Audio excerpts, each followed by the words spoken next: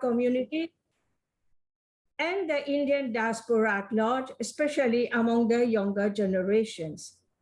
If in the beginning, the Girmitiya went with very little or no belongings from India to the plantation colonies, it was his cultural ethos which he brought along with him from his native village that kept him company and fueled the energy needed within him to face insurmountable challenges, humiliation, suppression and oppression, injustice, and the harsh conditions of living on the sugar estates.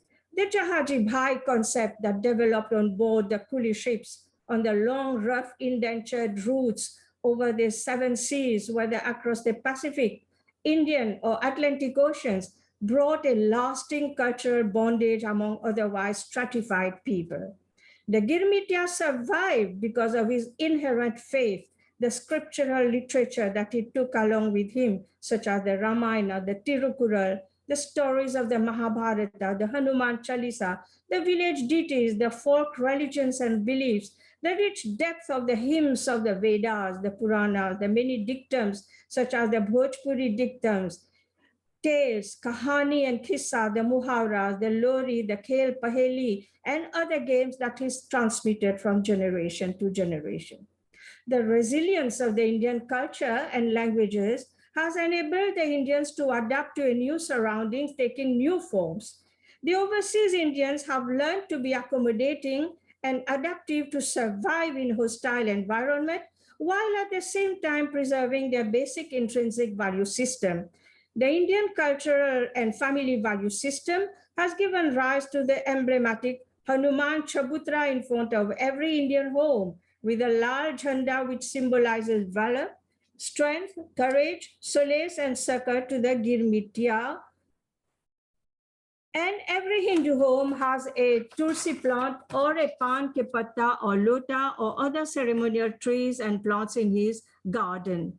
The government of Mauritius, through its Ministry of Arts and Cultural Heritage, ensures the annual drama festival in Asian languages, written and spoken on the island, such as besides English and French, Bhojpuri, Tamil, Telugu, Urdu, Marathi, Hindi, and Creole Mauritian, and so on.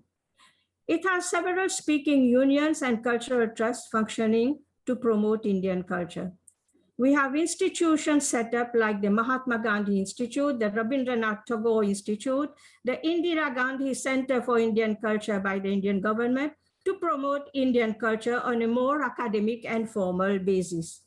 The television and radios also are very multifarious, and they give wide-scape channels leverage to the Indian lineage to the Indian culture in Mauritius. We have a 24/7 Bhojpuri channel, for example. The other intrinsic values of Indian culture that accompanied the Girmitiya, such as the panchayat system, the joint family system, the marriage system, and respect for elders, have helped him to surmount challenges and face the trials and tribulations and create a home away from home. The Ramayana, with ingrained family values, has served to uphold these family ties. His food values and habits have also been a very intrinsic part of his life in a distant, faraway place, such as you all know it, dal, bhat, roti. And we have the kachori, we have the South Indian muluktani, we have the hordes of mithai, the biryani, shared by everybody in the country. The Bihari dal puri, which has become a global phenomenon now, is national fast food in Mauritius. The dal puri can be found as a fast food not only in Mauritius, but also in South Africa and the Caribbean countries. I was delighted to eat dal puris in the restaurants of New York, as well as in the Indian homes in Bihar. The Indian vara has become in Mauritius the gato pima. The faluda has become aluda, and the traditional puri has become chipuri, and paratha has become farata. You can find in the streets of Mauritius people queuing to buy the dal puri, the rochiso, garam roti, bhajia, mithai, which has become gato mutai, and rasam has become rason. In the same way, fasts and festivals have given a new dimension to Indian cultural ethos in the host countries. Sacred spaces also have been created. Hence, in Mauritius, one of the early Girmitiya, Jaman Gosai, in 1898, had a dream that if he goes to such and such a spot, because he was missing the Ganga so much, he would find Mother Ganga seeping from underneath the ocean to the south center of the country, amidst a forested area. Indeed, when Jaman Gosai went to the directed sacred space, he came across a lake, which in fact is a volcanic crater lake in the south center of Mauritius, known now geographically as Grand Bassin. There is also the symbol of the 108 feet tall Mangal Mahadev at Ganga Talao also now. He had to cut through a dense forest accompanied by his friends to reach the mystical crater lake, but referred to as Paritalao. Why? Because the Girmitiya, when they were there, they saw the ever-hovering and dancing mist and clouds that shroud the lake at the time of Mahashivratri, and to them it appeared like Paris, so it became Paritalao to them. But it is from here that Jaman Gosai collected the water in 1898 to bring back to his village Shivalay for Abhishek on the Shiva statue on the occasion of Mahashivratri. So ever since 1898, Kanwar thieves with beautiful kanwars on their shoulders started going to Paritala from all over Mauritius to fetch the holy Ganga Jal annually on the occasion of Mahashivratri. Today, it has assumed an international dimension where more than 600,000 pilgrims annually gather around the Ganga Talao from all over the world during the Mahashivratri festival. The government of Mauritius has set up an up-to-date infrastructural support to help the pilgrims. Even a kalash of Ganga Jal from Gangotri and Rishikesh, Haridwar, has been brought to the lake to make it known as Ganga Talao. So from Paritalao, it has become Ganga Talao. Likewise, many folk tales have evolved locally. We have the stories, like I have mentioned, Paritalao. Then we have the famous Muria Pahar, based on the volcanic Peterboth mountain, and which has been made into a film by the Mauritius Film Development Corporation in Mauritius, known as Stone Boy, and was inaugurated by Bollywood film star Jaya Bhaduri. Many Indian festivals such as Diwali, like you have mentioned, Eid, Kavadi, Ganesh Chaturthi have become national celebrations in the Mauritius calendar and are public holidays. The Girmitiya arrival day on the 2nd of November is also a national commemoration and public holiday. In the first few decades of the Girmitiya advent, to keep the ethos alive and teach the values of the Ramayana, Sanskar and Hindi, he created Baitkas.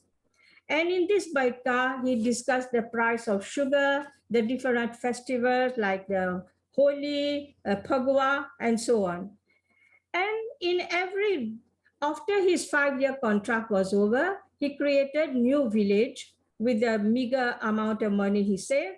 And there in each village, you will find a Kalimai under a neem tree. The people trees also are there. You have the Kovil, the Mandiram, the Shivalay, and kathas are said by Panditjis based on Shiv Puran and the Bhagavatam.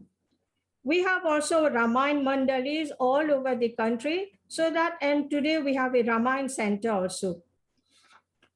The names of the Girmitiyas and their descendants themselves manifest an ever-living presence of Indian culture in Mauritius. And I think in all the whole diaspora, from morning till evening, in this small island, you hear names like Pravin, Navin, Prakash, Vidhi, Sarita, Sarojini, Nandini, Kalpana, Nalini, Avinash. So this is a recitation of Sanskrit names throughout the day. And we have names that are derived from the days on which children were born in those villages of Bihar, which they have brought, like Mangru from Mangal, Tuesday, Etwaria from Etwar, Sunday, Sanicharya from Sanichar, Saturday, or Somaru from Somvar, Monday, and so on. Many villages and towns in Mauritius have got names such as Banaras, Baramsthan, Lalmati, Gandhinagar, Chitrakut, Panchavati, and all these are indicatives of an ever-living Indian cultural trait. There are folkloric songs, and you'll be happy to know that the Geet Gawai Bhojpuri folk songs of Mauritius are now the intangible cultural heritage of humanity. They were sent by the government of Mauritius to the UNESCO and were listed on 1st December 2016 on UNESCO representative list of the intangible cultural heritage of humanity at the 11th session of the UNESCO Intergovernmental Committee for the Safeguarding of Intangible Cultural Heritage at Addis Ababa, Ethiopia. The Bhojpuri Speaking Union, which functions under the aegis of the Ministry of Arts and Cultural Heritage, has created 50 Geet Gawai schools to keep these century-old songs alive, transmitting them to the younger generation. The government of Mauritius is planning to have an international Bhojpuri Mahotsav in Mauritius. I'm inviting all of you on behalf of the government to this Mahotsav in Mauritius. And this was announced by our Prime Minister, Sri Pravin Jagannath, at the Pravasi Bharatiya Divas in Varanasi in January 2019, when he was the chief guest of the government of India. But as you know, as you have mentioned, Baiji, that due to COVID-19, we have had to postpone this, and hopefully by 2022, the International Bhojpuri Mahotsav will be held in Mauritius, and you are all most welcome to it. To conclude, the Indian culture is always a living element. Keeping the Indian culture alive means keeping the Girmitiya descendants being alive. Maintaining our languages and cultural forms is the very fabric and foundation of the Girmitiya descendants' present-day generation's identity. The Indian culture, through its myriads of colorful manifestations, tangible and intangible, nurtures the soul of the Indians wherever they are in the world. Otherwise, without this cultural base, the Indian descendants of their Girmitiyas are liable to drift in a vacuum. In Mauritius, we have a saying, Bhasha gail, ta Sanskriti gail. Sanskriti gail, ta Siddha Narakun mein chal jaiba. So this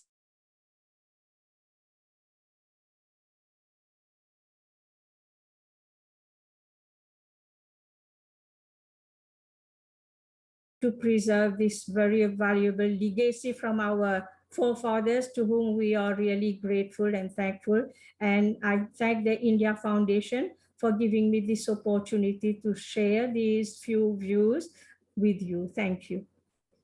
Thank you, Dr. Sarita. It was indeed very enriching to hear you. Now I open the platform for any questions, comments to any of the three panelists of this session. You can raise the hand or you can drop in a question at the chat box.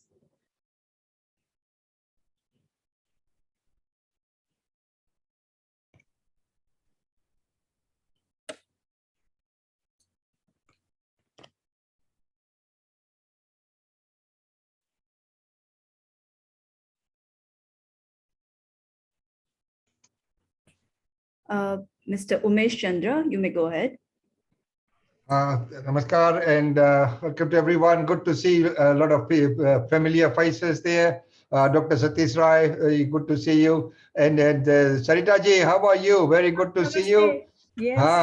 We were together in Calcutta when we did the Calcutta Memorial. I remember that song. So, thank you very much for organizing this forum. This is amazing, and also learning out a lot about everyone else from different places, and especially Fiji, because that's where I'm from.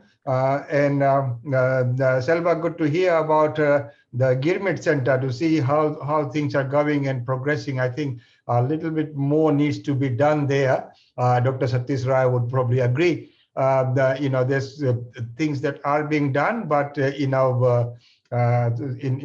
the few years lately, with some challenges, I know there have been things that have been, and I know there's another committee. I hear this, I think was or someone was involved with that as well. So whatever is happening is for the good, and for this forum to be organized, I think it is very good that everyone's coming together and discussing this on this forum, and also bringing to forefront. I was listening to all these comments, Ajay Chabaji and everyone. There was lots of things that we have learned, and lots of similarities in there, and there's also many areas where we still a lot of work needs to be done.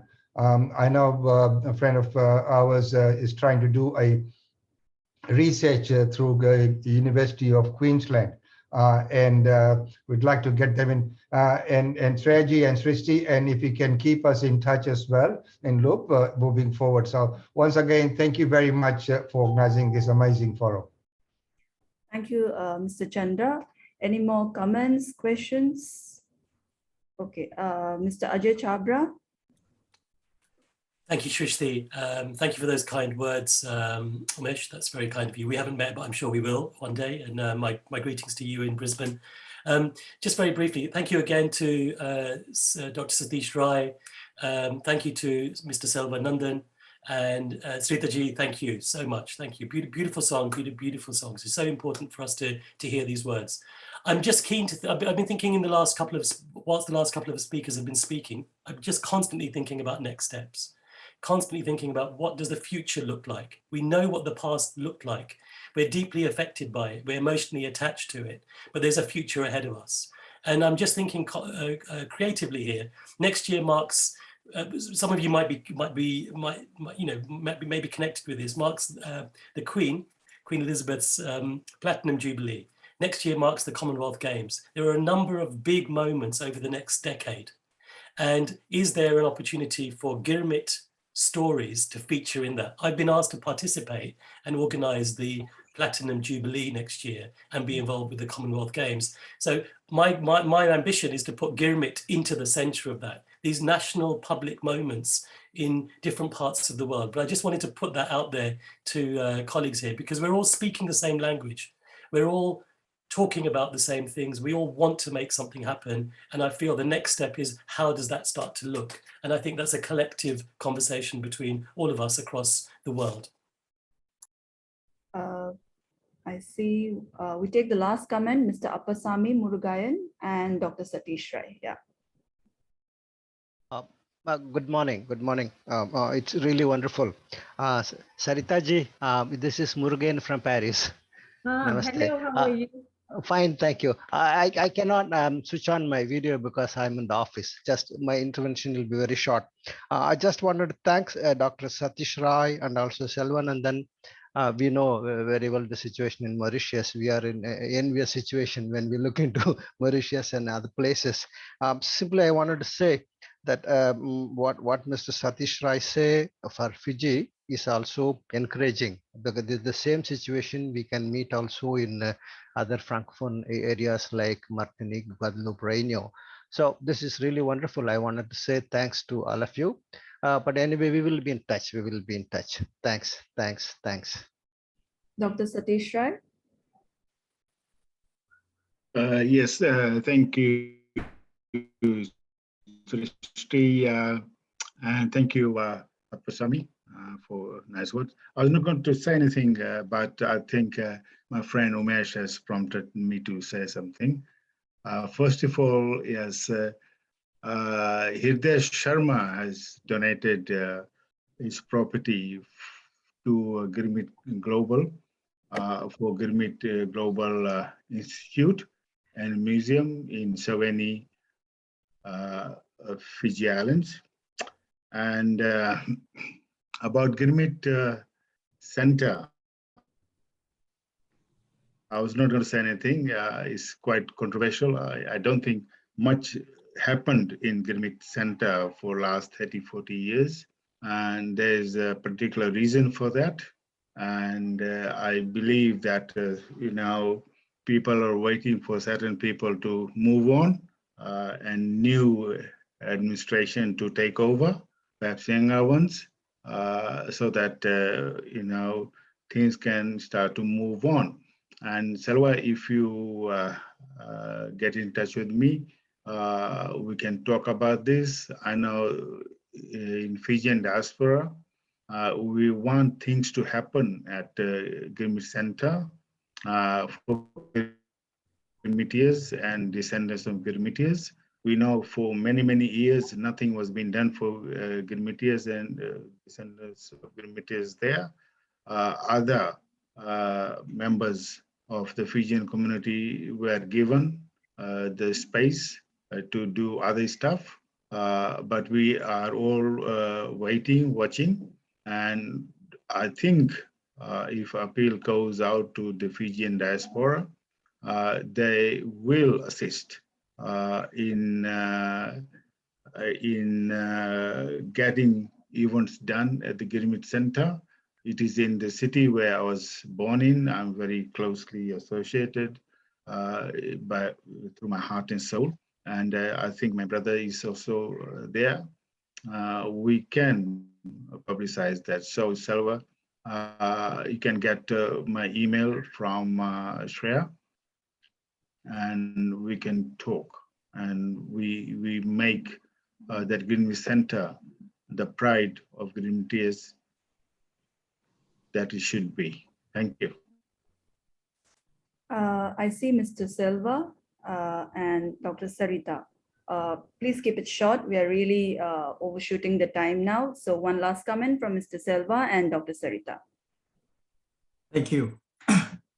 I just want, just in terms of a short response to Mr. Ajay Chabra and also Dr. Satish Rai. I'm not going to dwell much on the issues that have been raised. I know there are issues that we can talk outside this forum, and I'll be happy to contact Dr. Satish, because I need the support of these people to take this center forward. I cannot do it with my two hands. I need other people to come on board and help me. Since joining this center 4 years ago, my only effort has been to turn the situation around. When I joined, the center was in huge debt. I don't want to go into the history of that, but my effort has continuously been to turn the center, the financial situation around, and we were making some inroads in that direction. Unfortunately, we were caught in the track by COVID-19. We had, after my 2 years of term, we had almost paid off half of the debt.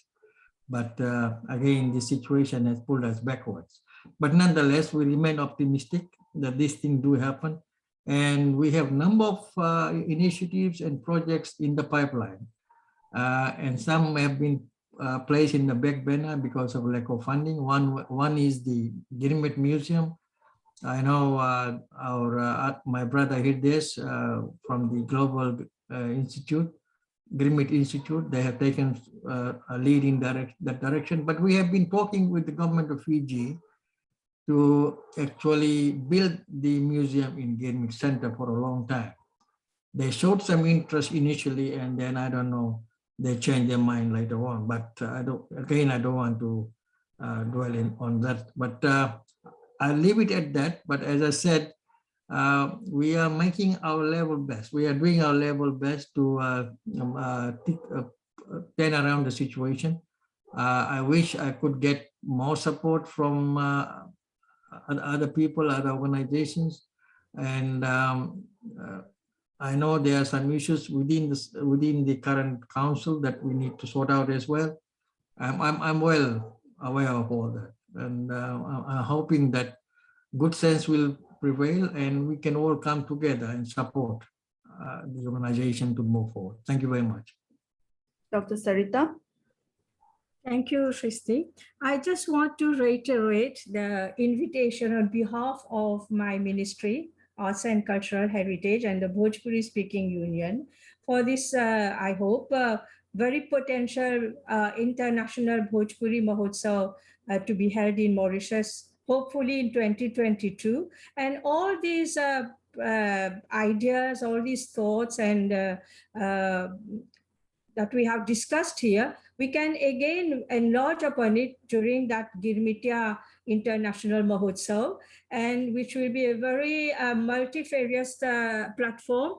Also, Dr. Satish Rai ji, you may also bring your films and share with us, and also we may benefit from your experiences so that the younger generation who are more media based, they can also, be brought into this whole system, as Mr. Selvanandan has said, that the younger generation needs to be brought into this Girmitiya experience so that they don't think it is something of the past. That is the aim of this Mahotsav, and we will extend the invitation when the time comes, but you may start preparing for it and think of your ideas, your thoughts, the films and every other medium that you want to discuss, and we can then go ahead from there. Thank you very much. Thank you all. We have to literally close the session. We are 15 minutes past our time, but indeed it's been great moderating this session. The main purpose is to keep the conversations going. I mean, we just don't wrap up with this conference, but let the conversations happen. And I see that it has started with this session. So moving on to the next one, I call upon my colleague Shreya to moderate the session, Girmitiyas in India. Over to you, Shreya. Thanks, Shushmi, and thanks to all of our speakers. Our next session is Girmitiyas in India. For this, we have 4 speakers lined up for you. We begin with Pandit Bhuvandat, who was born in Fiji. His grandparents were brought under the indentured system from India. He qualified as a land surveyor in New Zealand and joined the Fiji Civil Service. He retired after serving as permanent secretary in several ministries. He is the current patron of the Arya Pratinidhi Sabha of Fiji. Over to you, sir.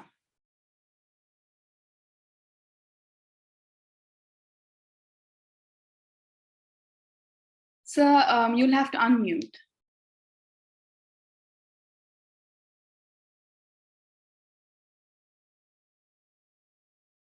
Okay, sorry. Can you hear me now? Yes, we can. Thank you. Sabhi ko sadam namaste. My topic is Girmitiyas in India. And I thank the organizers for inviting me to speak at this conference. For a better understanding of the background of the Girmitiyas, I believe it is important to know something about the history of India. In his book, Satyat Prakash, which means light of truth, Maharishi Dayananda Saraswati has stated that the first humans were born from Mother Earth in Tibet by the grace of God, approximately 1.96 billion years ago. As the population in Tibet increased, some people emigrated and settled in what was then known as Aryavart, now called India. Before their arrival, there was no one living there. At the beginning of creation, God also gave the knowledge of the 4 Vedas to 4 rishis, who thereafter passed that knowledge to other humans. The Vedas contain all the knowledge necessary for humans to live comfortably on this earth and eventually achieve moksha or salvation. Maharishi Dayananda has mentioned that the first king of Aryavrat was Ikshvaku. From that time until the Mahabharata war between Kaurava and Pandavas, which took place some 5,000 years ago, the Vedic followers ruled the whole world under the Vedic system prescribed by God in the 4 Vedas. Further, the message from the Vedas was also propagated in a small way in other parts of the world. During the Mahabharata war, most of the learned people had been killed. Those left had very little knowledge of the Vedas. Hence, the so-called Brahmins continued to do things in their own way with little knowledge of right and wrong. Most of them became selfish and made their own rules to benefit themselves. They had all the powers and no one could question them. Then came the Mughals, who ruled India for over 700 years. They were followed by the British East India Company, which landed in Surat in 1608 for the purpose of trading. After about a century of control of the economy through this trade, Britain came in to stabilize things and started ruling India in 1858. The British rule ended with India gaining independence in 1947. Thus, for centuries, Indians had been subjected to foreign rule, which in my opinion, had built into them a culture of dependency and of listening to others and not being able to think and act independently. One can say that they had become defenseless. The first lot of indentured Indian laborers had been recruited and sent to Fiji in 1879, as you've already heard. This process continued until 1916, by which time over 60,000 Indian laborers had been sent to Fiji. Then there was new development in India, which saw the birth of Indian National Congress in 1885. Amongst other things, it aimed to bring about national unity. I have briefly touched on the background to highlight how ancient the Indian civilization is and the challenges that Indians had suffered under foreign rule. This has relevance to the fact that when Girmitiyas were recruited, being illiterate and simple-minded, and having been brought up under foreign rule, they were easily deceived. India was under British rule, hence Indians had no recourse to seek help from anywhere. They had to succumb to whatever was in store for them. However, one of the qualities that made them bear the treatment given by the supervisors in the sugarcane fields in Fiji, at least, was the fact that they were able to hang on to their ancient teachings and their faith in God, where laborers brought in from other countries had failed. Spiritualism was deeply ingrained in the souls of Indian Girmitiyas, who had complete faith in Almighty God. Above all, they were given no other option because they could not go back, even if they tried. Their sheer tenacity to survive was admirable, I must say. The only thing that they had not appreciated is the fact that God has given his protection in the form of air, water, heat, space, and earth to everyone the same way. Beyond this, humans are supposed to use their body to guard themselves insofar as practical, meaning that prayer and effort go hand in hand. Prayer alone will not be enough. Farming was in their blood, so to speak. I can say this with some authority, as I visited the birthplace of my Girmitiya grandmother in Uttar Pradesh, India, in the village called Bagahi, in Basti Jilla, near Uska Bazar railway station. The indenture period of the Girmit ideology was an era where Indian laborers were hoodwinked into coming to Fiji, we already heard that, and other countries with the false promise of attractive pay. Once trapped, the workers were viewed as private property to be exploited and discarded. The workers invariably lost the ability to determine their destiny when deprived of the right to think and define relationships with other people. It's been noted that indenture was a critical period whereby there were tremendous forms of exploitation, abuse, sufferings, and feelings of alienation. The situation in India was not very conducive either, and some people tried to escape the harsh political, social, and economic crisis. But we also need to ask ourselves about the nature and powers of political powers in India at that era, at that time. It seems that India's political leaders had failed badly, in my opinion, in protecting their helpless and simple rural people. Let us say, for instance, that the situation was quite unacceptable in India, and this recruitment drive to work as laborers on cane plantations seemed the best option.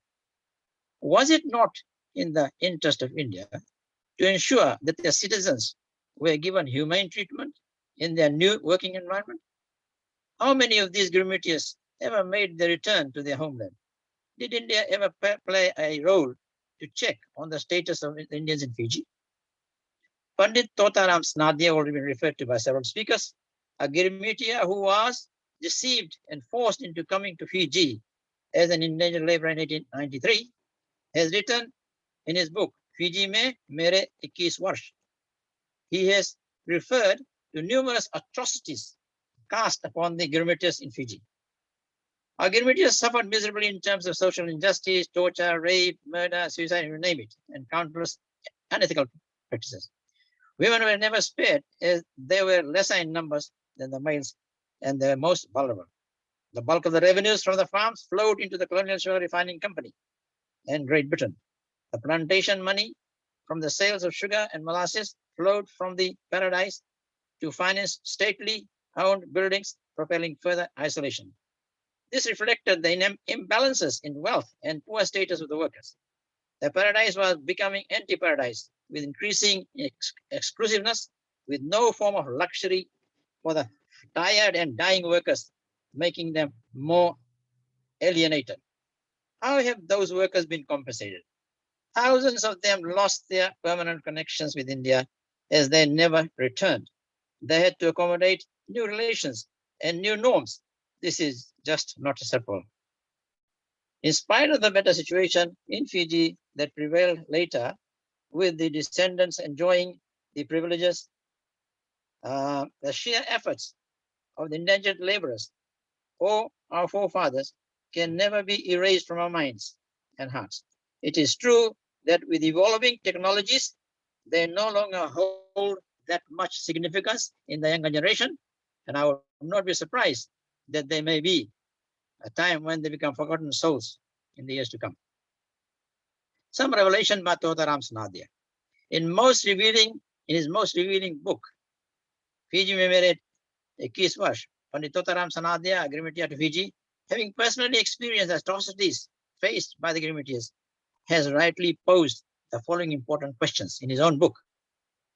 When Fiji requested China for workers, China flatly refused.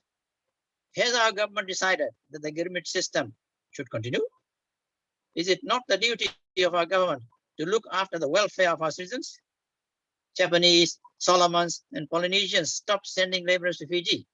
Then why does our government still continue with this system of slavery and allows recruitment of as many Indian workers as they want? This is seen as a clear weakness or lack of concern for the welfare of Indian workers who were exploited and ill-treated in a foreign land without being able to get justice from anywhere. There should have been regular visitors to find out the truth. Pandit Totaram Sanade vividly describes in his book how he had to stand up for his rights and physically tackle the overseer after being repeatedly punched by the overseer for no reason. It seems to me that Girmitiyas were only able to survive the extremely harsh conditions because of their upbringing. In their villages where they came from, the situation was not always good, and they had to bear a lot of suffering, looking for opportunity to earn some income. They had lived on meager incomes and had to get used to it.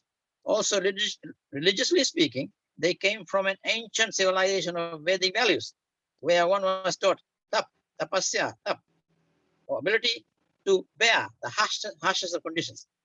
Also, ahimsa was well ingrained into them, and they wanted to cause no harm to anyone.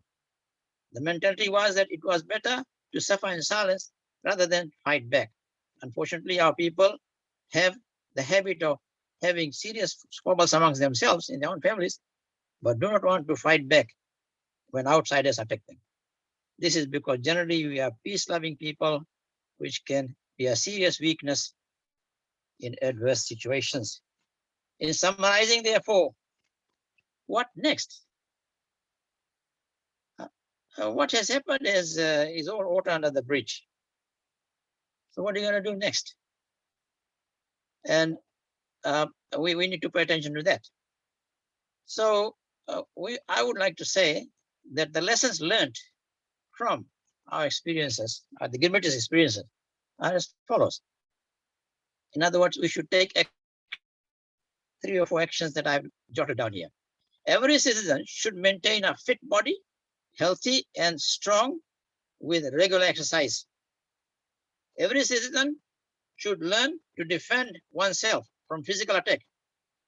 कहने का मतलब यह है कि हर एक citizen को आत्मविश्वास होना चाहिए, आत्मविश्वास. Thirdly, the education system, the above two things I mentioned, so that our people are not viewed as weak and gullible, but able to stand up when required to defend themselves. Fourthly, India has been assisting us, the diaspora, in whatever way possible. However, we all need to preserve and promote our culture, which is through language, especially Hindi and Sanskrit. India can assist us in this area, I believe, because they have a lot of resource in that area.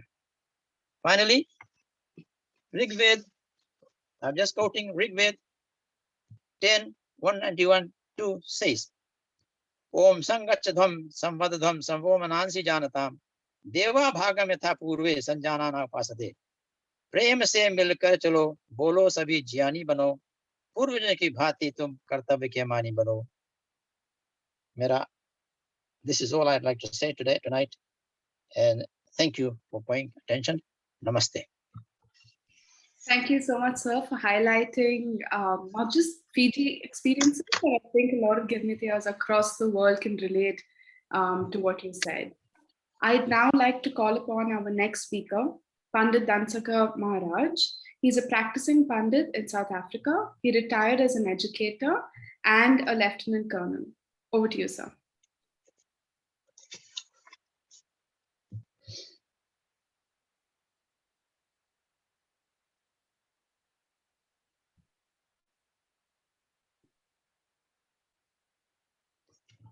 You'll have to unmute yourself, sir. Right, I think I'm on. Yes, sir. Okay. Namaste to all of you, respected brothers and sisters. Talking about Girmitiyas is both a very painful and uplifting and inspirational experience. Painful because when we think about the way colonialists packed our forebears into ships and like sardines and fish, human cargo, and send them to the different colonies. When one thinks about the kind of treatment that was meted out to them, that they were cheated and brutalized and humiliated, then it's very painful. But uplifting because when you think about the courage and the determination and the resilience of our forebears, then we feel so inspired that we are the grand and great-grandchildren of such courageous people. And when I now focus on South Africa, we've been through tremendous hardships in this country. From the time of the arrival of our Girmitiyas to date, life for the Girmitiyas or the Indians in South Africa has not been the easiest. We've been through 1949 riots, we've been through a riot in Inanda in 1985, and most recently the looting and violence that we've seen this year in the last couple weeks, I think it was, yes, where emotions were whipped up against Indians, anti-Indian sentiments. But you know, we've survived, still here. We survived 49, we survived 85, we survived the apartheid era. And we continue to be a political force in this country, an economic powerhouse in the fields of education and in all fields of human endeavor. We are making tremendous contributions to this country. In fact, when the blacks were whipping up emotions against Indians, we reminded them, and we continue to remind them, that we've built hundreds of schools, close to 600 schools have been built in the townships, you know, the apartheid created black townships. Creches were built in informal settlements. And we continue to do seva projects in these places. And that itself shows that we Indians do not have a racial consciousness.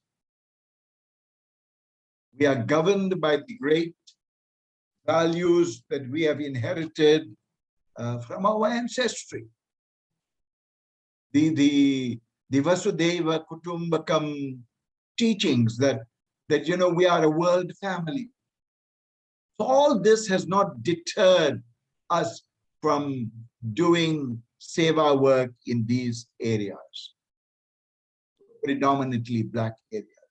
ISKCON, the Divine Life Society, the Ramakrishna Center, the Satya Sai organization, just to mention Sarva Dharma Ashram, these just to mention a few, the Arya Samaj, doing great work. So friends, what I'm saying is that in spite of the many challenges that we face, we are the children of the Girmitiyas, and we have that resilience, that courage, that determination to go on.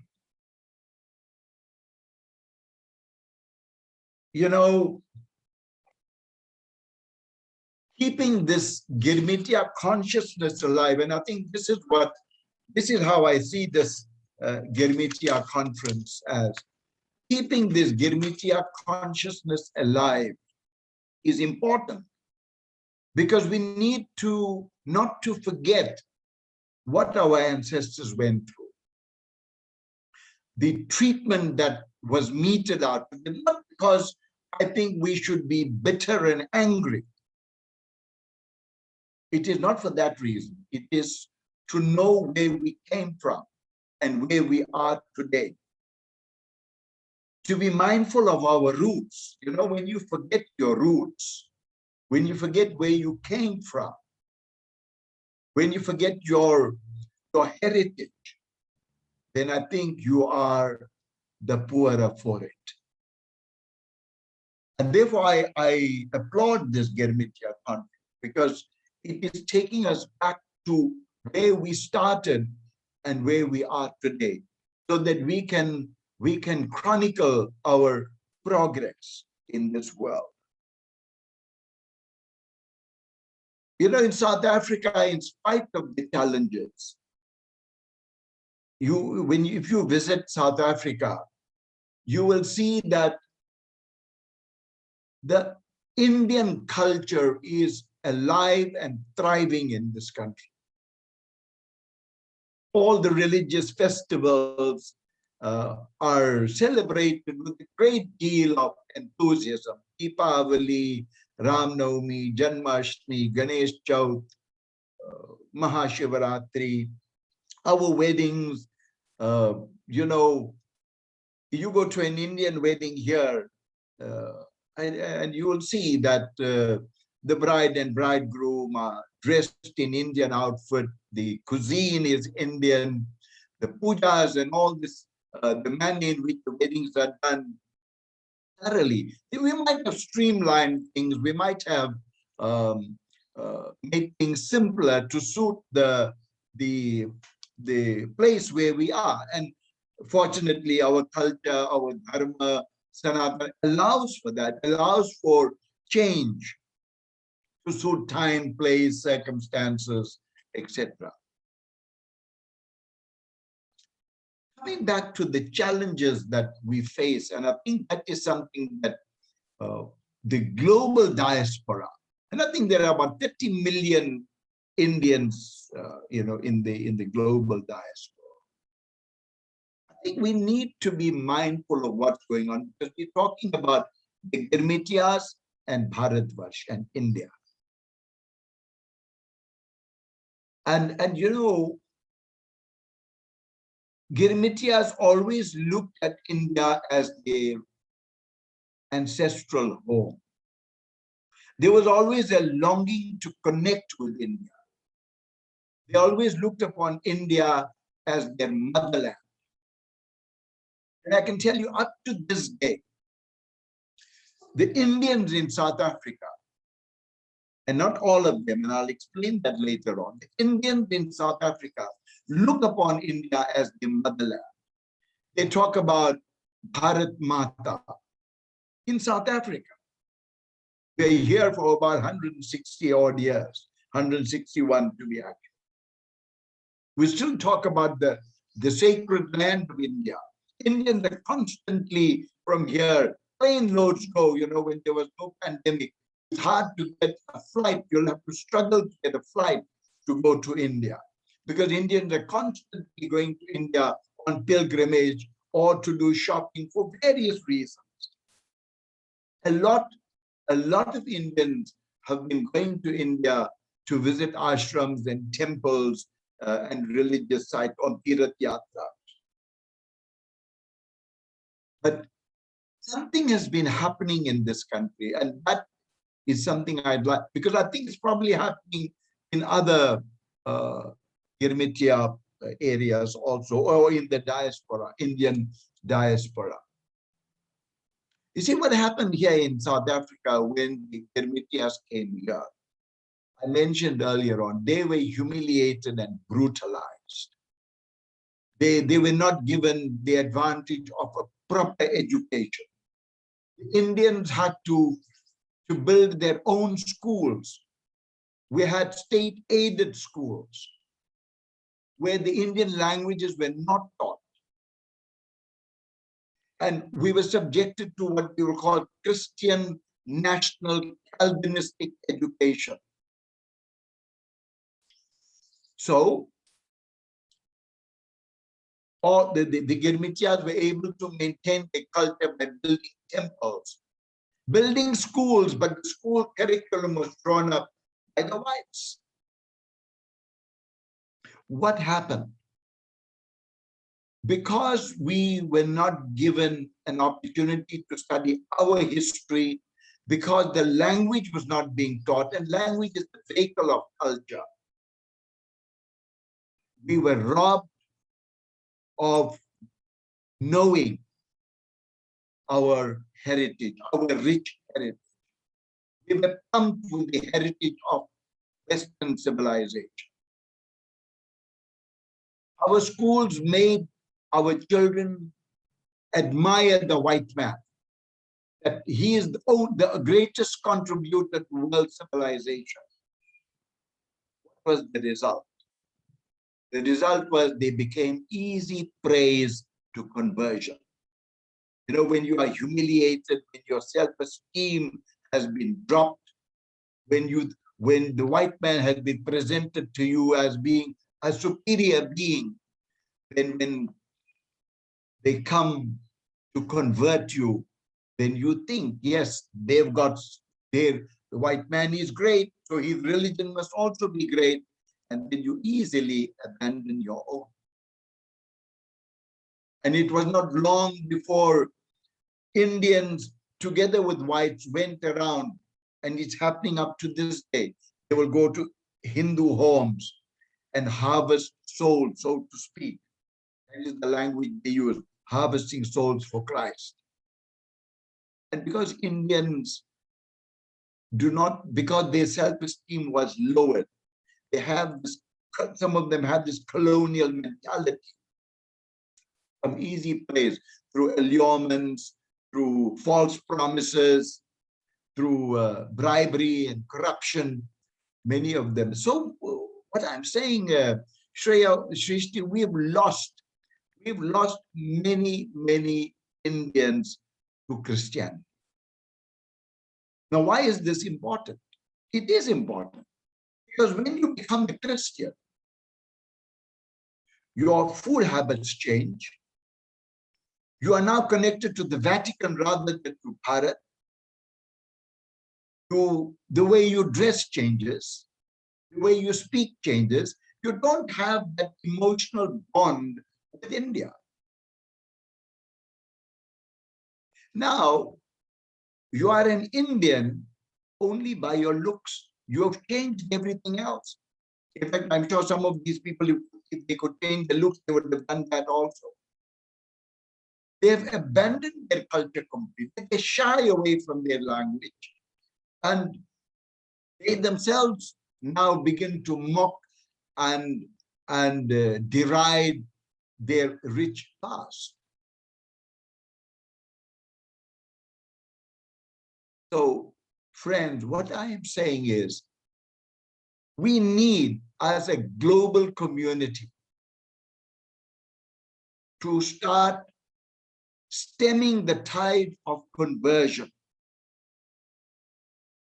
If you want to conversion, you convert only after a proper study. You must study what you're leaving. You must know what you are leaving, and you must know what you are getting into. And I can tell you, not a single converted Indian can tell you that he had studied the Sanatana or Hindu culture and adopted the Christian religion because it offered a better worldview. Not a single convert can say that. So they moved from Hinduism to Christianity in ignorance, because they had low self-esteem, because they felt that the white man is superior, and all those types of reasons. So every time an Indian converts, I think we should take collective responsibility, because we may not be doing enough to bring the glorious culture of Bharatvarsh to every Indian. So there is a need for this kind of consciousness. We need to conscientize the Indian diaspora about this. And Bharatvarsh can get involved so that we can have, churches litter the apartheid settlements of Chatsworth and Phoenix are littered with churches because of foreign funding. Today, I may not be wrong if I say that the Hindus in South Africa, originally there were 80% of the Indians in South Africa were Hindus. Today, I will not be surprised if they are more than the Hindus, or probably we break even. We have the same numbers, 50-50. So therefore, I'm sorry to interrupt. We have just about a minute left. Could I ask you to wrap up, please? Okay. I am saying in conclusion, I want to say,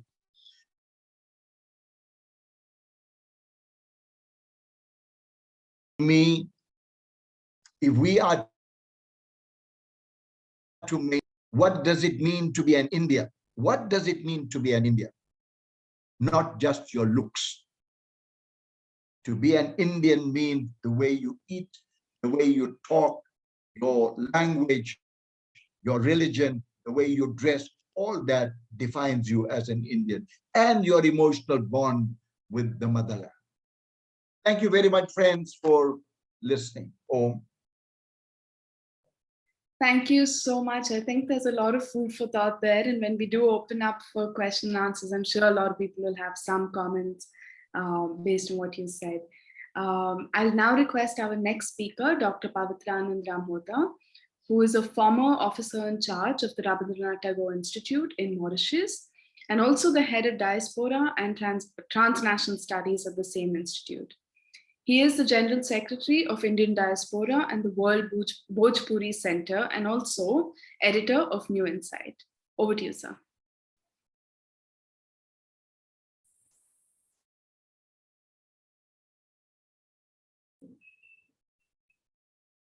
Hello.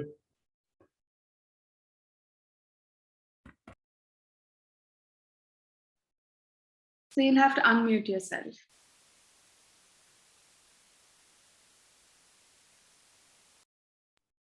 He's unmuted, I think. Yeah, it's okay. Can you hear me? We can hear you, sir.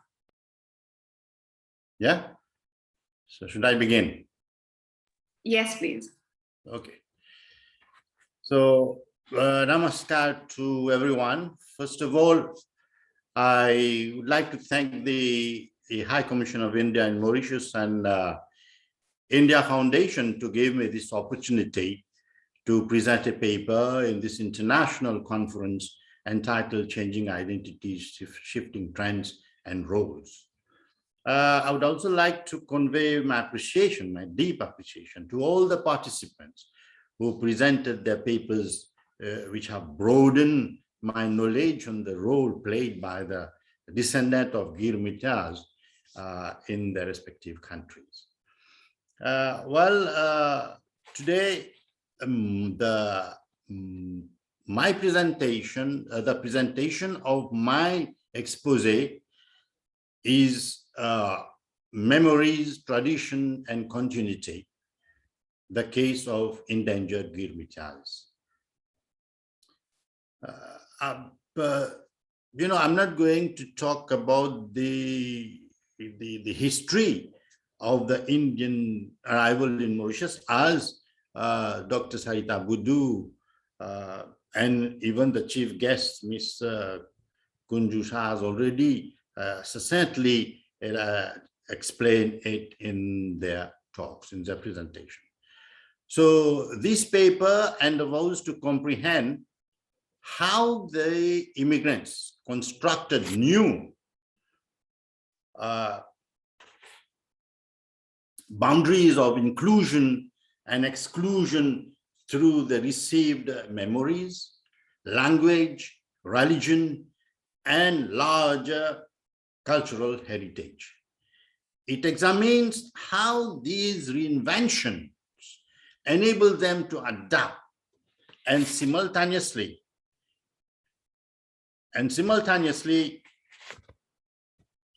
transform the given circumstances of endangered life. This paper therefore capture the changes, tangible and intangible transformation in identity and sociabilities of these people. And it will highlight these contestations and survival mechanism through some case studies.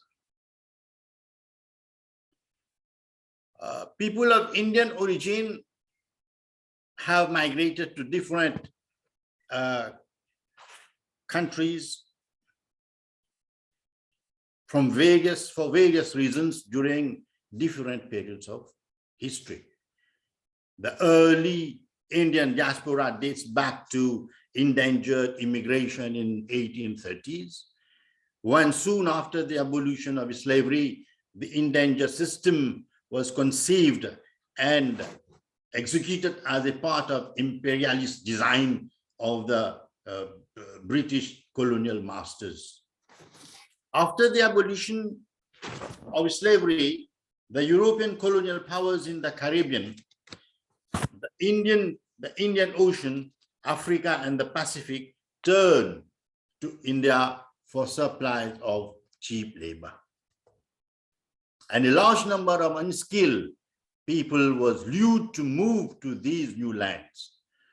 Mauritius in 1834 was the first to import Indian endangered labor.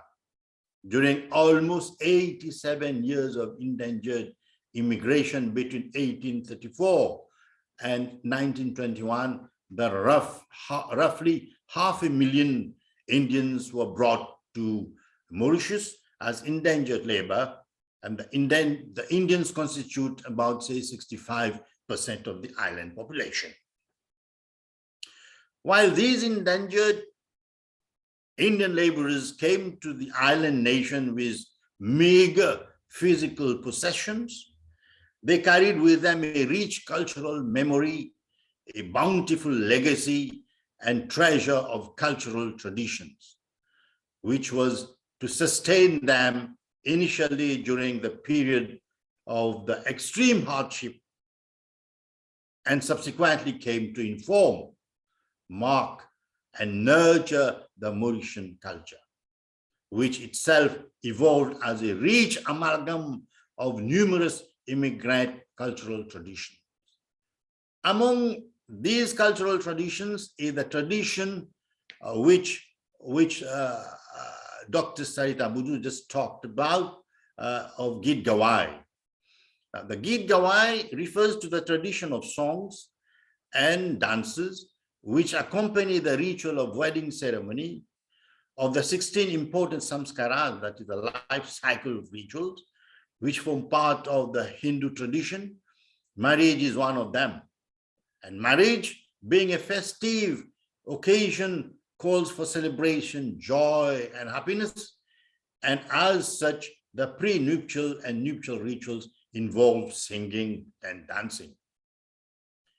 In an otherwise ordinarily bleak existence of back-breaking drudgery, marriage marked a high point in the lives of indentured labor, and thus it was celebrated with gusto and favor usually absent from their lives.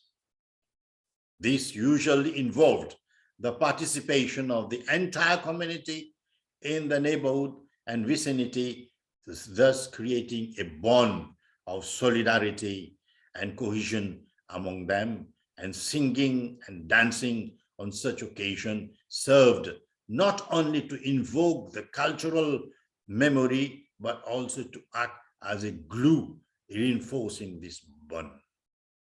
What set the tradition of Git Gawai apart is the fact that while the majority of the life cycle rituals have either succumbed to or undergone changes beyond recognition due to the imperative and agencies of the changed circumstances and passage of time. Marriage ceremony, along with its attendant rituals, still largely continue to survive, largely because marriage is not sanctified and consecrated, or in other words, does not receive social sanction in the eyes of the community without the performance and observance of such rituals.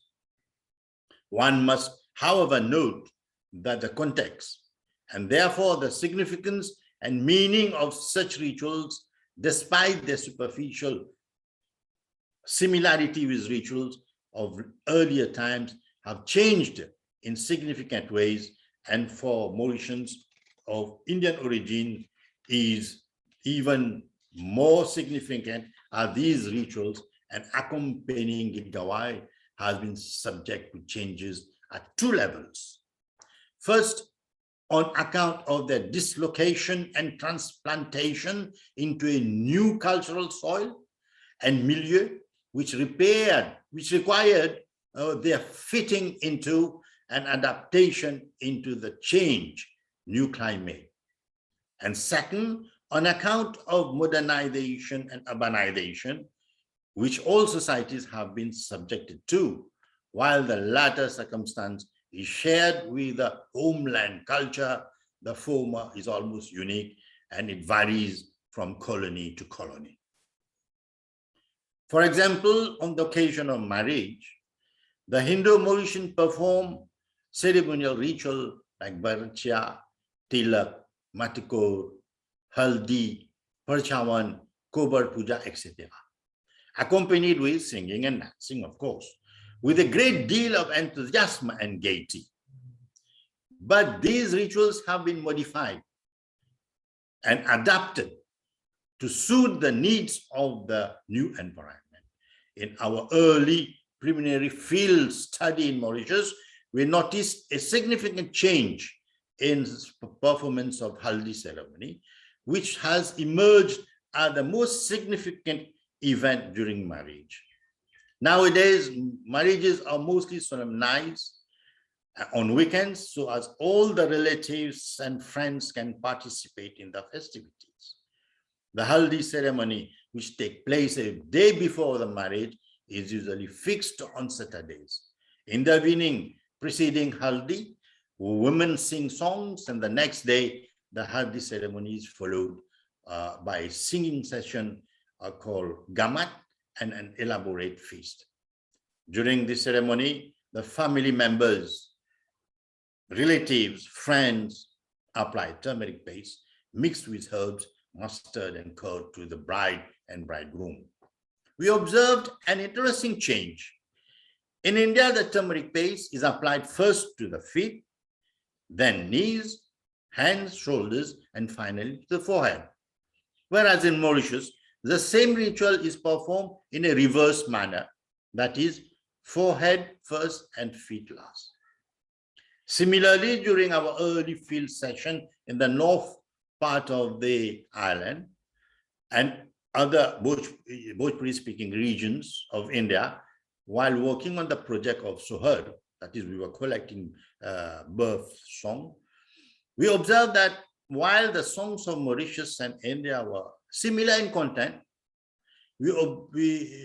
tunes of Mauritians, Truhar and Lalna were more buoyant and cheerful.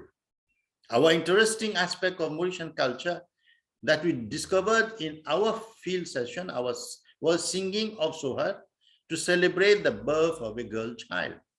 Whereas in India, the birth of a girl child is still considered more a matter of sorrow than rejoicing. No festivities are generally observed at their birth. But in Indo-Mauritians celebrate of birth of girl child with songs, dance, and observance of rituals. This points to the inherent dynamism of immigrant society and the ability to creatively, innovatively shape and mold cultural practices. Contact with other cultures has brought about changes to suit the environment. I'll talk a little bit about castes in Mauritius. Caste has been theorized to mean many things and has come to represent in both popular and disciplinary discourses, may separate but interconnected societal features such as attributes, ideologies, subjectivities, discourses, institutions, political movement, and in some and social as scientific perspective, and with some other perceptions and contradicting each other. Now, in Mauritius, caste as an endogamous system is still being adhered to in certain respect. What is very interesting that in past surnames have disappeared and the first names in most cases have become the surname, and hence it is ever more difficult to trace the actual caste origin of the individual family today. Disparate ontological categories such as class, religion, gender, language have been researched upon in Mauritius. However, it has been observed that one rather impermeable ontological social category, that is caste, has not been academically or objectively debated in the public sphere of Mauritius, at universities, research institutions, and also in the media. It is feared that opening up this Pandora's box may lead to social issues in the near future, and the nation may face dissension in terms of identity. However, it is equally true that these identities are employed in their everyday life without making it a conscious action, and simultaneously there exists a taboo to even discuss it publicly. After all, one must contend that caste identity determines one's food habits, dressing sense, language, and the whole cultural effort that an individual draws on for his or her personality. Caste identity also influences one's political choices and political leanings, besides providing one a kingship membership. Caste is a social marker, is not only found within the Hindu community, even in India, it is found in all religions in the subcontinent.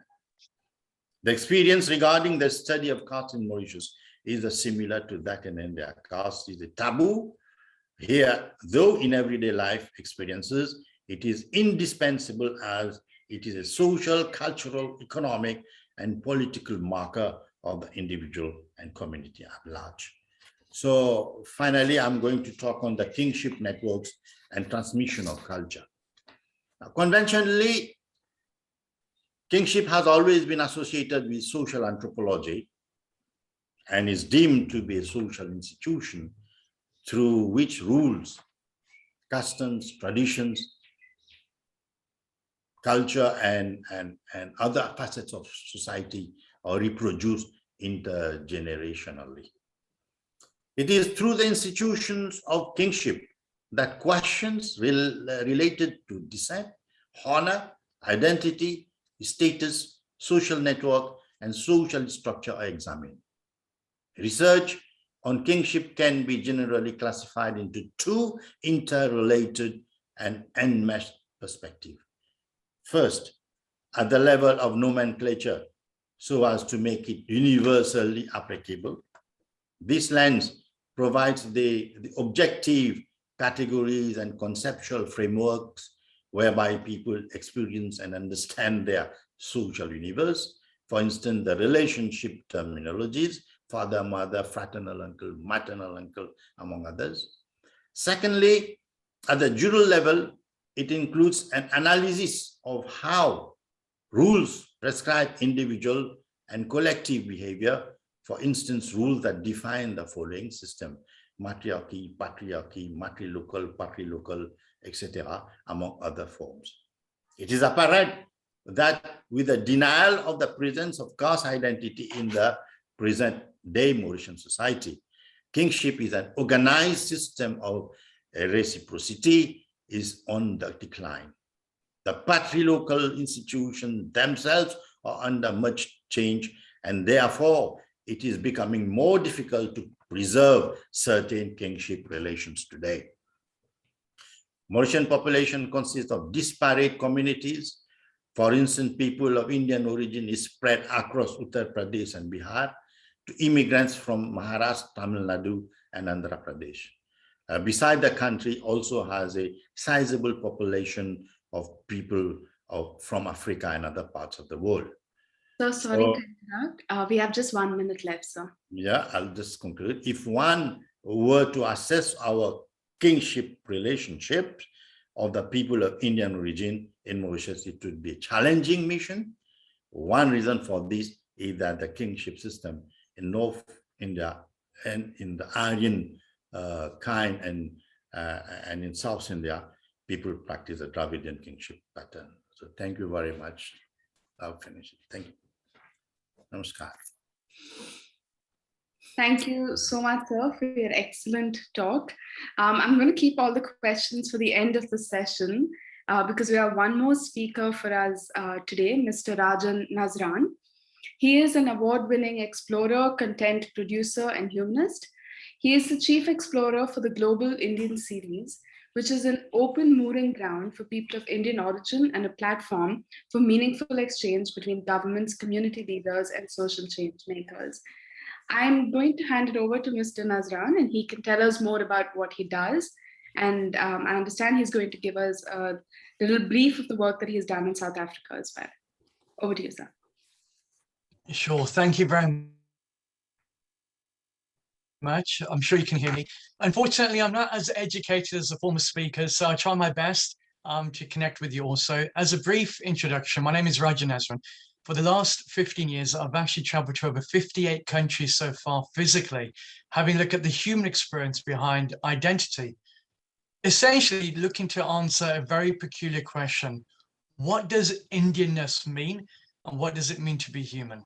What I've done is just giving you guys a very short presentation, give you an idea of the work that we do at the Global Indian, and now go into a bit more detail about some of the work that we do directly in. So as a way of presentation, I'm sure you can see my screen here. I hope you can. If you can just shout out yes, that would be helpful. We can see it. Yeah, okay, done. So Global Indian Series was really born out of frustration. At the time, I was working with the Daily Telegraph. I was going to different countries, and every country I went to, I came across people just like us, the 50 Shades of Brown community. And so the typical questions come into mind. How are we there? What's it like to be there? And what are the big conversations that we really don't know about each other? As a way of background for myself, my father's from Punjab, India.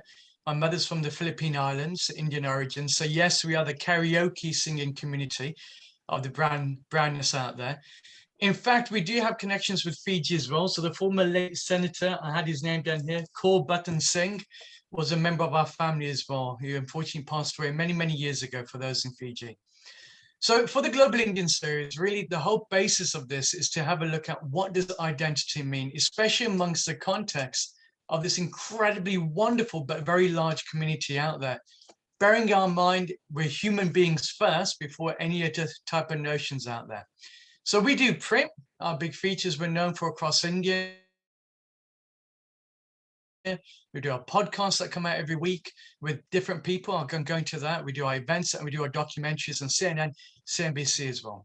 Everything we do is original and it comes from either us guys or our global Indian correspondents across the globe. We really do plunge into these three areas. We want to look at what does it really mean to be human. I think there's a great sentence that comes into mind when I often go to different places, which is common sense is everything but common. We like to treat religions or our skin color almost like a football team or a team of choice, when in reality is our skin color is just an arbitrary coincidence to our humanness. It doesn't really define us. It doesn't give us a personal brand. But if we treat it as it is, as just a pigment, it gives us a bit more open understanding of how the world is. We start to see the world as it is and not solely through our own eyes. Secondly, we take a second look at the countries we call home. Taking on the bigger conversations are often neglected in international media. A lot of people know us for the work we did in South Africa recently with the horrific violence that took place over there. And in fact, one of our global ambassadors, as well as a correspondent, Naren Ganesh, was documented for the work that he's been doing in terms of taking Julius Malema to court over human rights abuses. And we take on the big conversation. So we have a look at everything from the mental health aspect within communities to often subjects that we tend to shy away from. So to give you an idea of the work that we do, we take on discussions. That's the whole point. Unfortunately, because of COVID, we weren't able to travel anymore physically. So we had to move a lot of our stuff online to this digital space. They can see that I'm trying to figure out in. And we've taken discussions literally from over 48 countries, from kings, maharajas, through to obviously you can see Sasha Tharoor, through to people of Indian origin, where we also include Pakistan and Bangladesh. So we had ministers there, through to Kenya, Portugal, South Africa, as many people know, that's Ella Gandhi on that side. My personal background prior to this, again, I was traveling. So physically having the opportunity to travel in different countries, I had a lot of exposure, meeting with heads of states, ministers, as well as our communities in some really remote locations as well.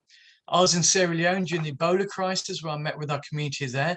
I got to understand how impactful we were during not just the civil war, where there was also loss of life, but also during these really tough times in life, which is Ebola.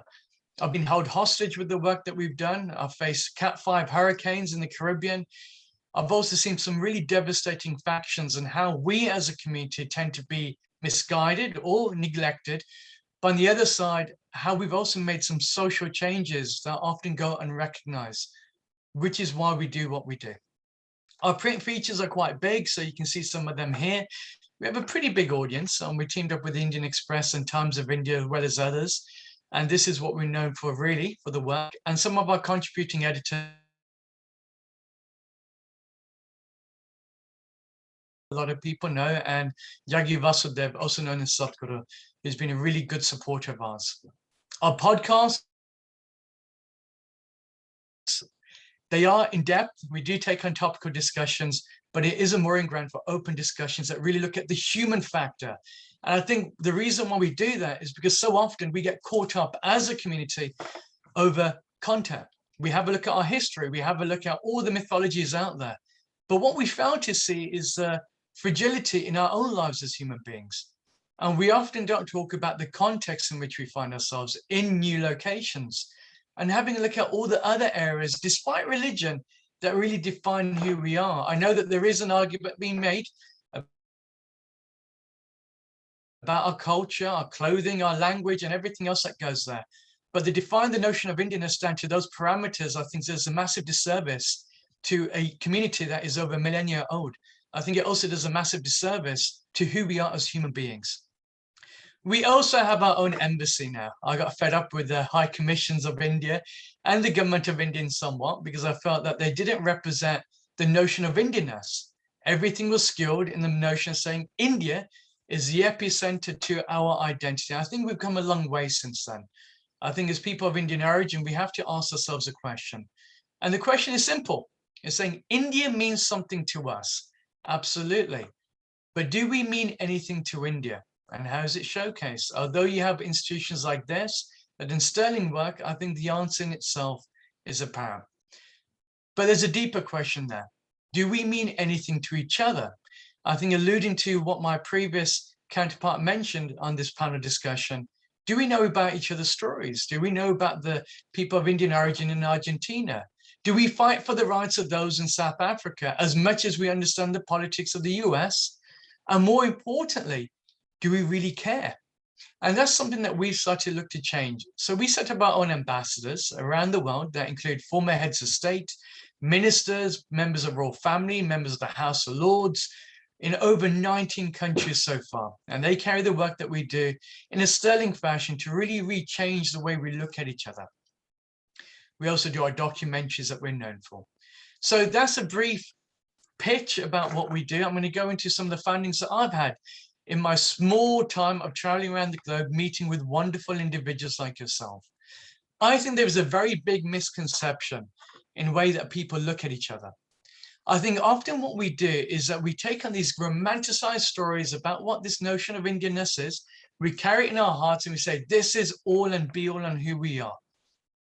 But then we also forget, I think somebody said something on here, that before we class ourselves as Indian, we are South African, we are British, we are Filipino, or we are Kenyan, and we are different nationalities. That is our nationhood, our culture, our traditions. Yes, they can stem from India, but we are a very fortunate community of people that we can live in multiple worlds all at once. Indianness to me is not the religious identity, although a lot of people claim that to be. Even India in itself went through different incarnations into versions of Hinduism. I myself, I'm a Sikh. My wife is Hindu. We often have these discussions as well. Her family's from Malaysia and my family's from other parts of India. So even the way in which we look at our religious identities change as well.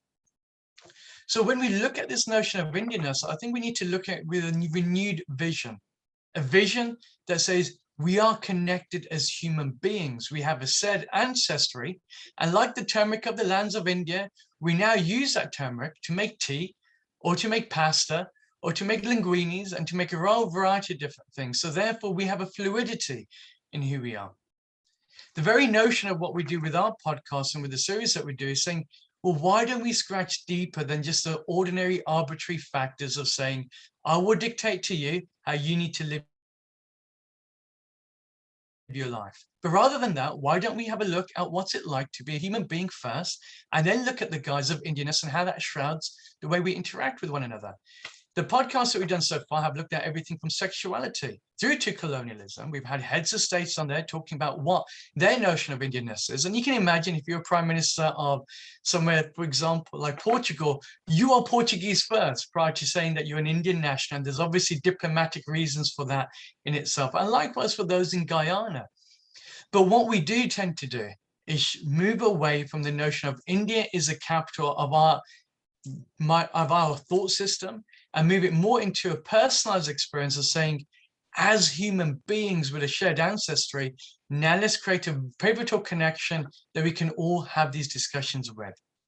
So that's a brief one. I know that you guys are running out of time. I'm very cognizant of that. So I don't want to take up my full 15 minutes of allocation of space and time. However, I would like to open it up to discussions and more questions, because I think on my side, it's far easier to have those discussions and have a Q&A than me just giving you a lecture that may be falling in some form of deaf ears. So I shall leave my presentation there, but I shall open it up to questions. I think it might be a lot better. Thank you so much for your talk and to show us work that you do. Now we'll open up the floor to some question and answers. If you can raise your hand, or if you could type your questions in the chat box, we'll be happy to track that for you.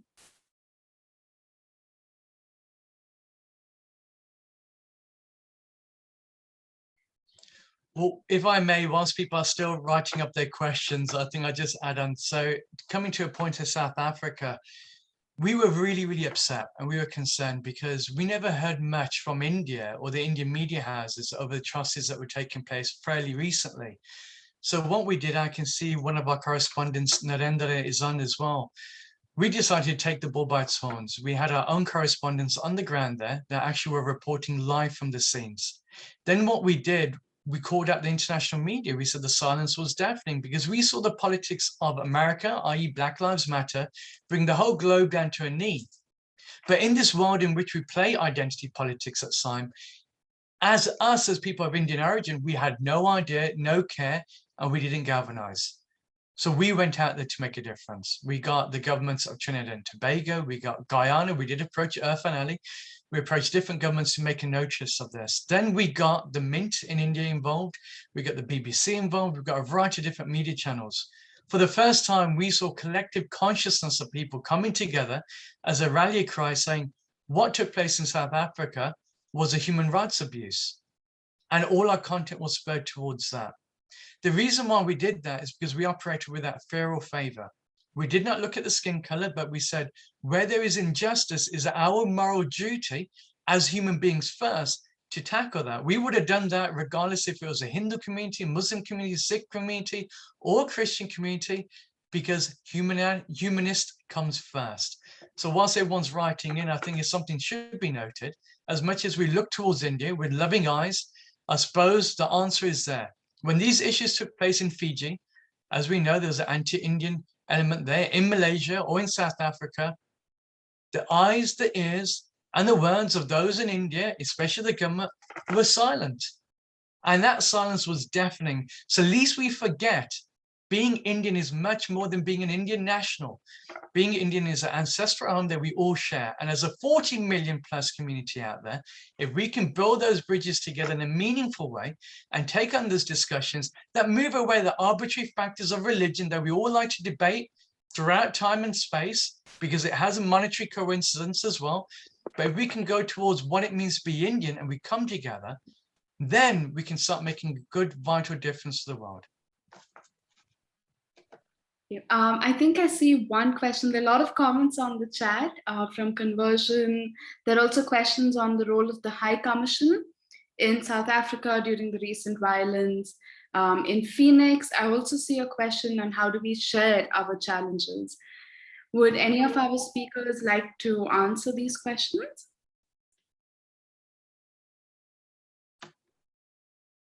Or would any of those who've asked the question then unmute themselves and ask it to one speaker in particular?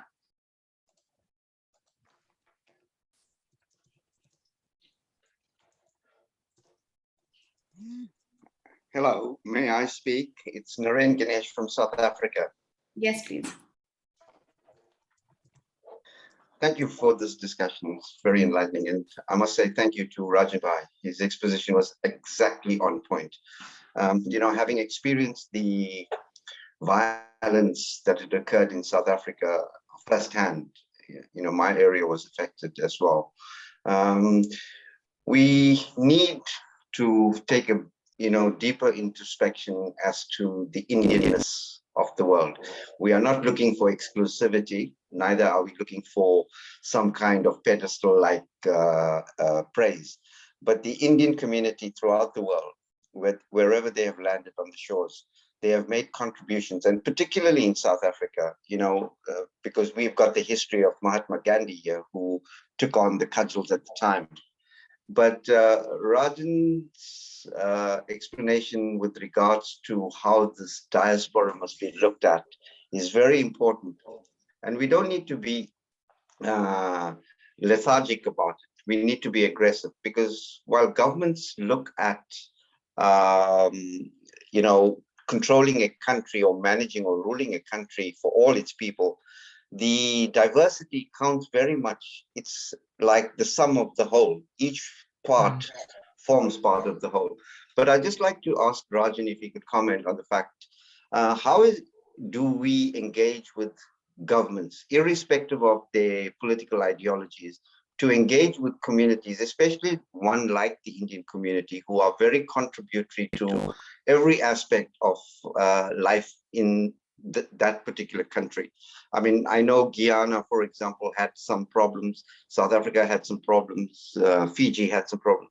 How do we engage with the government on a political level to incorporate the so-called minorityness, if I could use that word, into a global or into a national narrative, so that we all are looked at as citizens of the country first, rather than a individual sect? It's a really good question. For me, the reason why we kicked off our ambassadors program was to actually deal with that. Because the reality is, if we look at the guys via India, as any country would do, it's about economic diplomacy first, and people-to-people relations is just a great reason to get that moving. Money talks, in other words. But I know now every country out there is looking for a revenue replacement because of what's currently taking place in terms of economics, COVID. So therefore, one thing that they are looking towards is our communities, people of Indian origin around the globe who have done well, both economically, and we have the voices now in different governments. So the way that we do that on our side is that the content we produce actually speaks towards that. We say we will have a second look at what this country truly represents for our community. So i.e. we will go into South Africa after COVID.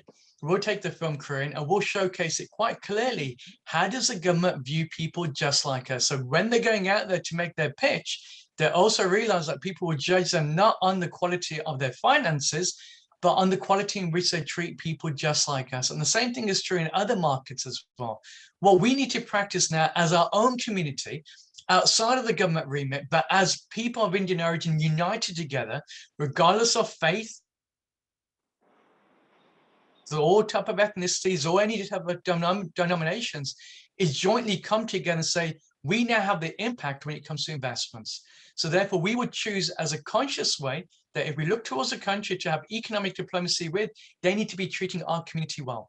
We've seen that actually being done with other communities out there. If we have a look at the Jewish community, what they did was fantastic. They went out there and they made it known that we will not tolerate anti-Semitism. Is not there. And that is from a religious context. And obviously you have a large Jewish community within the Indian communities as well. What we need to do is take that route on even further. So that would be my suggestion there. For those out there who are actively interested in the work that we do, I would, and this is not a pitch, but have a look at it, theglobalindianseries.com. Feel free to sign up and you can email me on there directly and we can get involved. It's not an issue. Now's the time that we come together, because identity politics, unfortunately, is a horrific thing that is separating us apart in different locations, but also is marginalizing our community as people with the shared ancestral home of India and Pakistan and Bangladesh prior to partition. And we need to come together in force at this moment in time to recorrect that without fear or favor. That is the most important thing.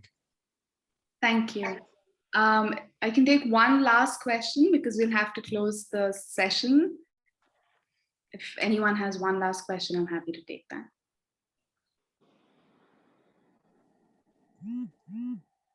All right. I don't think we have any more questions for today. So we'll break now and we'll start again in half an hour. So that's 4 p.m. In India. We'll start with Voices from the Indian Diaspora. This morning we had some speakers and participants asking how you can trace your roots to India, and I'm happy to share that one of our speakers in the next session, who'll be joining us at 4 o'clock, works on helping people trace their Indian origin. So we'll see you at 4 for Voices from the Indian Diaspora. Thank you, everybody. Thank you to all of our speakers. In the world, and it's going to take more than a few generations to kill it. So I don't think it's an inherent danger as far as that is concerned. But nonetheless, I think there are a lot of examples that we can get from the West Indian experience. And so throughout this presentation, there'll be a lot of pictures and videos. And I just want to point out that all of them are from the Caribbean, including this house just in rural Suriname. For those who are not aware, West Indies is not a country. We're a region made up of many islands, Cuba, Hispaniola, Jamaica being the larger ones, and then a plethora of smaller islands, many of which are British, most of which are British, some of which are still British colonies. Some are French, including 3 which are actually departments of France or full-fledged states of France.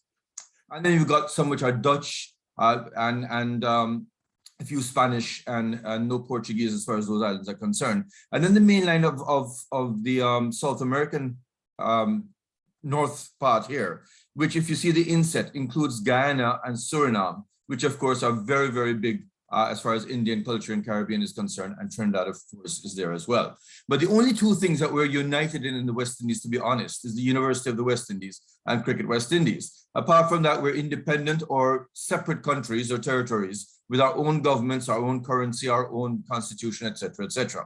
What unfortunately put us together was the greatest travesty to mankind, which was slavery, which, though it was introduced by the Portuguese, was adopted by all the colonists, and there was a loss of all human rights and dignity of the people from Africa who came here. They had to provide forced unpaid labor. Their culture was stripped from them, and they had to change their language and they had to change their religion as a matter of necessity, because they could not survive if they're trying to maintain their own culture. But when slavery ended in 1834 to 1838, there was need for labor in the sugar industry. And initially they brought people from England and Germany to till the soil, but these people had never even seen sugarcane and failed miserably. And it was the Indians and the Chinese who came by and large from 1845 to 1917. And a lot of the figures I'm giving you are from Jamaica. Of course, in Ghana, they did come in 1838, I believe, in what was said to be an illegal shipment. But in Jamaica, it was May 9, 1845. In Trinidad, it was May 30, 1845, right across to 1917. Now, as far as Jamaica is concerned, we got 36,412 Indians who had come. But as you know, if you didn't know before, you certainly know now, that the majority, or almost the entire, almost the majority of populations in Trinidad and Tobago, Guyana, and Suriname are of Indian descent. In Jamaica, we're just about 2%. But of those who came, 70% were from East UP, West Bihar, and some from what was Madras then. And the majority of them were obviously Hindus, just 10% Muslims. Now, what I'm getting at is trying to point out who were the Girmitiyas and how they contribute to keeping Indian culture alive. Well, the main thing was that they came from the villages of those areas, and they brought with them the village culture. And yet, in spite of that, the British, who could not understand this culture, labeled them as unskilled, uncouth, uneducated, uncultured, illiterate, and backward. And yet, when you look at what they brought with them, simple culture. I have in my possession, for example, this copy, a book which was published in 1890, brought by the indentured laborers, which is Ramayana in Urdu. Now, I don't even know if you can get that now, but you had them bring it over. And within our own collection in Jamaica, we have a number of books that were brought by the so-called illiterate backward Indians. In fact, I'd like to give the story of one of the original indentured laborers that I was privileged enough to hear. When we first got to Jamaica, my parents started the research on the Indians in Jamaica. And this gentleman we met, he was in his 80s. He asked our name and we said Mansingh. And every talk we had was, well, every sentence, every paragraph he gave was punctuated with scriptures, dohas and couplets from both Ramayana mainly and stories from the Mahabharata. And later in the conversation, we asked him his name, and he said it was Imam Ali. And we said, but you're quoting Ramayana and Mahabharata, and he said, you're my guest, and it is my duty to make sure that you feel at home. And then he just looked, because obviously he was, Muslim, and he looked back and he said, Ab mulk mein ye nahi hota ka? Which, does this not persist in the homeland now? And I can promise you, if we told them that India and Pakistan had separated, he probably would have had a heart attack. But it was the inherent village culture that kept these people bonded and kept them alive. So much so that 7 generations later, you still have vibrant Indian culture transmitted through music, transmitted through folklore, and in some cases language, but that really has not stayed alive so much in especially Guyana, Trinidad, and certainly not in Jamaica. But what these Indians did is, yes, they did cultivate. They resurrected the sugar industry.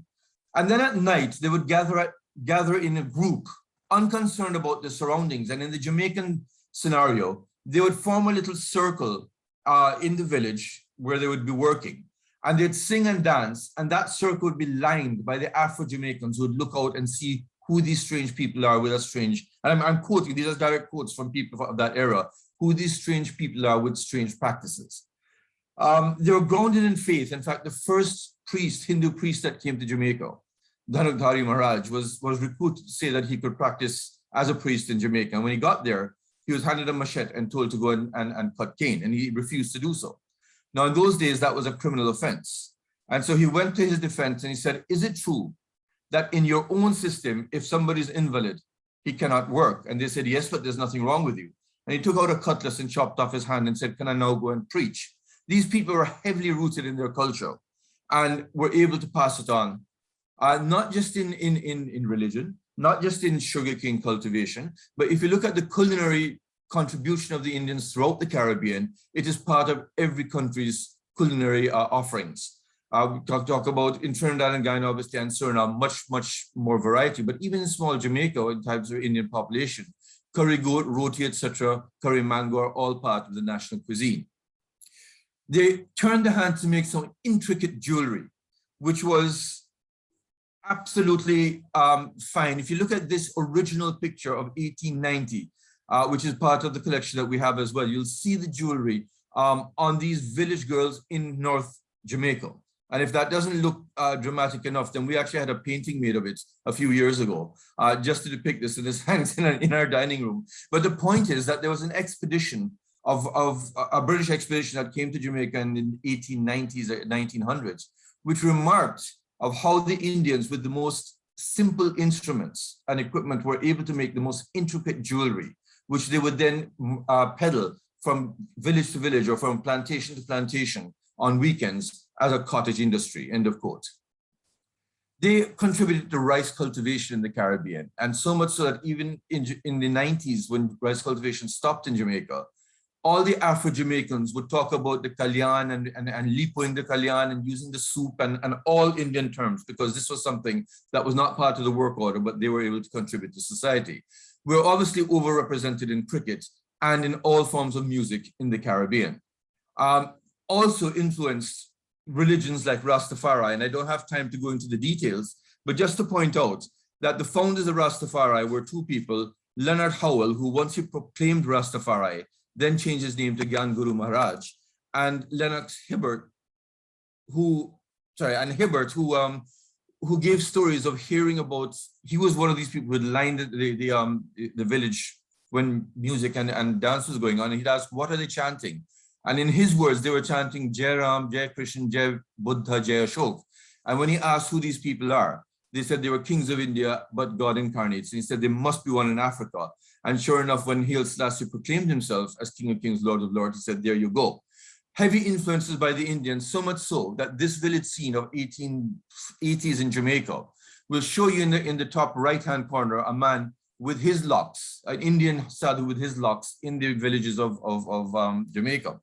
When the article was written about the Hindu influences of Rastafari, the Rastafarians themselves came to our house to discuss it and asked, what does Jatavi mean? And we said, well, Jata is obviously locks in UP. And they said, well, that's what the Rastas used to call these locks originally, because that's what the Indians used to call it, Jatavi. The culture has persisted based on self-confidence rooted in history and language. Whether you're Hindu or Muslim, if you drive through Trinidad, Guyana, Suriname, these scenes are absolutely common, and they're not by recent Indians. This is all the work of the Girmitiyas, because they pass it on through generations. And when I go into the doctor's lounge of Port of Spain General Hospital, this is what's on the wall, a remarkable display of cultural and or rather religious harmony. They were persecuted by the state, let's not get it wrong. Education and health was denied, and religion was denied, so much so that in Trinidad, they have the temple on the sea, which is a small temple made just off the shore of Trinidad, to say that this is not on land, because they're not allowed to have mosques and temples on land, both in Trinidad and Jamaica and other countries.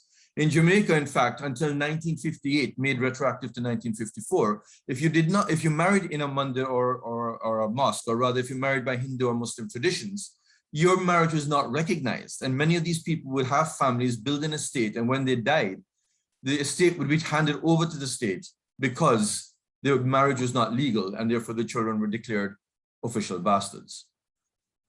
Post-indentureship. In the Caribbean, the Indians started educating themselves and procuring housing. And I remember Afro-Jamaicans saying that if only we had that insight, we wouldn't be living in the squalor we do. They did face adversity, as I said, with education and health, which was denied without conversion to Christianity. and segregation was used as a weapon. But now many are in politics, and a lot of that is rooted in culture, as you'll hear subsequently. All of these Girmitiyas for 150 years were cut off for India, except for cricket, when the Indian cricket teams would come. And when they would come, the Indians would actually support, the West Indian Indians would support India against their own West Indian team. And it was a phenomenon that really bugged, and likewise it support Pakistan too. And it was a phenomenon that really bugged people. In fact, when India chased down the world record score in 1976 in Trinidad, the Kriplani store had a "we win" sale because India had won. And that was not palatable by the Afro-West Indians. A lot of cricket teams that came here ended up having one or two of their players marrying Caribbean Indians because of the similarities in culture. But I go back to that irking point of the diaspora, Indian diaspora in the Caribbean, the Girmitiyas would cheer for India, and how it would irk the Afro-Caribbean people until West Indies started beating England in England. And a lot of West Indians born in England who would be English people would support the West Indies. And suddenly these people understood that it's beyond just nationalism. It has to do with where you're rooted and where you feel you belong.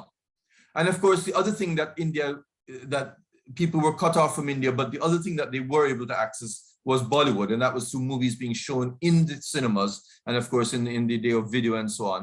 And they were able to access that. And that, I think, was the major link that kept language and song alive in the modern time. But interesting phenomena took place after the 1970s because there was propagation of local culture. And I'm showing you the largest statue in the Western Hemisphere, that in Trinidad and Tobago. And I show you some people in contrast just to give you a comparison of its size. But a lot of Caribbean Indians then started going to North America and practicing their culture, even though they were a bit ashamed of it because they'd come in contact with Indians from India. And these people would belittle them and say, well, this is old-time tradition. And as I told you, these people were allegedly uncouth, uneducated, unskilled, etc., etc. And along came these educated, couth people from India, belittling the Guyanese temples that were going up, as they were called, in New York, Toronto, and other areas of North America. But as time went on, these educated, recent arrivals from India noticed that in these Guyanese communities, and I say Guyanese to mean West Indian, Radhika was still talking to Gopal and marrying Gopal, and culture was alive. 7 generations later, they still refer to their relatives as Aji and Aja, whereas these people came from India, within 1 generation became mom and dad, and there was a divergence in the paths of what the parents wanted and expected and what the children did. And that brings me back to why we're talking about keeping Indian culture alive. There was a minister from Mauritius who'd come to Jamaica in the 70s who had married somebody from Calcutta, and then commented that, people used to cry when his wife was going away to say that, Kala pani mein le ja rahe hain, you're taking him to black waters, which was Mauritius. But when he became a minister and would go back to his wife's village, everybody said, "Ek bar hamare bachche ke liye bhi le aana. Could you get a husband for my daughter as well?" Because of course he'd become a minister of government. So the current state is that the Indians, the Girmitiya descendants, are happy in identity, so much so that at our graduation in St. Augustine in Trinidad at the University of the West Indies, it's not uncommon to see 7th generation people coming for graduation in either saris or in hijabs. We've influenced music. We have become educated in terms of promoting that amongst the children. But what I'm happy about is that we don't have 2 terms that I want to give you from Jamaica. There are no one-day Christians. And what we mean by that in Jamaica is that there are a set of people who go to church every Sunday, but from Monday to Saturday, they practice the most vile things. And then they become a one-day Christian on a Sunday. Most of the Indians are so rooted in their culture and in their practices, which have now become West Indian, that they're not one-day Christians. This is living throughout the week. The other term from Jamaica is everybody asmadi, which means everybody is somebody, which was propagated in the 1970s when it was not thought to be cool to be an Afro-Jamaican. You wanted to emulate the British. And we started this term of everybody asmadi, meaning that everybody is somebody. You have to have your own culture. And that is something which I think is inherently proud amongst the Caribbean people. So much so that even though they're incorporated in politics and society, a lot of the banners reflect their background. So much so that when the airport was opened in Trinidad, for example, it was opened with a Hanuman Puja. And of course, other faiths were represented in other openings. And the highest honor in Trinidad, Trinity Cross, was replaced because the Indians pointed out that this did not reflect the majority of the Indians. And it was called the Golden Shakonia. So the state now, 7 generations on, is that there are 7 Hindi radio stations in Trinidad, many in Suriname and in Guyana. And that's remarkable. They even have 2 TV stations. It's remarkable because most people have lost the language, but they still feel rooted to the culture through rhythm and through I guess, the little translations that they do get. So much so that they have 7 local channels sponsored by local Trinidadians and listened to by the entire West Indian diaspora. It's, traditions like Ram Leela, for example, which happen in every village around Diwali in Trinidad is not much different to the Ram Leela that must have taken place, save for the technology. And the entire village goes there. Diwali is a national celebration, be it in Guyana, as you see here, or Trinidad, especially at the Diwali Nagar, which is once again a massive outflow of the culture that was retained. And of course, I'm happy to say that the government of India also helps with that. Indian Arrival Day is a holiday in Trinidad. And once again, the cultural expose is completely Trinidadian. But the important thing that I want to bring across is that though there are village temples all over the Caribbean in places where the Indians are the majority, what the emphasis is on, if you can see in the bottom left, is getting the children involved. Or this temple on the right, which had the Bal Ganpati preschool. In Guyana, the ashram, which has the school attached to it, because you have to propagate it from a very early age. The beauty of Guyana, of course, you have these wild lotus leaves, and whereas in our part of India, we use banana leaves and so on, when they're doing their dinner after puja, it's these lotus leaves that could actually feed through put people off of it. And everybody from cricketers like Shiv Narayan Chandapal and so on are part of that movement. That is why you can have young children in Trinidad who do not know the language get together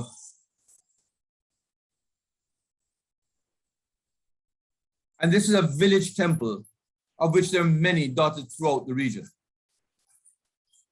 And the reason I'm continuing with this is that they don't know the language and therefore everything is projected. Everything is projected on the screen. But the point is that the children are able to grasp this because they feel it is part of them. They feel it's part of them because they've been part of this movement since childhood and it means something to them. It gives them identity. It's also shared. This is graduation at my university as one of the cultural events.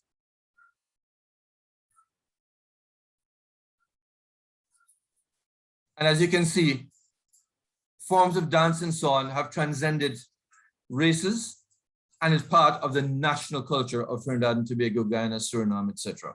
Now let's. If I may interrupt, could you please wrap it up in next 3 minutes? Oh yeah, I'm actually headed to the end now. Thank you. So in India is that we have increased literacy and a growing middle class, which are looking down at those very values and culture that have kept Indian culture alive in the Caribbean. There's decentralization of the family unit, loss of language, as compared to the Caribbean, where we actually cherish our village, our patois, our broken English. Our people in India are sort of shunning their own languages. And we're not learning from cultural confidence. I speak of the Commonwealth Games in New Delhi that when I was there, when the Jamaicans made the 100-meter finals without any of our stars, but we knew we were going to win because it was Jamaica. Or going to Angkor Wat, where the Cambodians looked at me and said, well, this is your culture, you know everything about it. Keeping Indian culture alive, in my view, would incorporate learning from the Girmitiyas who use history and use history as strength, which you heard in the previous presentation.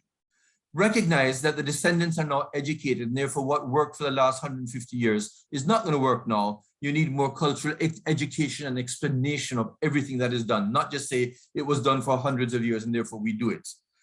Well, I'm happy that names and traditions have stayed alive, as opposed to, let's say, the Chinese who changed all their names and a lot of their culture is only practiced periodically. But we need to formalize it.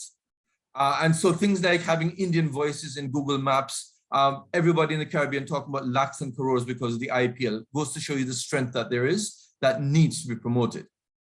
The new India is a power now and has to give that confidence to the descendants, the Girmitiyas. There need to be more documentaries on the history, as you heard before, and recent advances in every field, which I can't outline because of time, and the progress since independence in literacy, etc. We need to continue with positives like the OCI, with regional, with world channels like WION, the news channel. But 1 or 2 generations cannot erase the millennia, and we need to ride on the new India. And so I end with this, which obviously everybody would have heard of, where India donated vaccines. The Prime Minister of Barbados, as you can see, not only meeting, but greeting the vaccines that came. And the goodwill that came out of that was something which people have thanked India immensely. And so I end by saying that keeping Indian culture alive has to incorporate those who left and have kept it alive, and therefore can be used as an example. Keeping Indian culture alive the West Indian way. Thank you very much. Thank you, Dr. Mansingh. It was really fascinating to hear from you, and the takeaway is learning from history. That was a big, I would say that everyone has to learn from it, learning from the Girmitiya experience and learning from the history. Adding to it, credit in fact goes to the poster of our conference today, that the poster, the pictures there have been adapted from Dr. Mansingh's parents' book, and all the credit goes to that. Thank you. Now we'll move on to the next speaker, Dr. Vishnu Visram. He's a political scientist, journalist, educator, community advocate. Dr. Visram was born in Guyana, where he received his formative education. He received post-secondary training and multiple degrees in the US and India in the natural and social sciences and in the field of education administration. He taught in the US for over 35 years, and he was a guest lecturer at several universities in various countries over the last couple of years. In addition, he organized and presented academic papers relating to the Indian diaspora at countless international conferences. It is indeed a pleasure to have you, Dr. Visram. Over to you. Thank you very much for that very kind and generous introduction. I don't think I can beat the previous speaker. It's perhaps the best presentation I've heard in a very, very long time in this conference so far at that rate. And in earlier conferences, it's very comprehensive, and I'm quite impressed. As a matter of fact, I don't even think we need to go further to learn about voices of the diaspora, as well as the making of the diaspora. At any rate, I want to thank the organizers for this opportunity to share my perspective on the diaspora. We had some very, very good presentations yesterday, Thursday, and I wish to applaud the work of the India Foundation in initiating and organizing the focus on the Girmit diaspora. This conference enables scholars and activists to share research and experiences of the Girmit diaspora, building upon earlier conferences, and in so doing, enhancing levels of engagement and furthering linkage among the diaspora themselves, as well as with Mother India. The conference resurrects an interest in the Girmits who have been long neglected by the government of India. Through this kind of panel discussions, seminars, and workshops, attention is focused on critical issues bringing India closer to the diaspora. I hope this will not be a one-off proceeding, and I also hope that whatever is discussed and suggested today will not remain on a shelf or a video. Professor Mansingh made some suggestions of what needs to be done, and I hope they will be approved and implemented. I hope there will be some kind of action plan. The conference proceedings help to consolidate, strengthen, and embed ties with one another in the Girmit diaspora, as well as our continued linkage of India with her original diaspora. Of course, we are the original diaspora, having left India since 1828 in the case of Reunion Island, 1834 in the case of Mauritius, 1838 in case of Guyana, and subsequent years to other colonies. I was very, very impressed with the inaugural speakers yesterday. I don't recall a minister of government addressing a Girmit conference that I attended since New Delhi in 2015 by then Foreign Affairs Minister Srimati Sushma Swaraj, who passed away in 2019. She was also Minister of Diaspora Affairs. She also engaged a group of us in August 2016 in Delhi on documenting the Girmit history and the Girmit experience. The Minister of State for External Affairs, Sri Muralidharan, was very eloquent with a well-prepared speech, compendious but comprehensive, on the making of the Indian diaspora. It was an extraordinary speech touching on most issues impacting on the descendants of indentured laborers, their history, migration, and experience. The minister from Mauritius, the Honorable Kalpana Devi Kunju Shah, Minister of Gender Equality and Family Welfare, narrated her experience as a descendant of Girmits. Hers is a remarkable story. And here also, there are so many other amazing stories of journey and settlement in the colonies. Her family history aptly describes the experience of Girmits wherever they were taken. Much has been stated on the making of the diaspora, so no need to dwell on it anymore, especially that wonderful presentation by the preceding speaker, Professor Mansingh. I'm asked to speak on the voice from the diaspora. It is a very, very broad subject and all-encompassing. The Mauritius minister's speech is a voice from the diaspora, from the people of Mauritius, and we in other diasporic countries have similar voices. The remarks, commentaries, opinions, experiences delivered by almost all presenters are also voices of the Girmit diaspora, as the one preceding me by Professor Mansingh. The topic, Voices from the Diaspora, is all-encompassing, but about and on the life of Indians in the diaspora. The focus on this engagement is on the descendants of the indentured Indian laborers, or the Girmits, as they are called in India, and indentured as we call them in the Caribbean. The voices from the diaspora are about exploitation, abuses, violence, mourning, indignation, as well as celebration of the past and the present, of good and bad experiences, of achievements and travails, or festivals and tragedies, and most importantly, of our relationship with Mother India and Mother Guyana, or Mother Fiji, or Mother Trinidad, or the country of our birth. Many of us in the Girmit diaspora, perhaps half, are twice removed from India in terms of migration. Our ancestors came from India and settled in the Girmit colonies, but we transmigrated from those European colonies and settled in the metropoles, the United Kingdom, Holland, and France, as well as in recent years in Australia, New Zealand, and North America. The Guyanese are also settled in Venezuela, Brazil, French Guiana, Suriname, as well as in virtually every island in the Caribbean. Indo-Trinidadians have also migrated to other places within the Caribbean, as well as North America, the UK, and Europe. The point to these point to so many issues they face that need resolution. The Girmit voices vary, and they're all important, and most of the voices share a common complaint. They're neglected by the government of India, as in Fiji, the Caribbean, and in other locations. As many presenters, well, not presenters today, but in earlier conferences, and as penned in so many publications, Hindi is under threat in Fiji and in several other societies. There is very little government emphasis on Indian culture in Fiji, Malaysia, South Africa, and the Caribbean. In the Caribbean, India's attention is not focused so much on the Girmits, but on nationals of India. And the same is true in Fiji, Malaysia, and in the Girmit communities all over.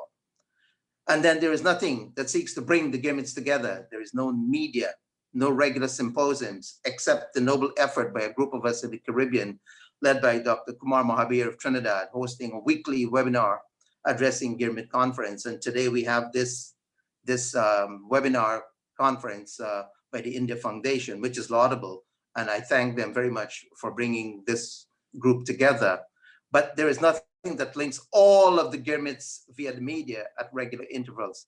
Nothing that discusses their concerns, problems, and needs, not even in India and not in the Girmit diaspora itself. Some years ago, there was a Sunday newspaper in Trinidad, but its office was destroyed in arson by Islamic militants in 1990. And since then, it was not revived. In India, there are publications and government funding for some publications on Latin America, Africa, and the Middle East, but there are no ongoing publications or programs, nothing on the Girmit Indian diaspora that is supported by the Indian government. There are so many worthy news items pertaining to the diaspora, but there is no media or medium that covers the Indian diaspora, the Girmit diaspora, or the Indo-Caribbean diaspora, so as to apprise the globe of happenings or keep them informed.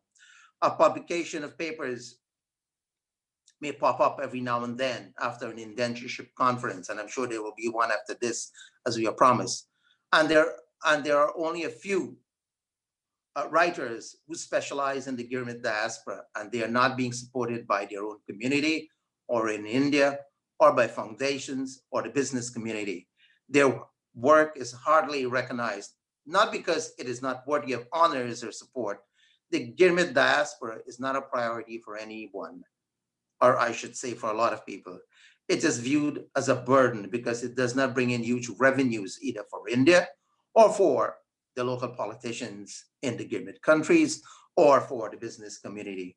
So the Girmit culture is marginalized or ignored altogether in Fiji, in Malaysia, in the Caribbean, and in other societies. Few people, few politicians care whether the culture or Indians themselves survive. Even Girmit political leaders don't pay much attention to their own. And very little attention has been paid to the Girmit diaspora in India and among Indian nationals abroad, as Professor Mansingh pointed out.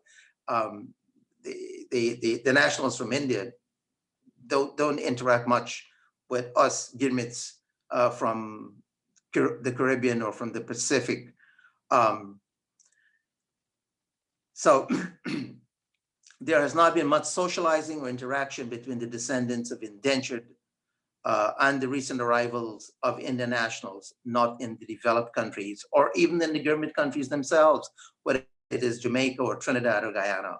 The Indian nationals have their own organizations.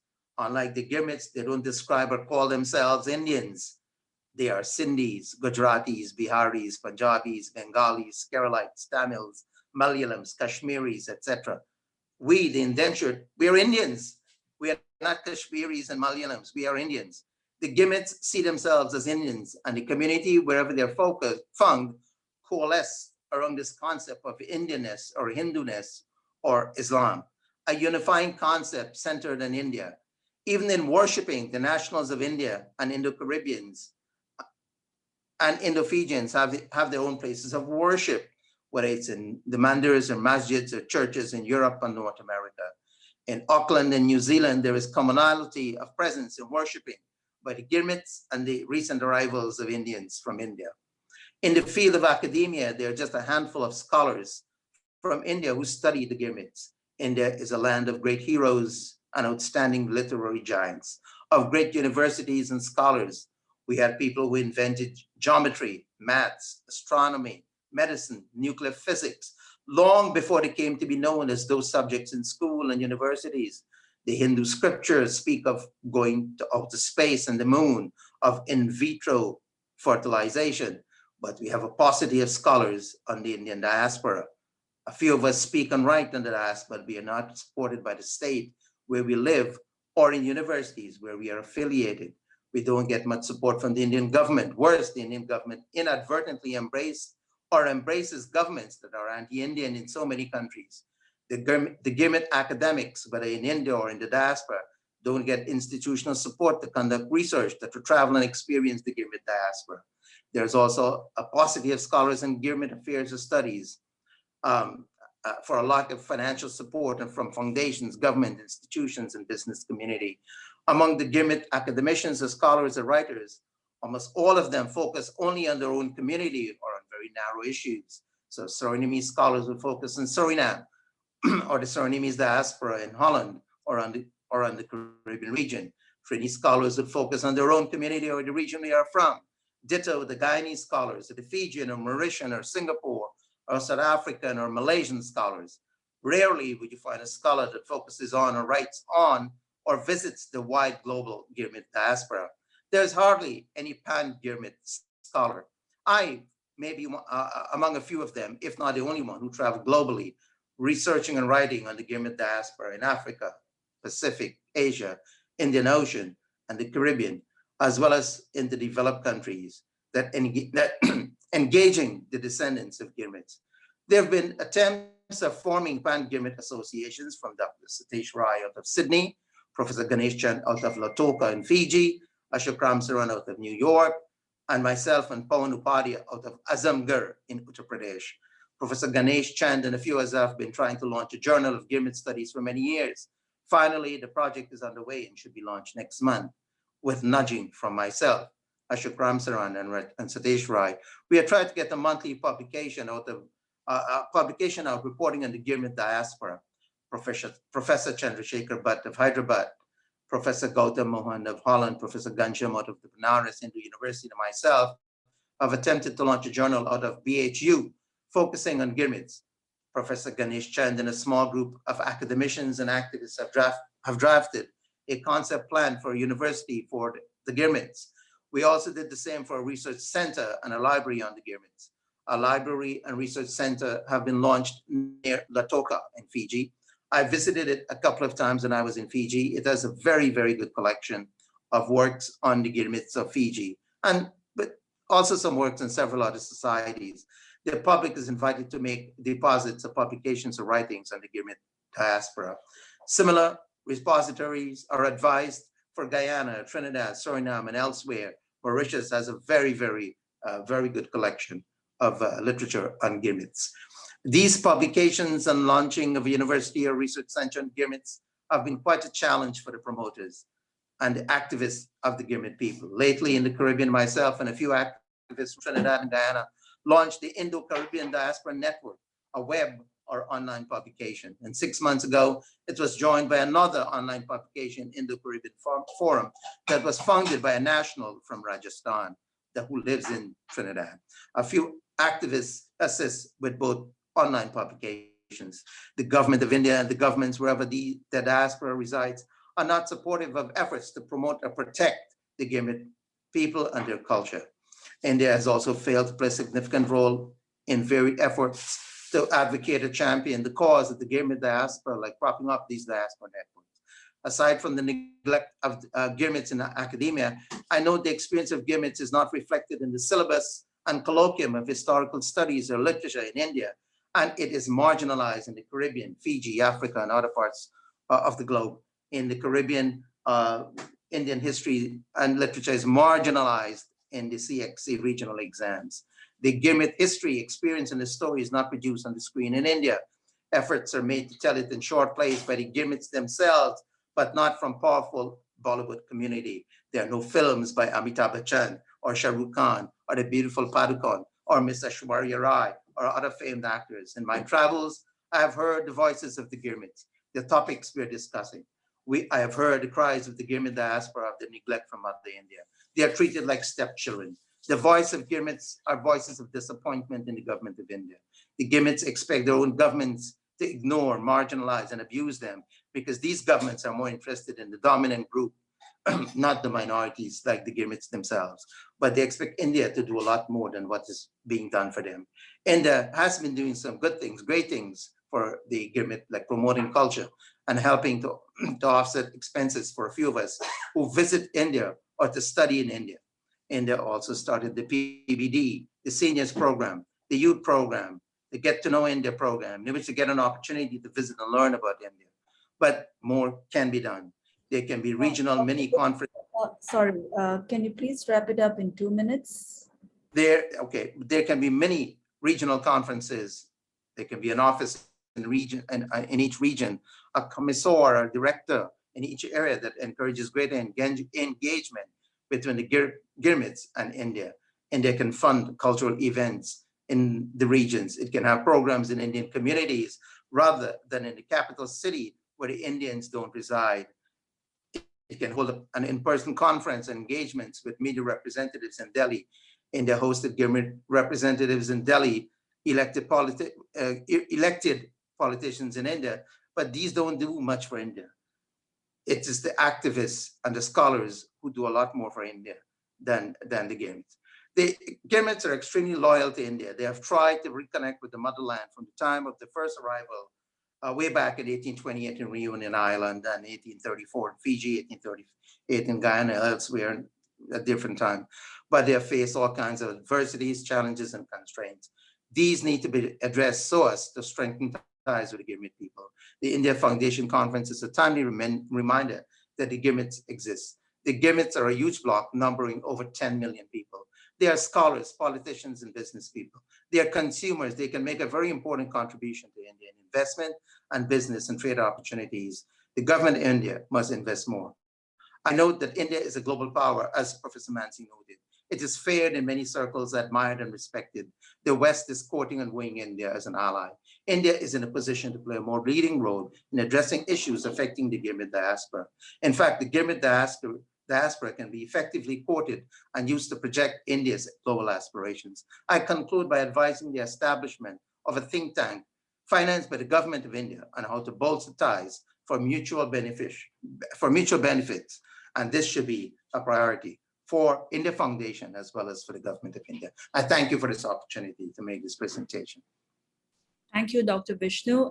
Indeed, there's a lot of food for thought and takeaways from your presentation.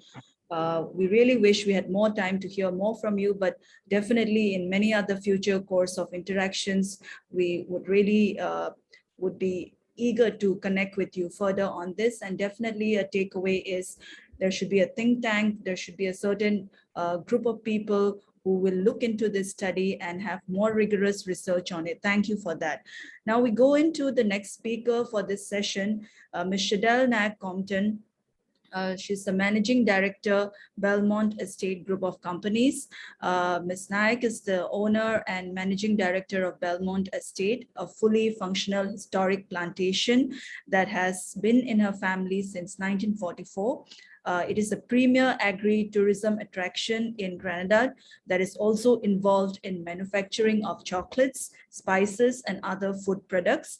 An attorney by profession, she presently serves as the Honorary Consul for India to Grenada and is the former president of the Indo-Grenadian Heritage Foundation. Over to you, Ms. Naik.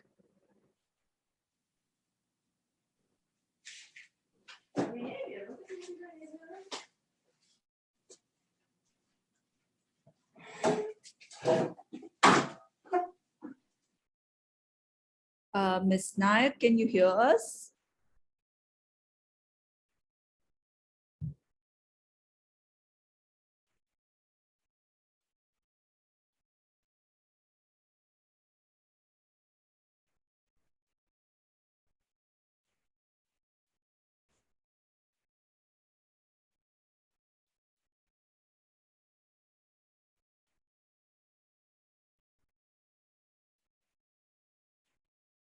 I guess we just have to wait in for a minute.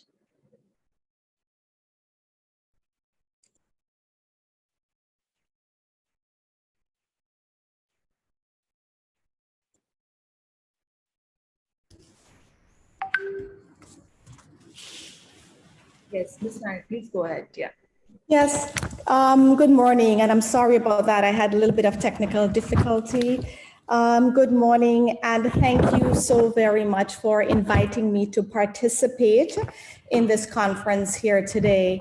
My name is Shadell Naik Compton, and I am from the beautiful island of Grenada. And it's really an honor and a pleasure to speak to you today as a fifth generation descendant of Indian indentured servants and also as the Honorary Consul for Grenada. I consider it a privilege to be able to share with you some of my experiences, my knowledge of the history of our Indian heritage here in Grenada and life as an Indo-Grenadian. Just permit me to share with you my screen.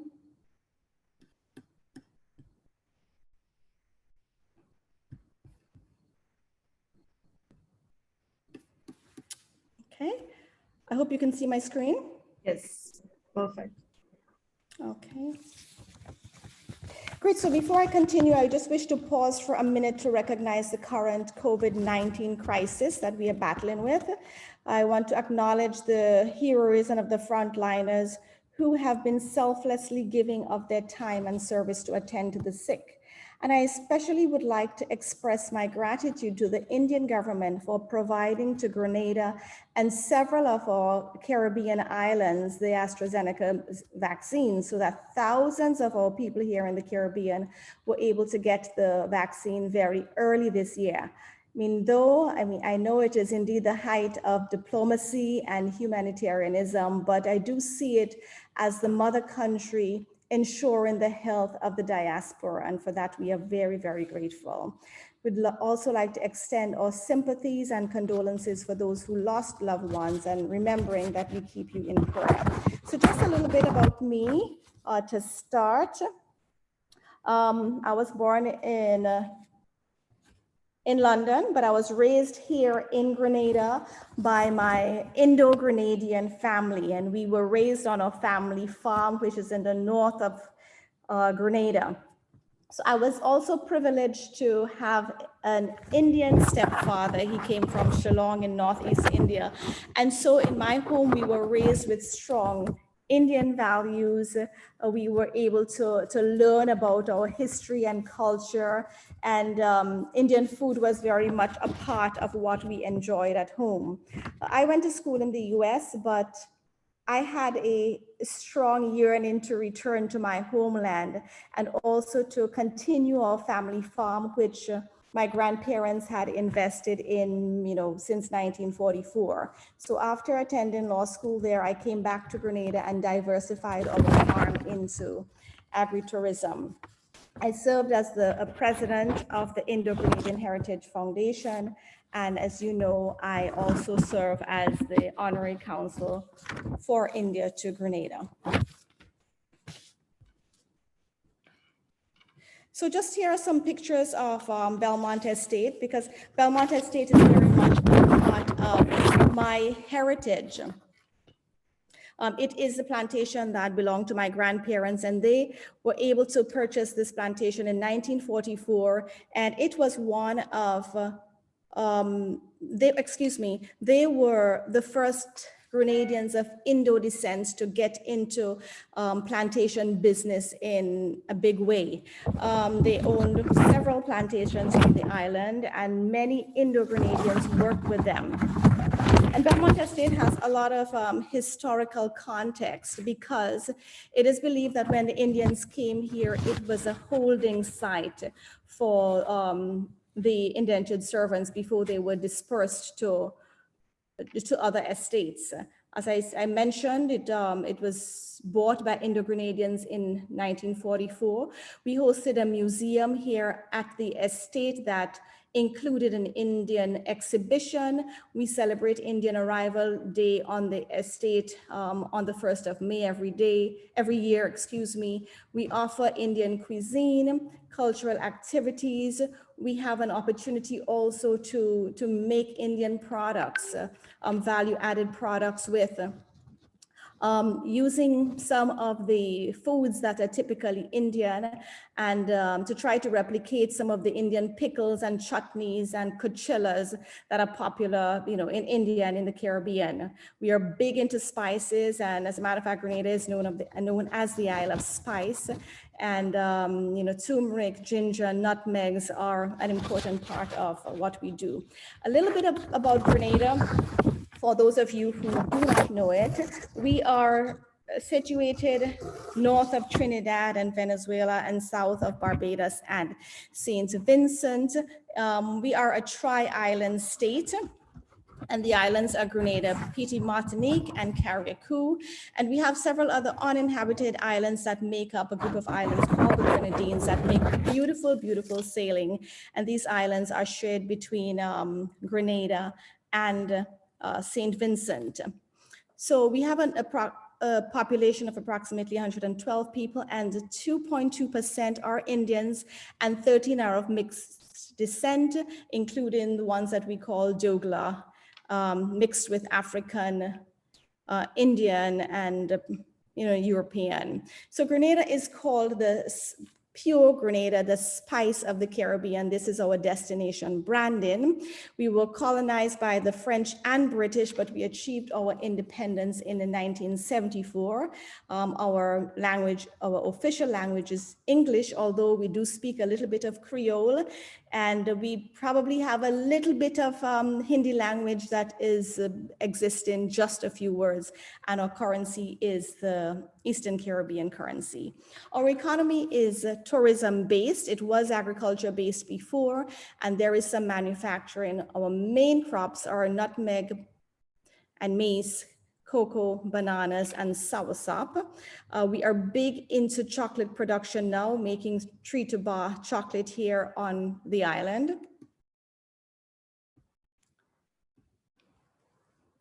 And Grenada is also very famous for St. George's University. It started off as a medical school, and now there are many disciplines.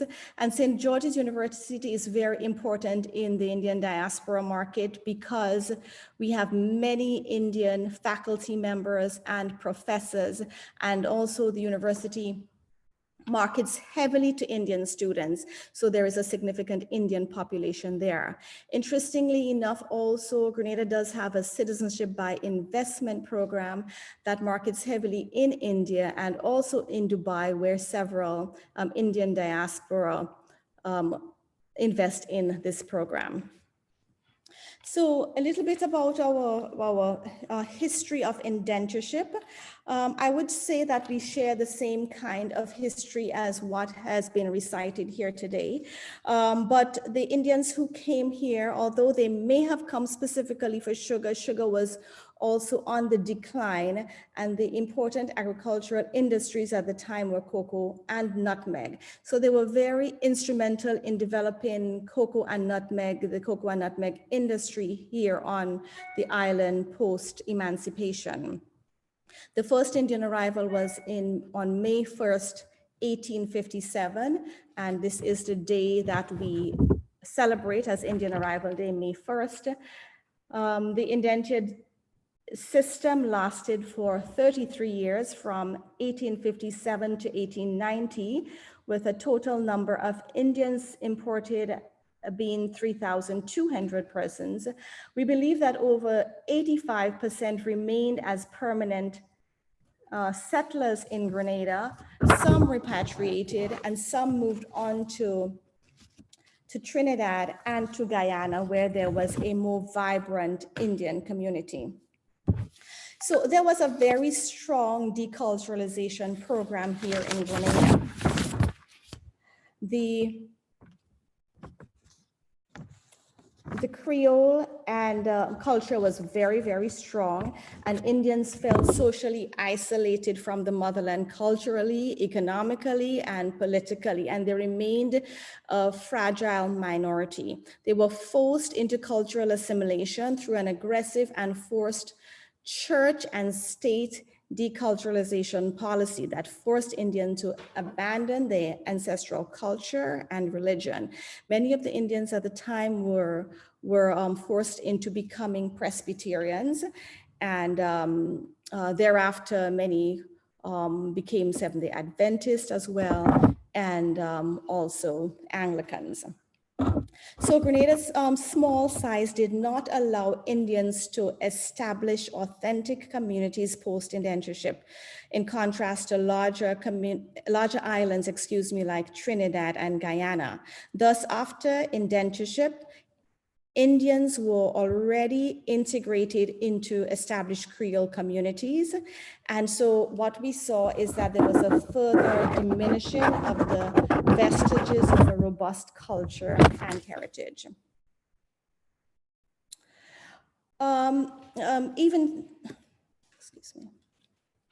So post-indentureship, the Indian community really struggled to retain a strong cultural identity. However, they did attain significant positions in politics, in academia, and they were very involved in farming on the island. Farming was the main activity, and many brought lands, small portion of lands, and were able to educate their children from their farming activities. Some went into politics, to education. They served in medical profession and were in government service. What do we see now as the Indian values that we have retained in Grenada, despite the degeneration of the culture and heritage of India? We still see that our families try to hold on to the values that were passed on to us. So there are strong extended families. There are some communities that remain, although there has been assimilation, but we see there are pockets of communities, especially in farming areas. The value of thrift and hard work and unified communities we have been able to hold on to. In terms of industry, agriculture, which was the foundation of our economy, still remains very strong in the Indian community. In sports, there is cricket, and our contribution to cricket is evident not only in Grenada, but throughout the Caribbean. Dishes like dal and roti and doubles and curry and bhaji are all important dishes in Grenadian cuisine and have become very commonplace, not just in Indian families, but in Grenadian families generally. Plants, there are many plants that were brought here from India, like mango and moringa and eggplant and bodhi and bitter gourd and tamarind and ginger and turmeric. And more recently, the curry plant and neem and jackfruit have become important in our daily life. Music and dance and clothing are also some of the influences that we tend to hold on to here in Grenada, to help us to retain our cultural identity. In 2008, we formed the Indo-Grenadian Heritage Foundation, and it's a nonprofit that was incorporated to help us to preserve East Indian heritage and culture in Grenada, and also to document our history, to build awareness, and to ensure that Indian culture is well represented on the national landscape.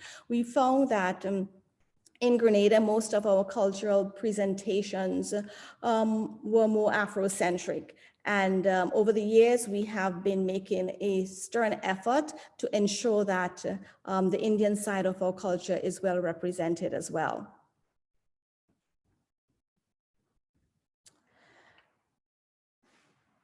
So I started serving as Honorary Consul of India to Grenada in 2018. And I work very closely along with the High Commission of India to Trinidad and Tobago, who is also responsible for Grenada on many initiatives. So we provide consular support here to Indian nationals and to Indian diaspora members in Grenada. We work with the governments of Grenada to strengthen bilateral relations and to work on projects that India is involved in. And we work to improve cross-cultural exchange, education and training, and to promote greater awareness of Indo-Grenadian heritage and culture as well. The diplomatic relations between Grenada and India have been quite strong. And I must say that over the years, the High Commission Office has been very active, very participative in working with Grenadian, not just only the Grenadian government, but working with the Grenadian diaspora and our Indo-Grenadian Heritage Foundation to strengthen ties and to make contributions here on the island. So, for instance, there's been bilateral cooperation and capacity building in ITC. And in 2008, the Indian government set up an ITC Center for Excellence and Innovation in St. George's at the TAMCC, our community college. There have been infrastructural development projects like road and projects and community centers. And there is some bilateral trade between India and Grenada, which amounts in 2019 to 20 to $0.27 million, there is much more room for bilateral trade and business relations between us. Cultural cooperation that we've spoken about, and in 2019, Prime Minister Modi pledged that CARICOM would receive $1 million from India for quick impact community development projects and for collaboration in disaster resilient infrastructure for the region. So what have we been doing? You know, cumulatively between the High Commission Office, the Office of the Indo-Grenadian Heritage Foundation, and the Honorary Council Office, there has been a lot happening over the years. Certainly just the building of cultural awareness in Grenada. We have been able to have the Indian Arrival Day officially be recognized as a holiday here in Grenada since 2017. There are opportunities for celebrations as Indian Independence and Republic Day are always celebrated with a flag raising and some ceremony. For instance, Indian Independence Day this year we celebrated by recognizing Indo-Grenadians and also Indian diaspora members who have made significant contribution here in Grenada. There's Holi and Pakwa and Diwali and just other cultural activities that are organized locally. In 2013, the Office of the High Commission in Trinidad donated a bust of Gandhi here in Grenada. And in 2012, a plaque was placed at the landing site called Owens Bay. And the plan is to be able to put up a proper monument there once we're able to get the property rights to do that. There's a lot happening in education as well, as Grenada has been able to send several ITech students to India to study, and also to send young people to the Know India program to have a better understanding of their roots. So the question is, you know, what's the way forward for the Indian diaspora here in Grenada? And, you know, who do we see ourselves as, and what is our future? I think that by and large, we see ourselves first as Grenadians, but with a strong tie to the motherland. And although there has been, you know, there was this concerted attempt to assimilate and to ensure that our Indian people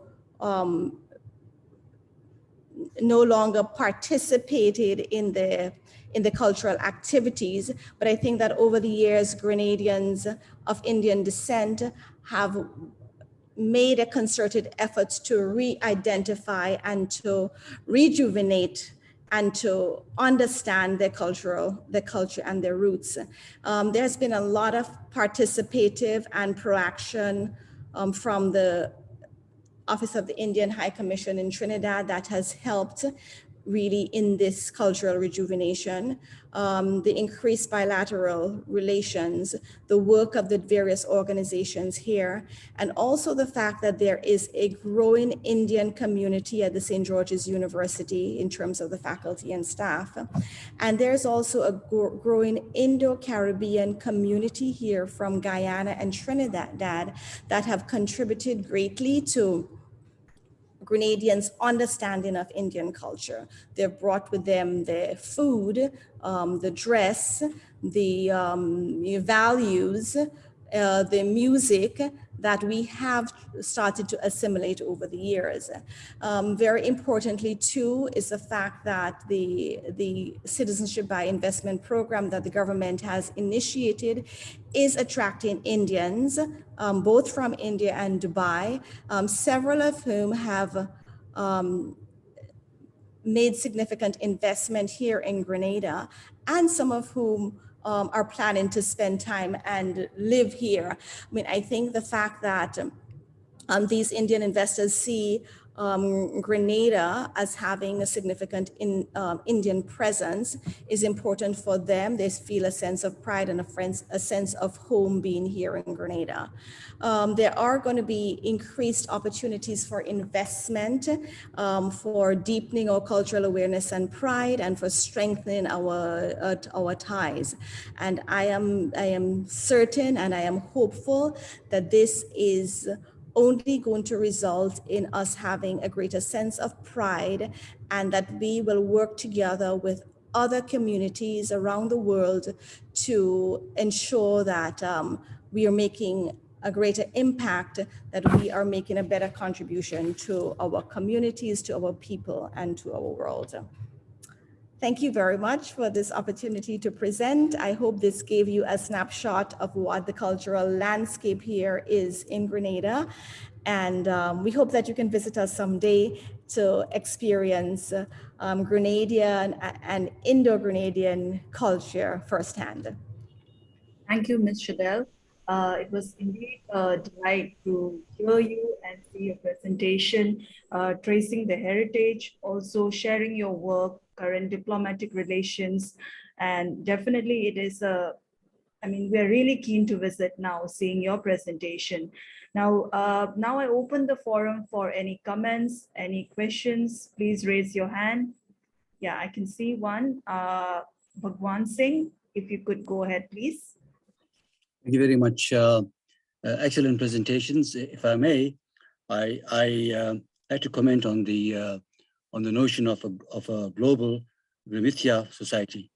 I think that's a very important initiative. It's a very proactive initiative. It's long overdue, because as I've suggested and as I've previously mentioned, only those inside indenture can really appreciate the hardships of this woeful assault on humanity. And I'm speaking from the most brutalized Girmitiya community, I think, within the diaspora that is from South Africa. We came here from Akan Bharat, and the lament has been about the Indian government not being enough. We have to understand that, and I appreciate that my ancestors were brought here by whatever means by the British colonizers. And the elephant in the room here, right, is the British. They brought us here, they literally dumped us, they abused us.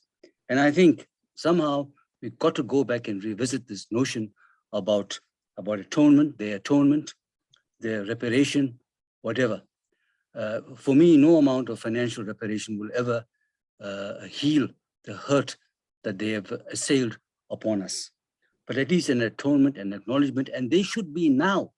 Many of them that are sitting there in the UK who are part of this Girmitiya committee, they should also lobby us, speak to your queen, right? Apologize, raise the funding, allow us formulate places where we can access our roots, support us, the children of Girmitiyas to attain the academic potential, etc., etc. So I think that the elephant in the room, right, is the British colonization. If you just compare the Dutch, right, also colonizers, but at least the Surinamese had an option to at least get Dutch citizenship.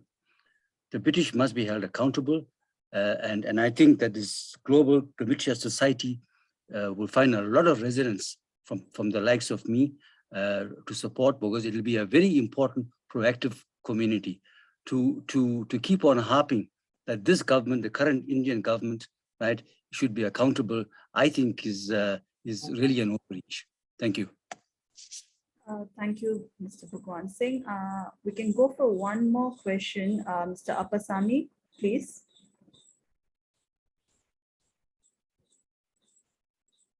Thank you very much. All the presentations were really excellent. I'm especially addressing to Dr. Akshay Mansingh, because of what you said directly in relation to what I'm doing in the Caribbean islands. Two things. There has been a lot of misunderstanding about the cultural and social background of the ancestral Girmitiyas. They never learned anything and all, but naturally now we know they have come with so many printed books, prayer books and short stories and all. And even I had chances to see many of the manuscript copies which have been handwritten by the earliest arrived immigrants in Martinique, Guadeloupe, Réunion, and other places. That's one thing. I think only by doing door-to-door investigation, we can get all these copies preserved safely in some of the families and get to know what they bring and how it was used. That's one thing. Second thing, language loss is not catastrophic, because even in recently well-developed, well-organized immigrant communities, the language is getting lost. We call it as a third generation syndrome. But what is even among the Armenian people, Russians in other places, Germans in America, all third generation language is getting lost. But anyway, there are other chances, other parameters to preserve the cultural identity.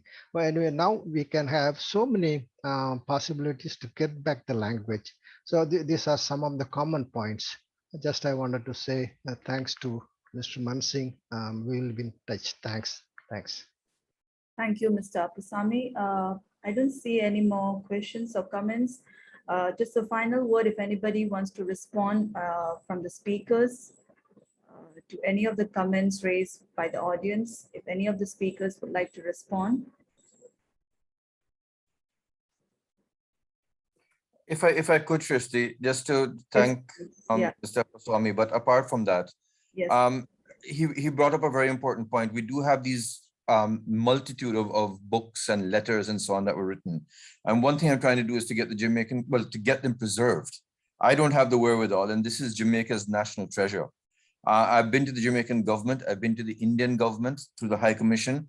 They've pointed me to other places, but up to now, nobody's come out with a way that we can keep these books preserved. And I mean, if I show the letters we have and so on written from that era, it's just phenomenal documentation of the history.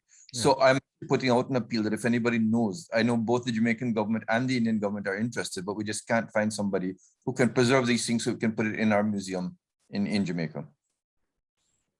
May I make just one small comment if you have time? Yeah, sorry. Thing is that a second point is that our history was not written by the Girmitiyas, elderly people. Also that it all belongs to the what we call oral tradition. And also we have to make some effort to collect all the oral tradition stories sung by the people, ancestors in the Girmitiya places, and get some documentation of all those things to trace out the history. That's a plea. That's a request to all of us. Thank you. Thank you. I guess there are no more comments, so we will be closing this session. Thank you to all the three speakers, Dr. Mansingh, Dr. Vishnu Visram, and Ms. Shadel. It was indeed a very learning and experience, kind of a fascinating session for me personally, and I'm sure for everyone who is attending this session too. So thank you to all. Now we move to the next session. I call upon my colleague, Ms. Soumya, to take over the session. Over to you, Soumya. Thank you, Shrishti. Welcome to another session of the Girmitiya conference. The theme for this session is the burden of history. Now, before I introduce our speakers for this session, I would just reiterate the basic ground housekeeping rules. Every speaker has about 15 minutes. In the end of the 13 minutes, I will remind them, and whatever time is remaining in the end of all the speakers is what we'll spend on questions, answers, observations, and comments. Introducing our first speaker, Mr. Shamsuddin. He's a researcher at the National Archives in Trinidad and Tobago. He is the former chair of the UNESCO Memory of the World, Trinidad and Tobago. He's an independent researcher on family history for the past 30 years. He did his BA at UWI and MA at Manitoba. He has researched present-day Indian relatives for 2 Trinidad prime ministers as well as for the BBC documentaries. He's a researcher and author on family history. He's worked for BBC documentaries and has received awards from Indian and Trinidad governments. Over to you, sir.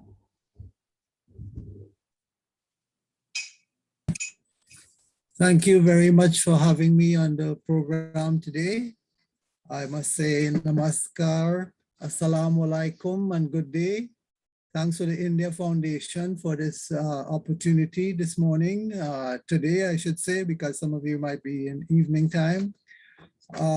It is very, very much a pleasure to be here I would like to just mention one thing to the person who spoke from Jamaica. I'm sure that your letters could be digitized, and I'm sure we would like to have some of them in Trinidad as well. My archives in Trinidad, I'm sure, will be more than happy to have some of these letters as well that you say you have. I'll now try to share my screen as I start my presentation. So I think, yes, we are talking about the burden of history. So I would like to say again, look a little bit about how history has affected us in the diaspora, but also I would like to concentrate near the end of my talk about family history and the importance of it. Okay, so as we go along,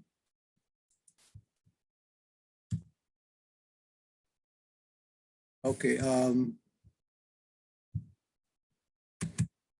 yes, I would like to present my own definition for the burden of history. I think from my readings, I could see that the burden of history demands of all mankind a certain level of responsibility to not only glorify the good of the past, but try to correct the bad. And I think this is going to be very relevant for us here in the diaspora.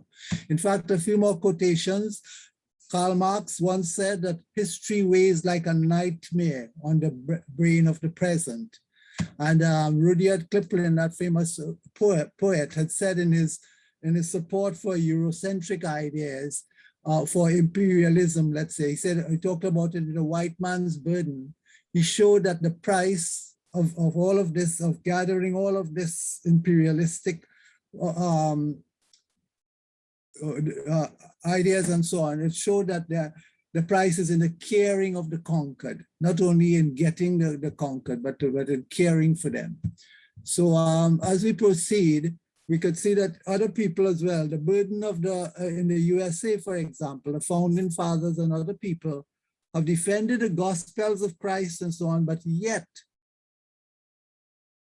they either owned or sanctioned African slavery. So they have to come to terms with that dilemma. And I think that is a big dilemma that has faced the US democracy for a long time. Hannah Arendt, I hope I'm pronouncing that correctly, in 1951, said that the burden of our time is that a possible outcome is humanity's destruction of humanity. We could think of Hitler's program. We could think of the genocides that have taken place. In astronomy, for example, of which I'm an amateur student, myself, student of astronomy, they talk about nuclear adolescence, that stage that we are in right now, where so many countries are getting nuclear weapons, and we know that nuclear weapons can destroy humanity. So these are all things that we can look at. The Fermi paradox and so on is mentioned, why it is we can't find other civilizations out there in space and so on. It could be that they went through a period of destroying themselves. So we as humanity, in looking at the burden of history, should think about these things. We also know of chemical and biological warfare. The pandemics and so on that we are facing right now could be a result of that. Now, as far as family history is concerned, where does it fit into the burden of history? So let's carry on and look. Unfortunately, for family history, it has been shrouded in myths and exaggerations and untruths, some of it persistent even today. In fact, when I made a presentation in 1995, the conference in Trinidad celebrating the 150th year of Indian arrival, I remember when I was introduced and the topic was going to be family history, there was some laughter in the crowd because people didn't see the significance of it. Perhaps they were looking at these things. And there are examples as to why they should laugh, because many people in the past, notable people, said that they were descended from the gods. For example, Julius Caesar claimed to be descended from the goddess Aphrodite. And Christianized Europe, kings considered them divine, but once they accepted Christianity, they realized that they could no longer get that claim. And so some of them chose the divine right of kings instead. From biblical personalities like Ninnias in the 8th century, many people try to show their descent from Noah of the Bible. And we know in the Bible, there are certain begats in many of the Gospels and things like that. Later on, people tried to show their descent from nobility, and there were kinds of heraldic visits where people tried to prove themselves to be, or had to prove themselves to be descended from nobility.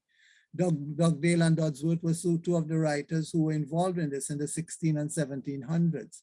But people like David Hay and the famous writer Thomas Hardy showed that even the poor people as well were interested in family history and their ancestry. Immigration has done a lot for family history.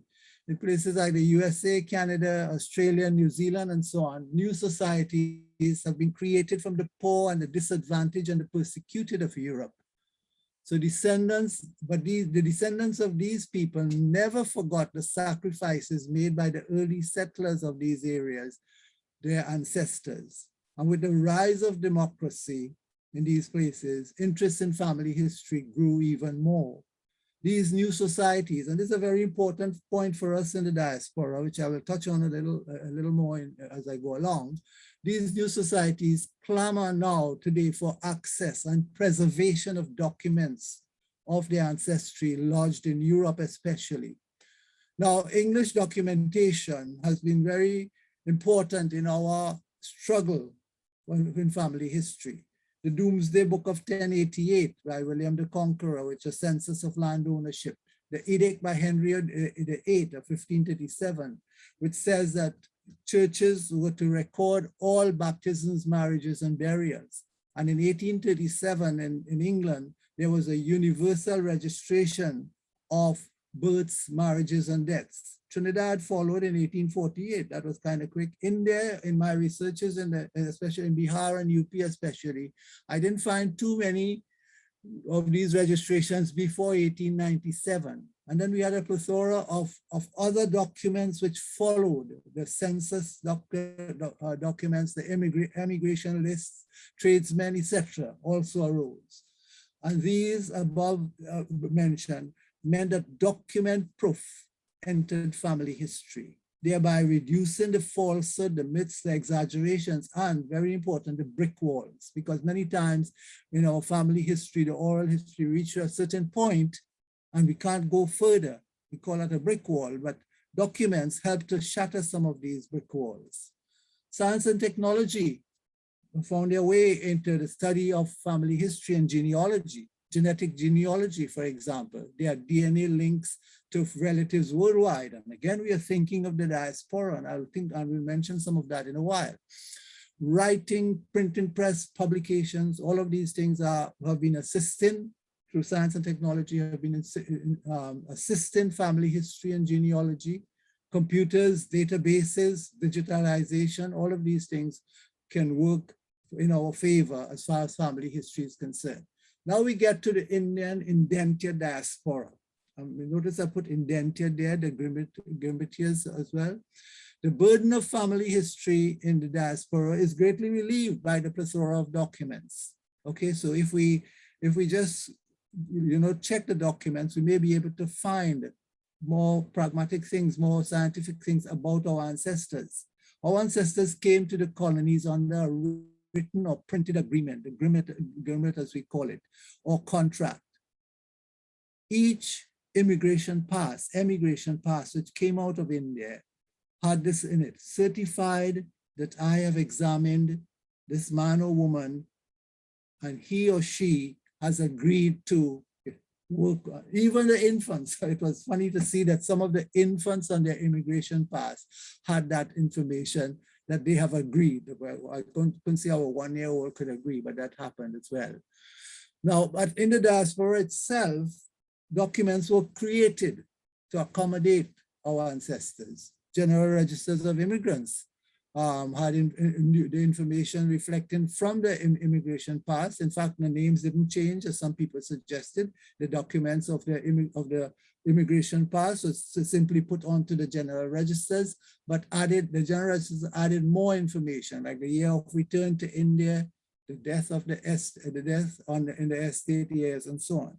Estate registers, returning registers, remittances, crown lands registers, bounty registers for re-indentures, redemptions, orphanages, all of these were registers which help in the process of family history. And then Indian names entered the mainstream diaspora countries' documentation. The births, the deaths, the marriages, the tax assessment, the license, the courts, newspapers, yearbooks, Indian centennial reviews, and so on. All of these things have information for the family historians to look into. And then the databases that are being created by many countries in the diaspora, and this is a very helpful thing. All of these above mentioned help to relieve the burden of family history in the diaspora. And now there are ways, a lot of in this conference have been talking of ways and means by which the diaspora could be connected. One of the ways could be through family connection, finding family in India by using the immigration pass, the bridging documents such as the returning registers, the remittances, the India land records, the India debt registers, the Indian electoral rolls. I've spoken about this in other seminars. There are ways and means by which these things can help us trace our families back to India, which a lot of people are doing in other places as well. It's not only in the Indian diaspora, other diasporas are doing these kinds of things. And then finding relatives for India itself in the diaspora. One of the ways the methodology has changed is that people from India are requesting their family in Trinidad, I know for sure, and I'm sure in the other diaspora countries, because I have had to work on these kinds of projects in the past. Now, returning to India, immigrating to other diaspora colonies as indentier or passenger. This is how we go through the register of passengers, the register of returning Indians. We find that many people coming from other countries to Trinidad. And then Indian siblings have emigrated to different colonies. This has taken place. We notice, I'll show you an example of that in a minute. And then there are merging databases as well. Now, I don't know how clear these will come out, but what I'm showing here is that one person going to Trinidad and another going to Fiji. These two were brothers. We can see the same father's name, although it might be spelled a little differently. That's another thing. We look at Sarju as the father of these two people. They were both from a village called Chanauli in Tanda police station area of Faizabad district of India.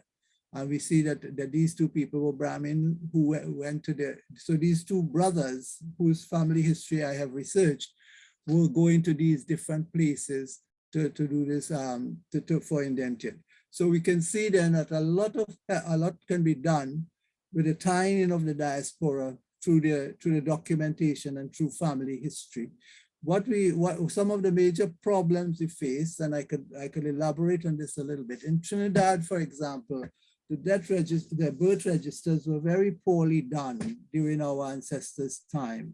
We find that, for example, no name were written for some children. No father's name was entered. So these create quite a problem for us in the diaspora in Trinidad when we try to track down or trace families back to the ancestor as is required for OCI, for overseas citizens of India and so on. That's a great difficulty that we face in the type of birth papers that were done. And the ways and means by which we can trace these ancestors through the birth registers is not allowed in our Registrar General's office. It used to be allowed at one time, it doesn't anymore. So we have in Trinidad a whole battery of 19th century civil registration records that are hardly touched and which could be of such value to the researcher, especially the researcher of family history. Some of our ancestors gave or had given to them for them wrong India addresses. I've seen that on a few occasions, not too many, but that has happened where the recruiter could have written down the wrong information, especially for women and sometimes for men as well, where the wrong addresses were given. So when you try to trace these families back to India, it becomes very difficult indeed. Some people wrote stories of arriving ancestors, but they carried on the myths and fantasies as were mentioned. So we find that sometimes they wrote stories probably to defend certain things that the ancestors had done. And when we check with the documents, they don't agree with what was said. And a very serious problem we're facing is that Indian archives are not cooperating in the diaspora's pleas for documentation, desperately needed to ease the burden of search, both in the diaspora and in India itself. So I have tried on several occasions at the National... Sorry, but if you could please wind up. Yes, at the National Archives in Delhi, and also at Lucknow and so on, where we are getting little bits and bits of pieces of information, but not sufficient to be able to make any dent on what we are missing. So in conclusion, I want to say that family history is very important because it satisfies a curiosity that all of us have. Many of us want to be thinking to be generative and that we want to leave something behind. So we leave the family history. Family history would help in the law, inheritance and wills and so on. Genetic geography is assisted when we trace the human migration, not only by archaeology, but by blood, by family. Medically, the diseases have been inherited from our ancestors, that our death registers would show the cause of death. And so if we know what something is in the family, we would try to change our lifestyles. But then we also provide the databases that we provide could help in other disciplines like economics, anthropology, sociology, demography, and so on. And mathematical models have been suggested to show that cousins, we're supposed to have 2 parents, 4 grandparents, and so on, but that cannot continue indefinitely because of the size of the world population a few centuries ago would be too high. And then genealogical tourism and the OCI cards are also very important ways. Thank you very much for this opportunity. And if there are any questions, I'd like to answer them. Okay, thank you. Thank you so much, sir. Thank you for bringing out some very interesting facets about the burden of family history that the Girmitiya community had to go through. Now, coming on to our next speaker, Mr. Moritz S. Hassan Khan. He's a senior lecturer at the Anton University of Suriname. He's a historian interested in indentured labor, migration, diaspora, ethnic relations in plural societies. Studying the history and culture of the Girmitiyas worldwide is his passion. He's a former head of the history department of the Anton University. Currently, he's the president of the International Scientific Community of the Indentured Labor Route Project. Within this project, he's coordinating the international database on the indentured labor and migration. In the past, he has been a member of the parliament and served 1 term as a cabinet minister in the government of Suriname. Over to you, sir. Thank you very much. I want to apologize that I don't have a PowerPoint presentation. I did not have the time. I can send it later on for the organization and then you can share it with all the participants. Okay. When I was asked to talk about the burden of history, I thought what we can understand when we talk about burden of history. So I asked first of all the organizers what is their view about it. And secondly, I approached a few colleagues and scholars for some inputs. So I came to the conclusion that there are a number of challenges for the Girmitiya descendants. And these challenges or problems we can call burdens of history. So in my presentation, I identified 3 main fields of burdens of history. So first one is our identity. The identity of the Girmitiya descendants. Second is the position of Indians in their respective home countries, or you can call it also countries of destination. And this position can be in economic, social, cultural, or political aspect. And the third one is related to the first 2 problems, and that has to do with the relation that we have with India. Yeah, what is our relations with India? So let me start about identity. Many people have talked about it, and I think it is good to put it very, very clear. What is the identity of the descendants of the Girmitiyas? Are we Indians? Are we Trinidadians, Surinamese, Fijians? Are we Hindustanis? Or are we, as we say in Suriname, we are Surinamese Hindustanis, Suriname ke Hindustani, and so on. So there are a lot of identities. And last but not least is the identity as a citizen of a country where you are living.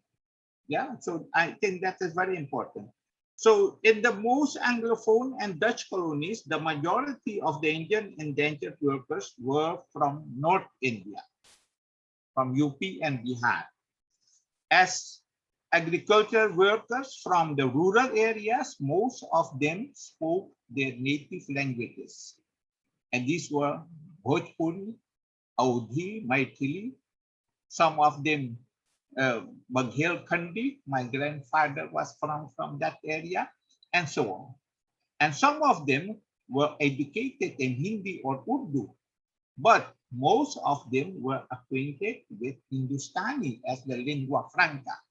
That is very important because most of them could understand and speak Hindustani. When they arrived in their destination country, in the colony, they had to communicate with each other because people came from different areas. And in a natural way, they developed a new language in the new environment.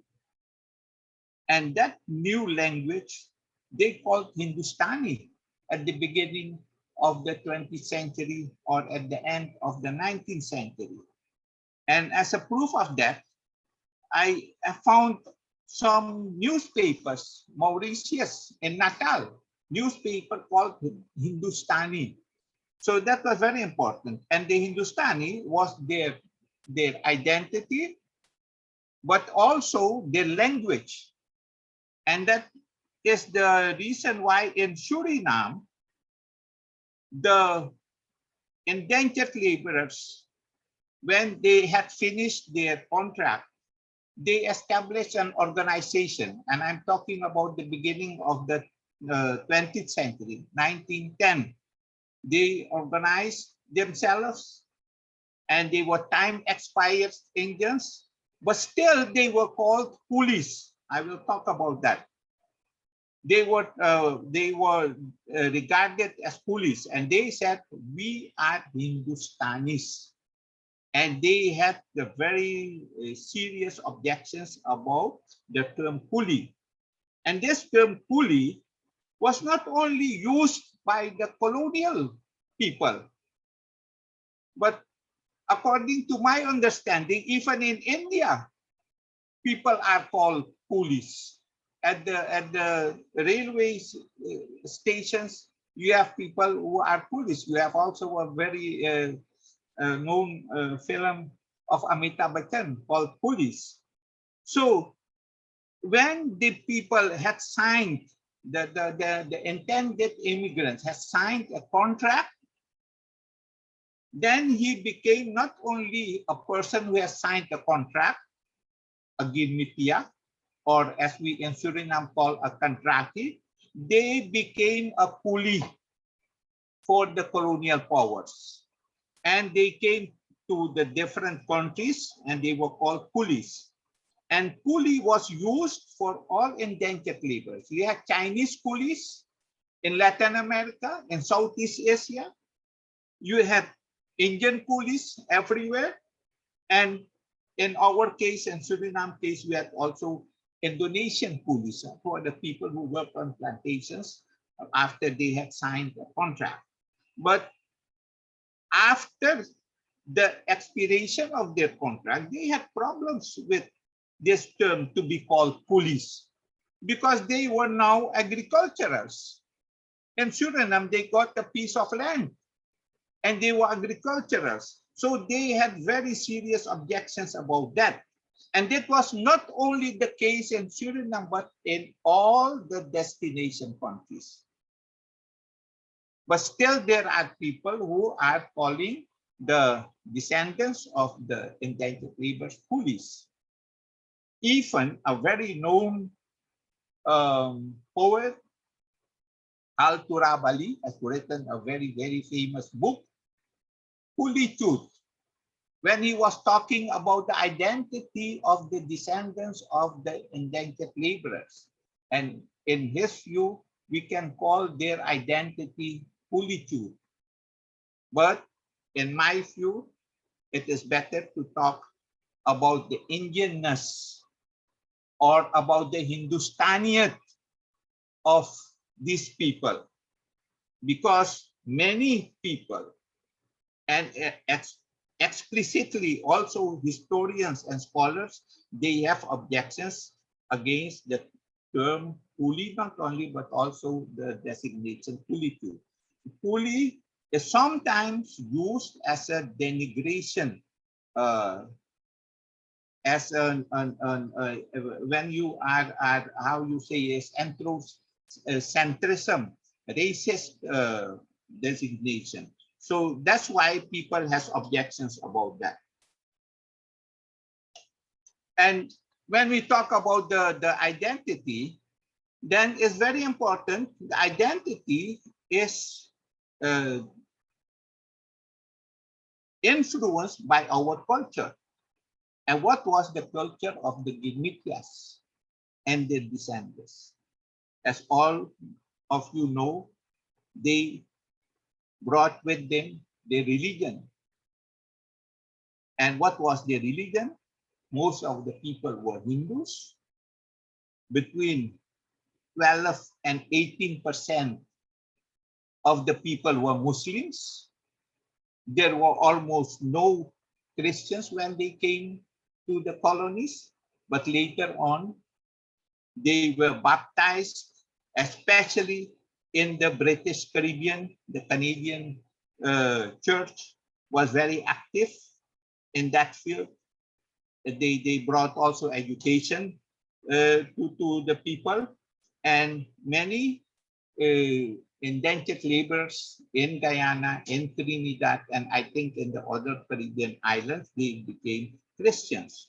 So you have not only Hinduism and Islam, but also Christianity.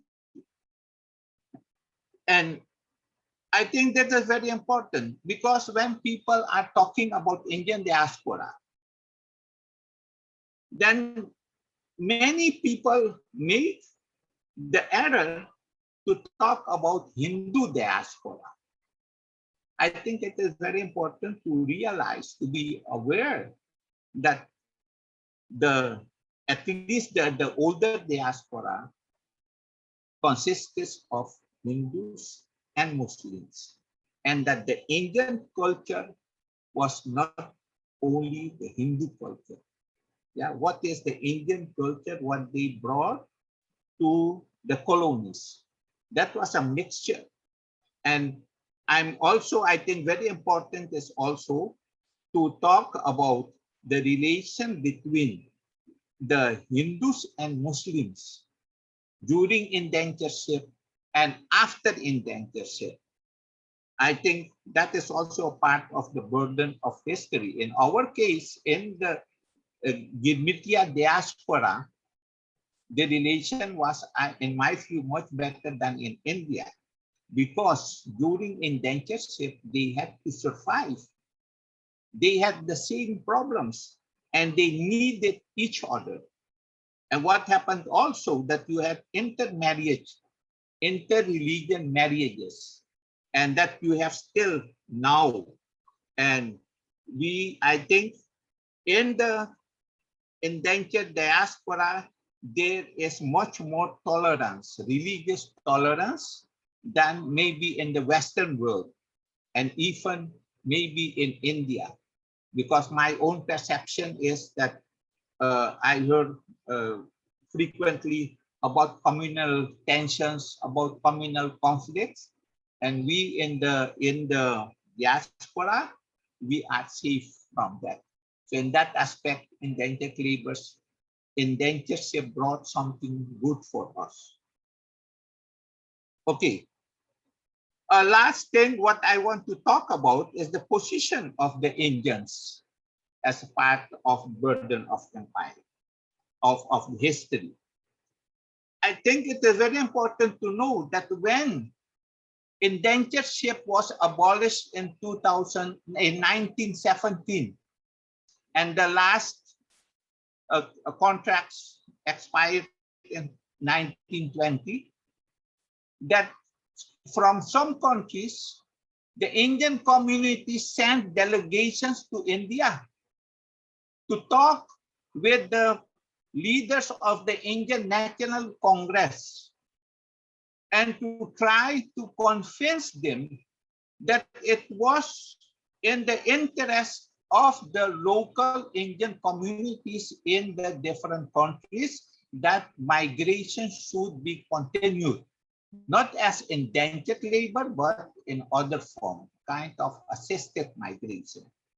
But the leaders of the Indian National Congress did not change their mind about abolition of indentured labor and migration. So the migration was stopped, except in Guyana, there was a kind of pilot project for a few years, but generally we can say that indentured labor stopped, and that is why that you have still some problems, because if the migration would have been continued, then you would have another proportion of the population in the different countries, at least in Guyana, Trinidad, Suriname. As you know, that presently, although Indians have prospered, has better, maybe generally speaking, than their families in the rural areas in India, that they are discriminated in most of the countries. You have ethnic tensions in Guyana, in Trinidad. Could you Yes, please? yes, I'm rounding up. And then don't forget what happened in South Africa a few weeks ago or months ago. And last but not least, also in Fiji. So what I want, let's say a concluding remark, I'm very glad that with the initiative of the organization to have a conference on indentureship. And why I'm glad? Because in the past, the Indian government and Indian scholars had more interest in the recent migrants, in the recent diaspora, the NRIs. And I'm very happy to see that now the Indian government has more interest in the older diaspora. And what I'm very, very lucky also, that presently in the past decades, a number of universities have established study centers, diaspora study centers, with a special interest in indentured labor diaspora. So to conclude, I want to make a statement that the study of indentured labor and its diaspora in all its aspects is not only a common history of the Girmitiya countries. All the Girmitiya countries have a common history, common identity as a whole, but also a common history of India and the older diaspora. It is one history of indentured labor migration. So this is, in my view, also a burden of history and a challenge for us. And I hope that in the future, more of these conferences will be organized, and that at every university in India, there should be a diaspora study center. And in the programs, teaching programs, you should have the subject of migration and also on indentured labor. Thank you very much. Thank you, sir. Thank you for bringing forth some very interesting facets on such as identity, religion, culture, and how they have been a burden to the family history of the Girmitiya community. Now, coming to our next speaker for the session, Mr. Baituram Ramhara. He's an adjunct assistant professor at the Nassau Community College. He's the author of Jang Bahadur Singh of Guyana, 1886 to 1956, politician, ship doctor, labor leader, and protector of the Indians, and is currently working on a book on Alice Bhagpati Singh, a cultural icon in Guyana. Over to you, sir. Namaskar, Salam Alaikum, good morning, good evening. I'd first like to thank the India Foundation and the Minister of External Relations for putting together this timely conference on the Girmitiyas. I think it is very timely, for one, because we are now seeing a very concerted, a very aggressive attempt by Western social activists to dismantle India. But more importantly, what we're seeing, listening to the speakers from today and from yesterday, we're seeing a sort of a revival or a sort of a renaissance among Girmitiyas to rekindle that interest in India and even among themselves and the communities in which they live. So there is an attempt that we've seen within the last 30 years or so of Girmitiyas who are trying to retrace and reclaim the lost history of the generations of those people who initially crossed the Kalapani. As for myself, I am a third generation Girmitiya from Guyana. My grandfather originated from Allahabad. He actually crossed the Kalapani in 1913 on the SS Diwa. That was the name of the ship before landing in British Guyana. So what I thought I would do today is to share, some observations regarding the Girmitiya experience, primarily focusing on those of us who are from the Caribbean or who reside in the Caribbean area. And secondly, I'm hoping to examine, and I'll try to do that at the end, examine some ways that India can extend its footprint into the Girmitiya communities, not just in the Caribbean, but around the world. Because there's always this question that always comes up. Why, for instance, should India be concerned about the Girmitiyas who are living outside of India? And I'm making a distinction between those of us who came as indentured as opposed to the PIOs or the NRI or the more recent Indian immigrants who have left India and have gone to different countries around the world. One of the advantages of being the last speaker in this conference is you get to kind of pick out some of the great ideas that some of the prominent speakers before have mentioned. So before getting into my discussion about the experience we have in the Caribbean and the role we can play with India in the future, let me just say at the outset that there are three things or three proposals which I believe are very, very significant in this discussion. And I do hope that it doesn't just become a discussion, of ideas being discussed at a conference, but I'm hoping that the India Foundation and the Minister of External Affairs can take these proposals and actually do something and make something out of it. So let me just say that there are three things that I think are very crucial. And I'm not going to go into a lot of details because these were discussed by previous speakers, but I think it is worth reiterating. So the first one was what was discussed yesterday about having a Girmitiya University. This idea, I remember, was initiated by a friend of ours, Ganesh Chan, from Fiji. And I think we've made some progress in that area, but I think it is crucial when we talk about, unburdening ourselves from the historical past, we need to have an academic center. As much as we would like to have academic departments that focus on indentureship, we need to have a place of learning, a sort of a university, where, we can learn about the Girmitiya experience. It was Winston Churchill who said that the history is always written by the victors. Now, he was talking about a different context, but I think when you look at our history, whether it's from 1834, when Indians first went to Mauritius, or 1838, when they first came to the Caribbean, a lot of the documents, about our experience are not there.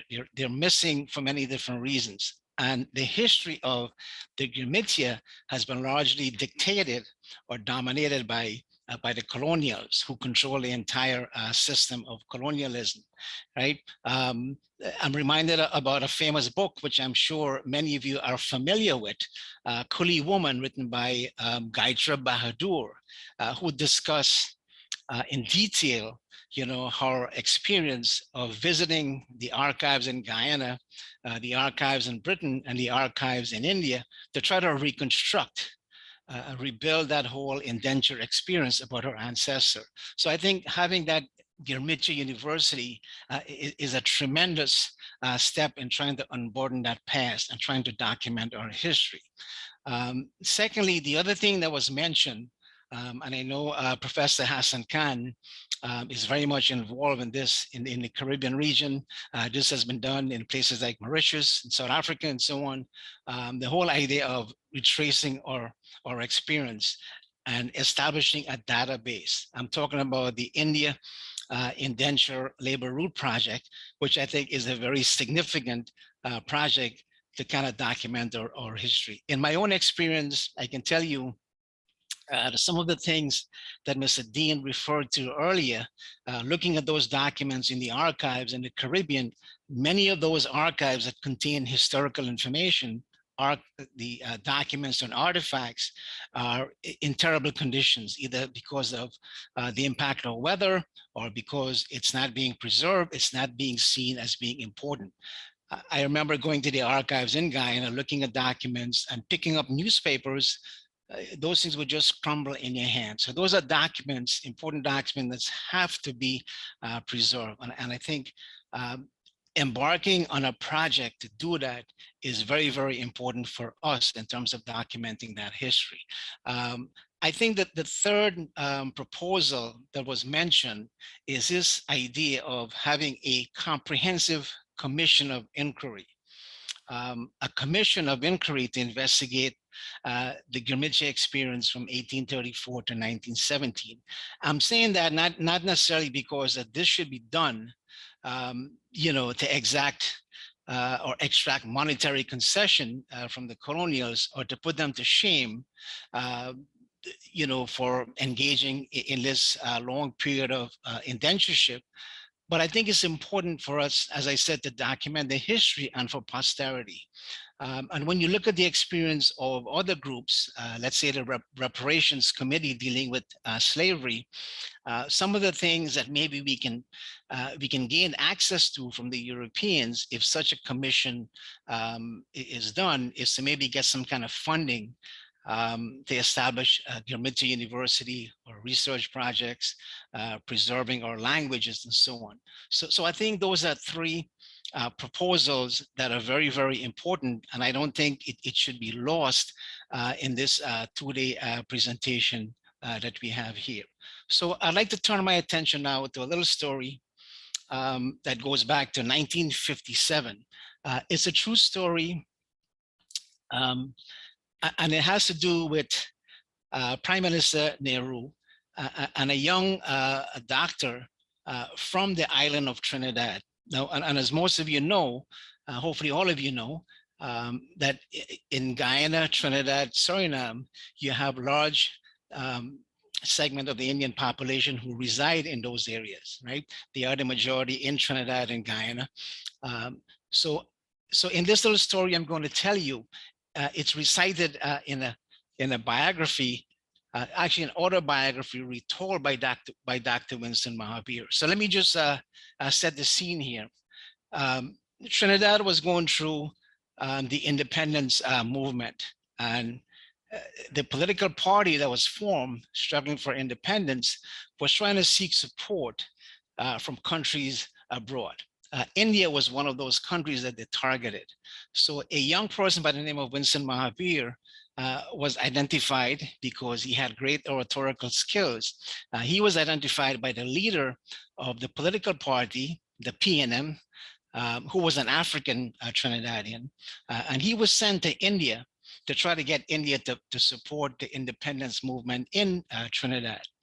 Now, they had a long conversation, the two of them, strolling in the garden for an hour and a half. But the conversation about who you are or who was Vincent Mahavir never actually came up.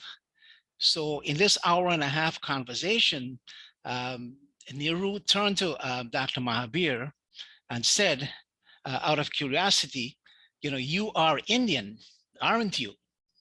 So Mr. Mahavir, Dr. Mahavir responded by waving his hand, saying, oh, no, I am West Indian.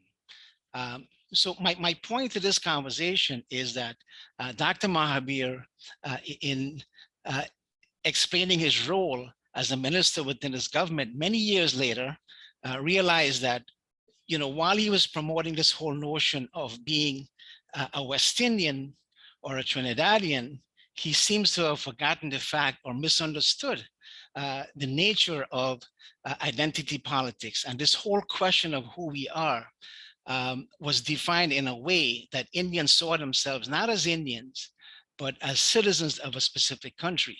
Now, keep in mind, the person who was the leader of that independence movement was referring to Indians as a recalcitrant minority. So Eric William was building his base and doing what he felt was important. But here we have Indians who were very much involved in building a new power structure, could not see themselves as Indians. And we have a lot of confusion about who we are sometimes, when Girmitiyas express themselves, even within the academic community. So folks in the Caribbean may be referred, or in other places may be referred to as Indo-Caribbean, Indo-Fijians. A very popular term in the academic circle is South Asians. But after all, as Baba Saheb Ambedkar said, we are Indians firstly and lastly. So my point in retelling that story is that we have to move away from that tradition, where Indians don't see themselves as Indians, right? Especially in a changing world, where identity politics is very, very significant and very important in terms of impacting the society in which we live. One of the things, as was mentioned earlier, that we don't necessarily have a burden with when you look at our history is this whole notion of a hierarchical caste system. A lot of that caste system was eviscerated. Most scholars believe that it was done on the ships as the immigrants came on those ships, which sometimes lasted about 3 months or more initially.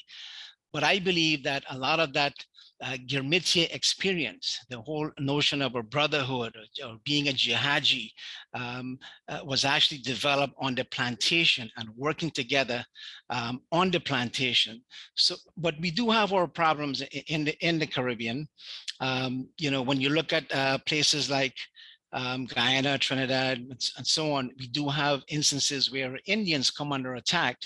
And as some of the speakers noted initially yesterday, is that many of these Indians who are there are seen as immigrants. We're not seen as legitimate, communities that belong in these areas, right?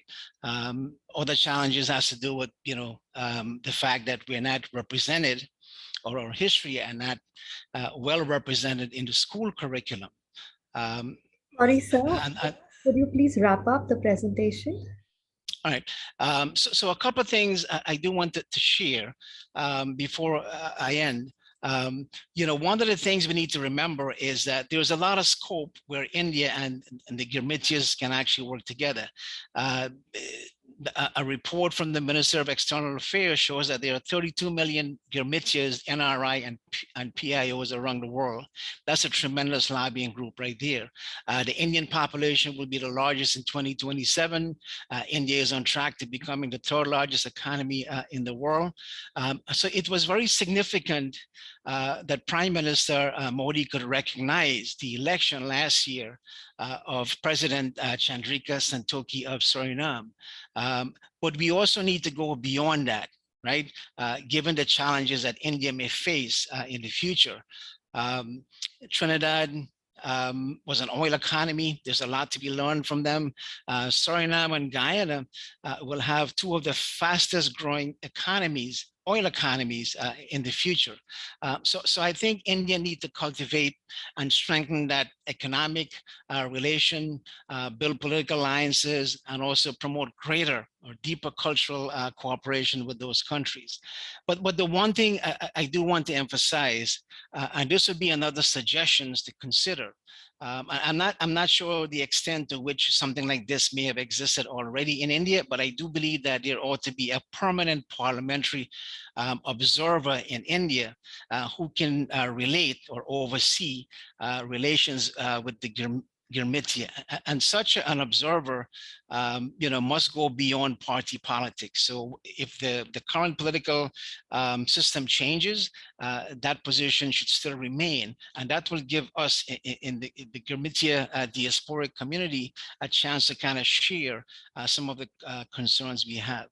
One of the final things that I do want to mention, in order to avoid some of the experiences that I share with you regarding Dr. Mahabir and Prime Minister Nehru, is that when India establishes a relationship with members of the Girmitiya community, it is important for India not to just establish a relationship with political leaders in those communities, because very often you may not get a full sense of what the concerns of those communities are. So it is crucial for India to go beyond looking at relationship with political leaders, but at the same time establishing close relationships with legitimate members of the community, the Girmitiya community, who are genuinely concerned about the interests of Indians. And hopefully, with these, institutions building and so on, in the long run, we may end up having something like a sort of ideology, right? That seeks to kind of gravitate to pull Indians together, whether they live in India or in the Girmitiya community. I'm thinking about something like, what you see among, Africans, the Black Lives Matter movement, where there's a sort of a community around common issues. Obviously, this is going to be a long struggle because the Girmitiya community and India itself is very, very diverse. But I think starting at a level where we can have that communication with some kind of permanent institution in India that relates to the Girmitiya experience would be a good place to start. So I'm going to leave it at that. Thank you, sir. Thank you for sharing some interesting proposals on this platform. I'm sure everybody attending this conference would agree that some amazing ideas have been discussed here and they must be converted into some policy-driven actions. We have time for only one quick question. If there's anybody who has a question or an observation to make.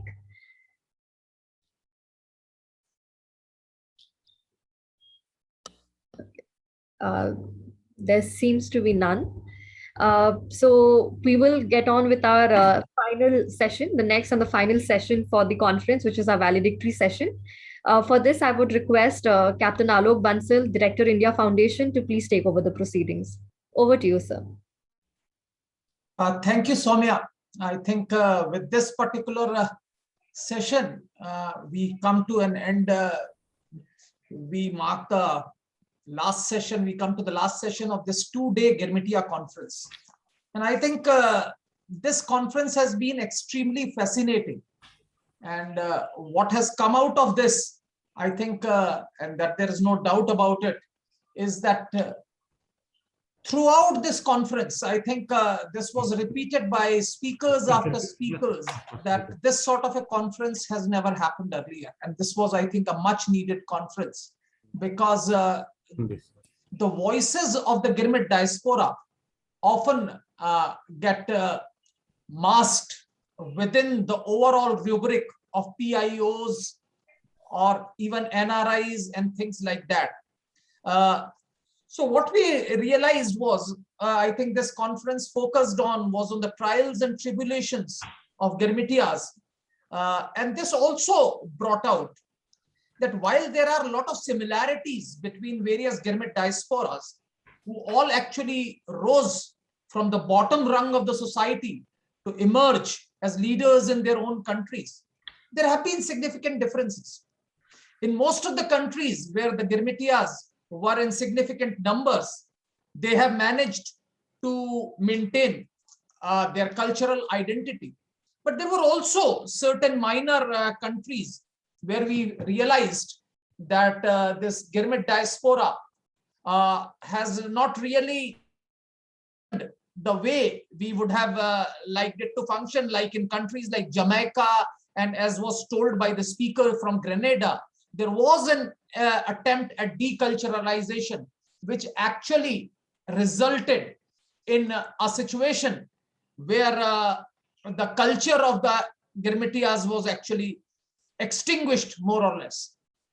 Similarly, I think we also had differences as far as their geopolitical existence was concerned. I think speakers after speakers said that Mauritius is a different country because we had an overwhelming majority there. Of course, Mauritius was different, but even in other countries, we had, I think, 2 or 3 different strands we could figure out.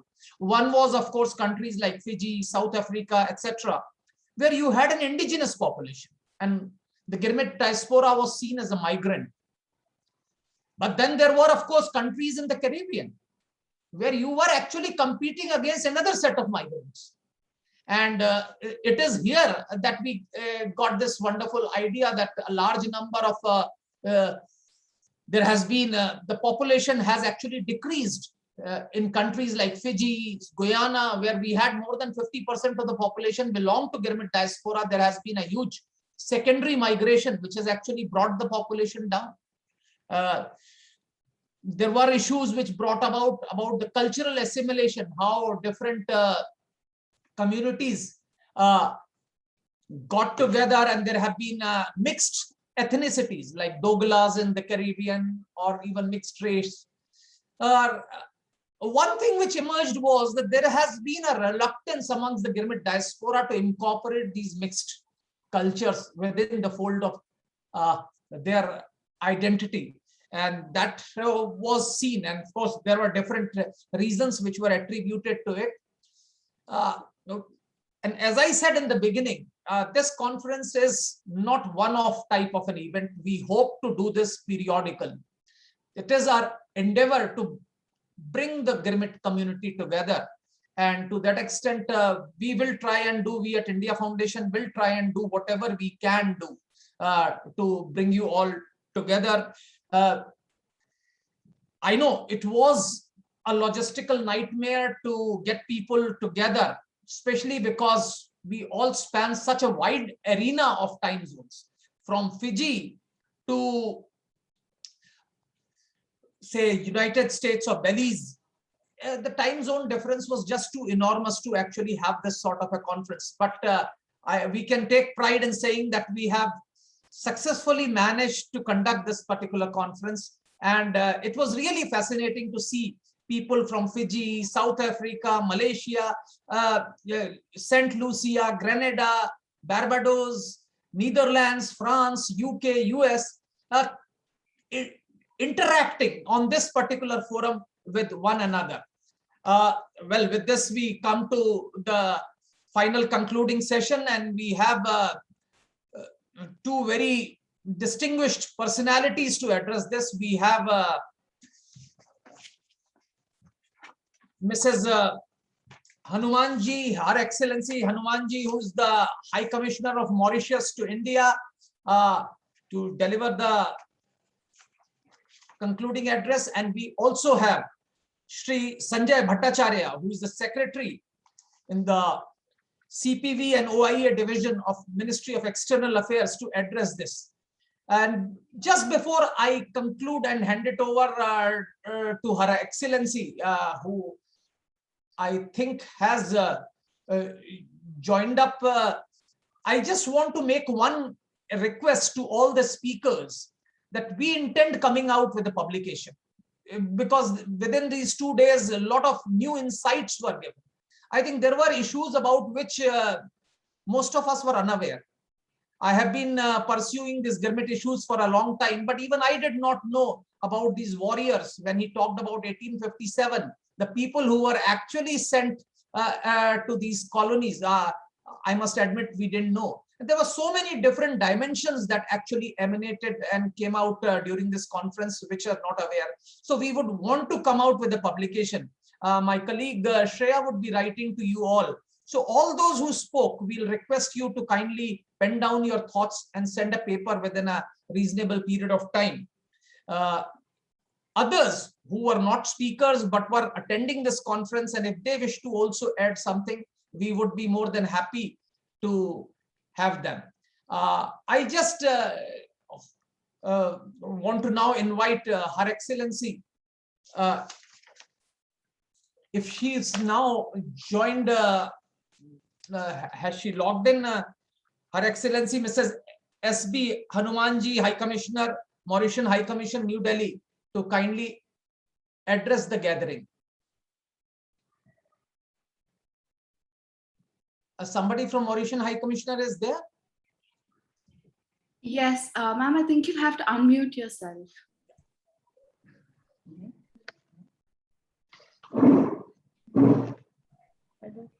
We have run. We are sorry, we restart. But they are looking for me. What has happened? I just hope it doesn't go off. Okay. You can unmute? Yeah, it's unmute. Yes.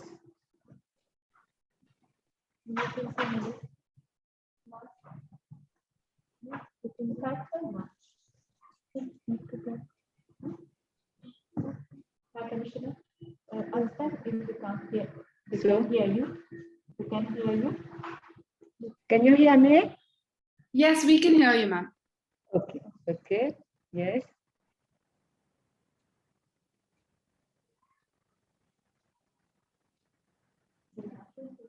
I have to remove this, but we made must move it to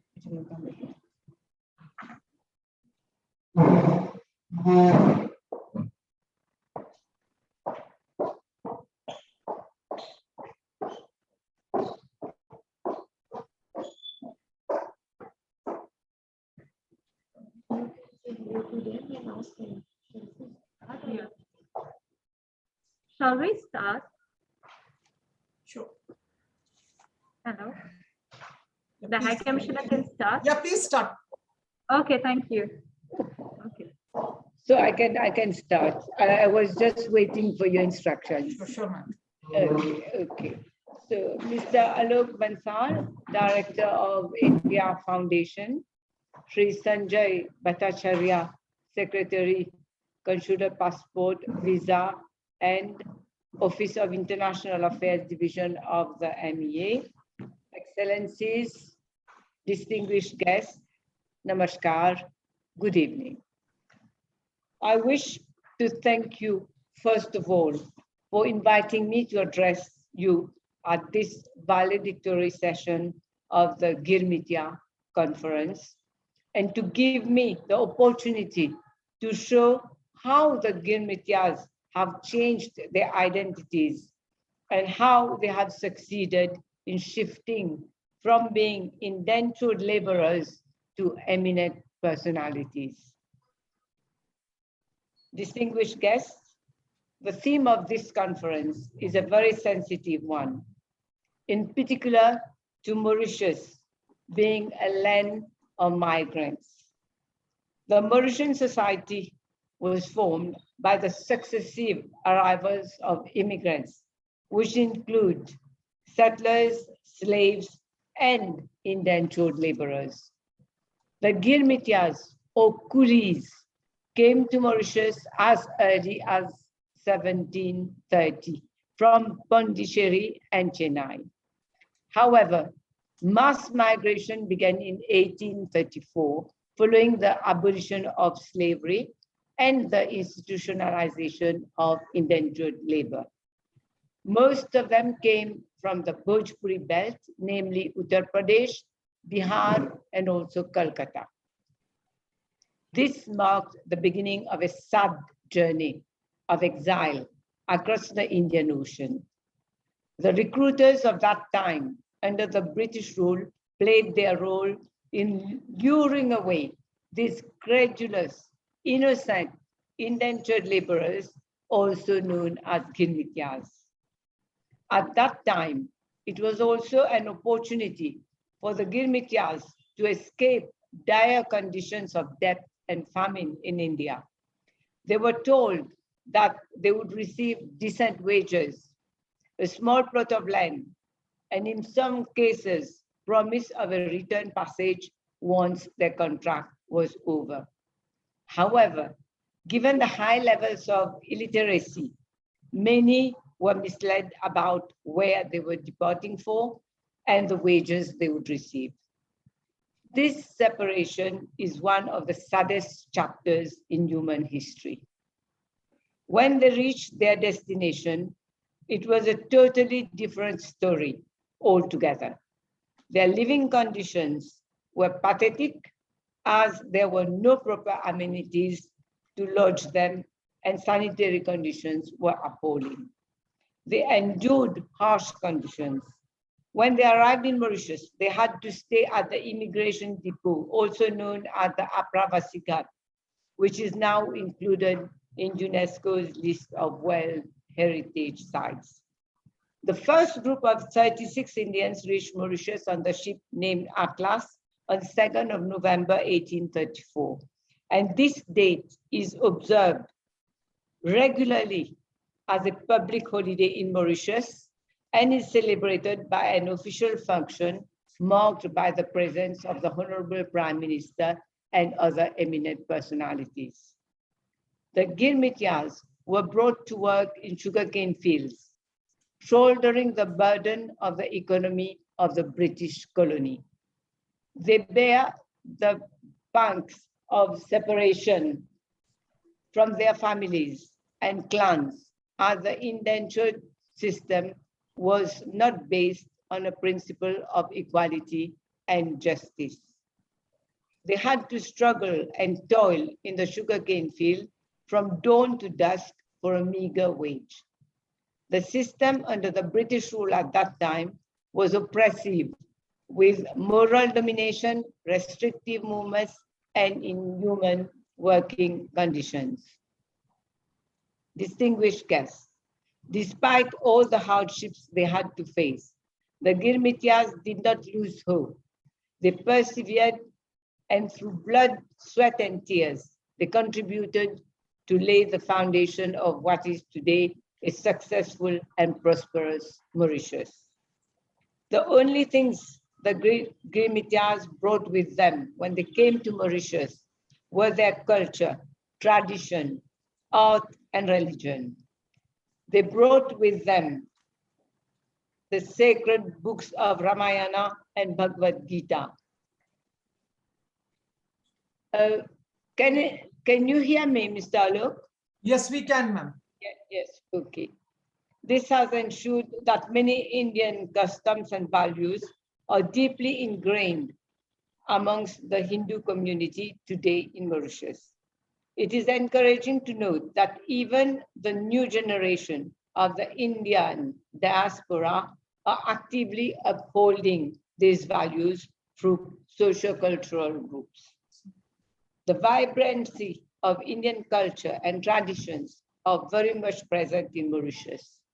Indian festivals such as Diwali, Navratri, Ganesh Chaturthi, Kavadi, Ugadi, Eid, Ram Navami, Mahashivratri, Raksha Bandhan, and Ganga Asnan are all celebrated with great fervor and are a testimony of the close connection with our ancestral links. Hindu ladies still wear as traditional dress, the sari. Moreover, with regard to languages, most Hindus speak Hindi and Bhojpuri. Languages such as Hindi, Tamil, and Urdu are taught both in primary and secondary schools. The Girmitiyas came to realize their own numerical strength and the secrecy of ballot when Mahatma Gandhi ji visited Mauritius in 1901 to help the indentured laborers fight for their rights. He thus sowed the seeds of independence in the heart of the indentured laborers. This eventually led to the shift in political power from the Franco-Mauritius and their allies. The descendants of Indian migrants played a crucial role in the emancipation and were largely instrumental in driving the liberation movement for our independence in 1968. At the time Mauritius gained independence from the British rule in 1968, it did not appear predestined for the progress that followed. All the conditions were gathered to predict a doomed economy. Even Professor James Mead, Nobel Prize winner in economics, painted a bleak picture of the economic prospect of Mauritius. All the disadvantages associated with smallness of the island weighed heavily in the conviction that Mauritius could not achieve economic progress. The economy was mainly based on sugarcane plantation. The country was in an economically difficult situation, lacking in natural resources and experiencing high unemployment rate. The population density was also amongst the highest. These economic difficulties were exacerbated by the ethnic, religious, racial, and linguistic pluralism of its population. Distinguished guests, against all these odds, Mauritius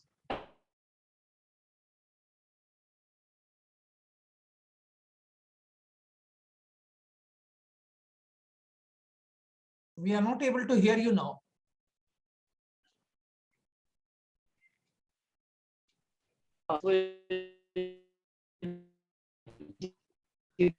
Your Excellency, we are not able to hear you now.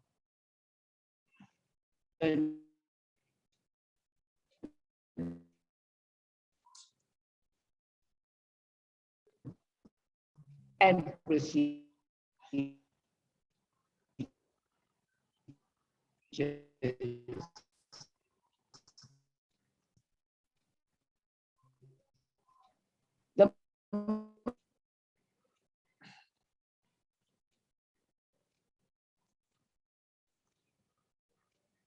We seem to be having some problem with the Mauritian High Commissioner's net connection.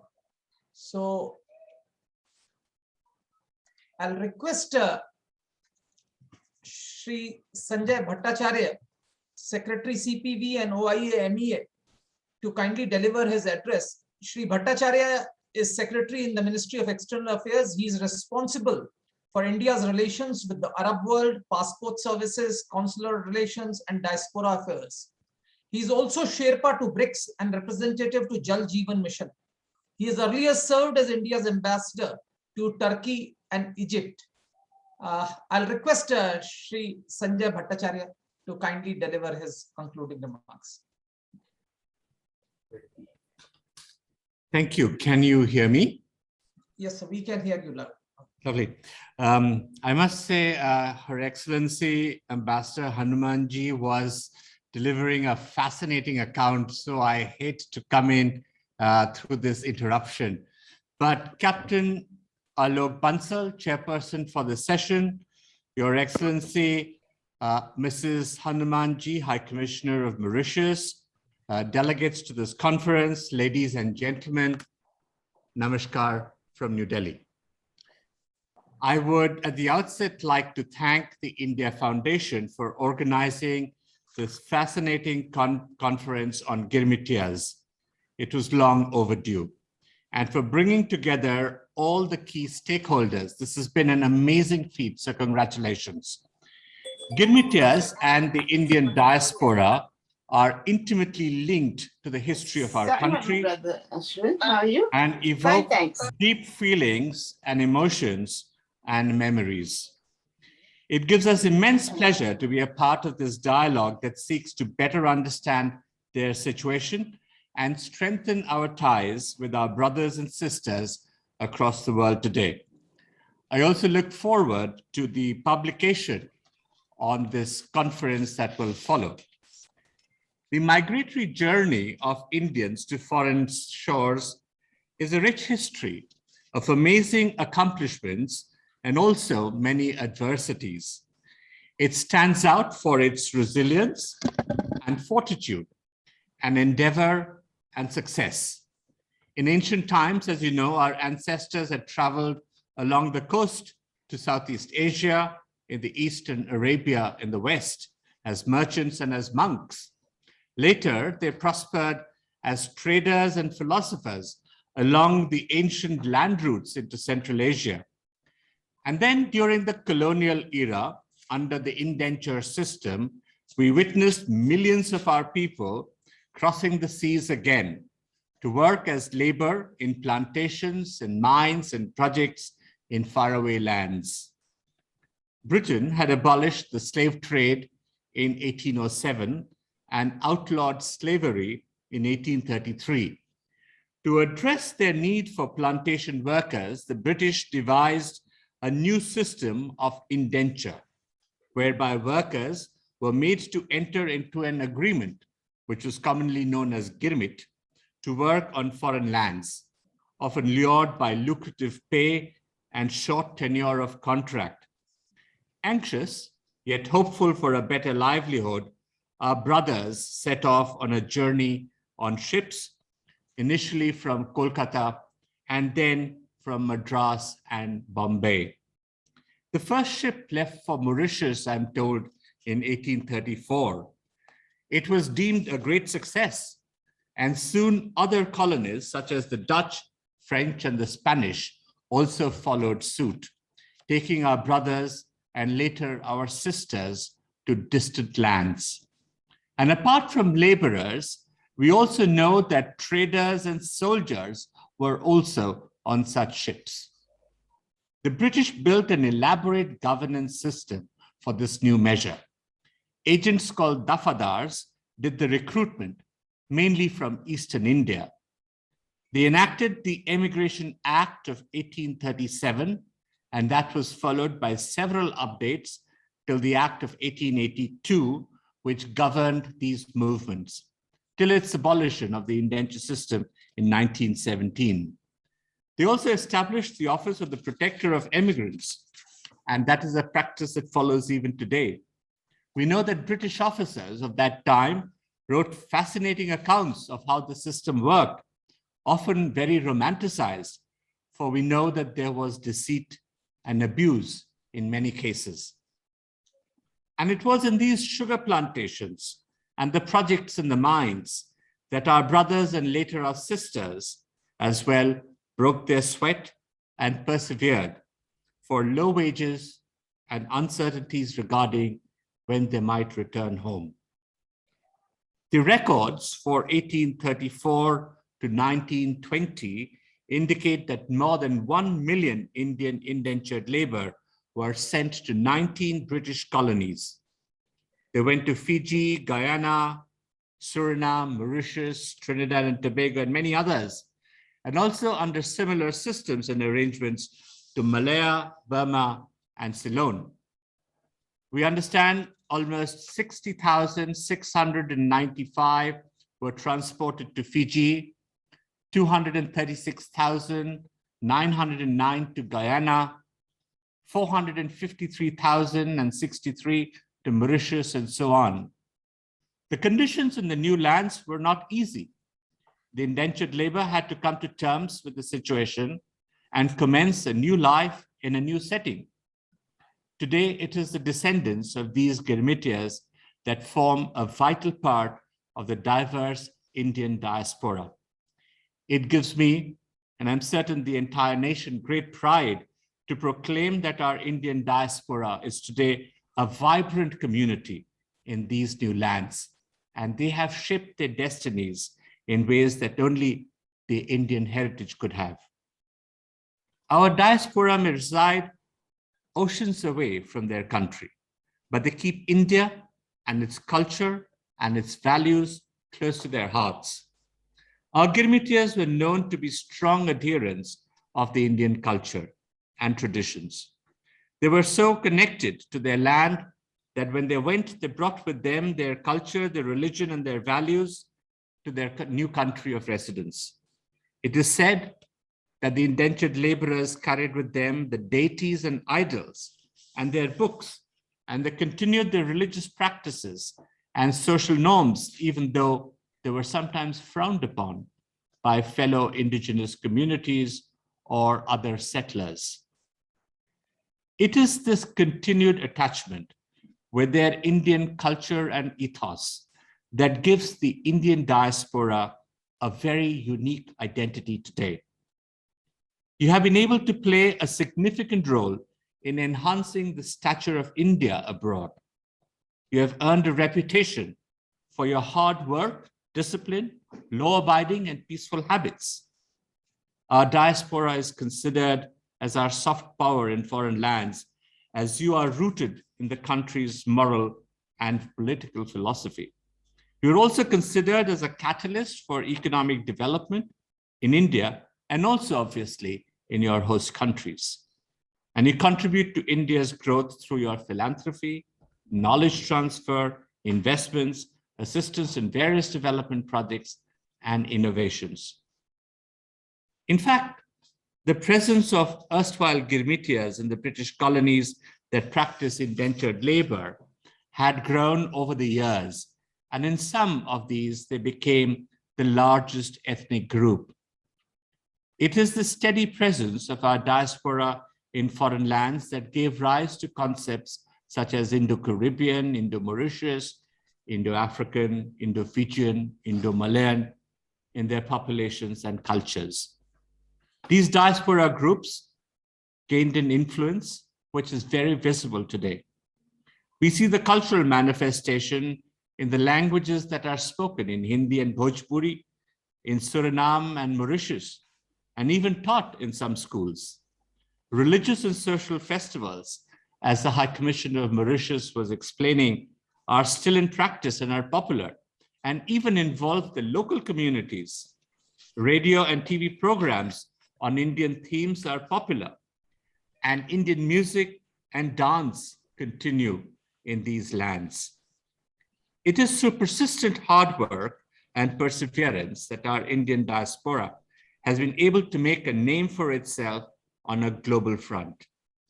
They are leading successful businessmen. They are taking part in national and local level politics in the host countries and bringing accolades for their countries in many, many fields. Many members of the Indian diaspora of the Girmitiya community have also held the highest state and government positions in these countries. And Girmitiya continues to have a pivotal role in the development of their societies. It is due to their consistent and diligent efforts that even today, our expat communities, which includes many others beyond the Girmitiya community, is hailed as progressive and successful throughout the world. The government of India values this extended family of ours, of Girmitiyas and others who have populated different parts of the world.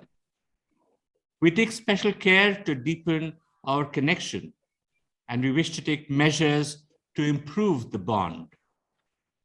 We would wish to attend to the needs of the persons of Indian origin by providing them with consular services and conducting outreach activities to engage better so that our culture and society is maintained. Recognizing their special status and desire for links with India, we provided the status of Overseas Citizens of India, the OCI, to our diaspora, which gives certain privileges in certain areas. And our embassies and consulates are available 24/7 for all of you.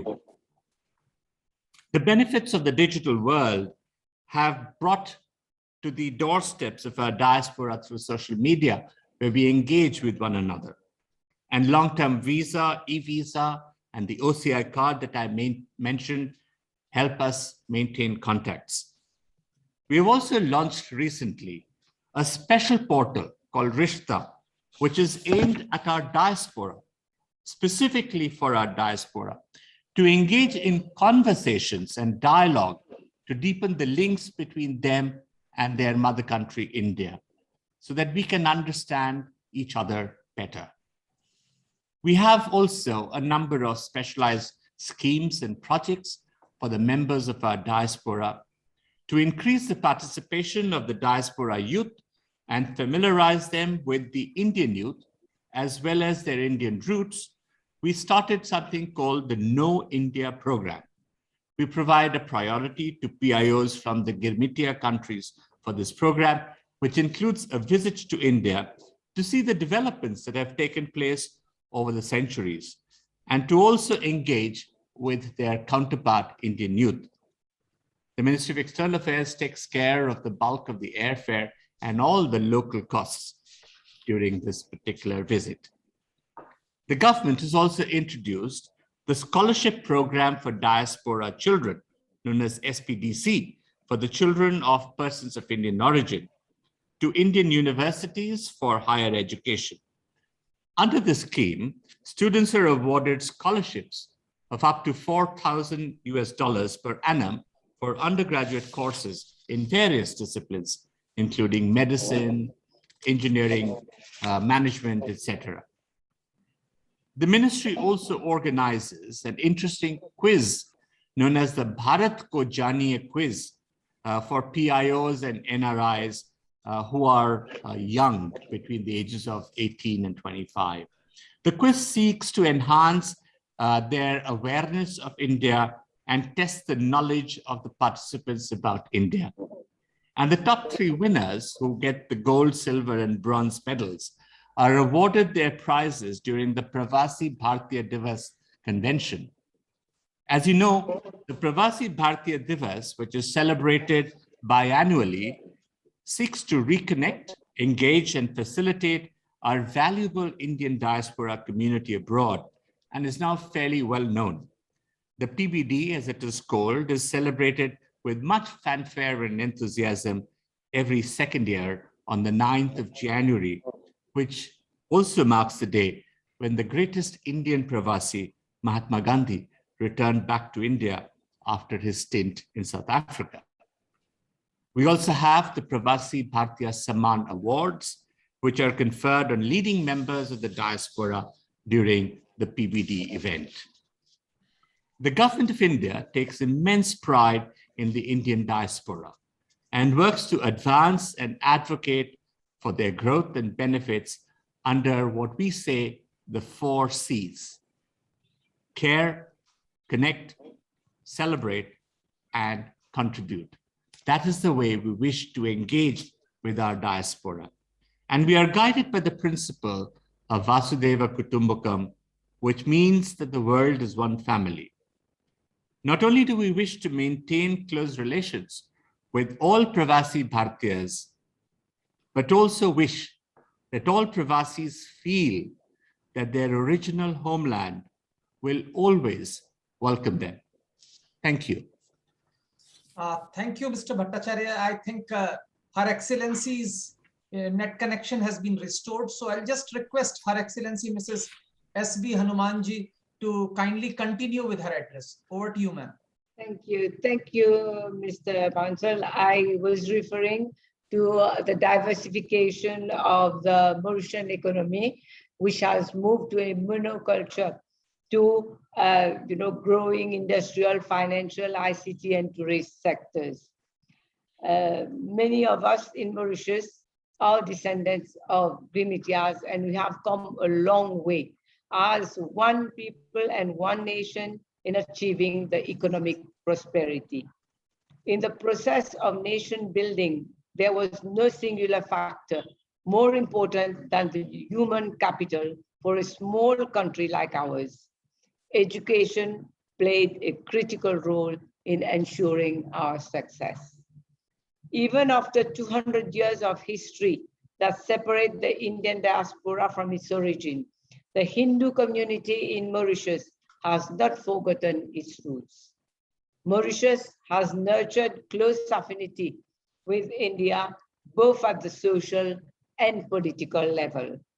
This led us to set up the Mahatma Gandhi Institute, the Rabindranath Tagore Institute, the Indira Gandhi Center for Science and Technology, the World Hindi Secretariat, and lately the Ramayana Center. These clearly show our strong desire to remain connected to our Indian heritage.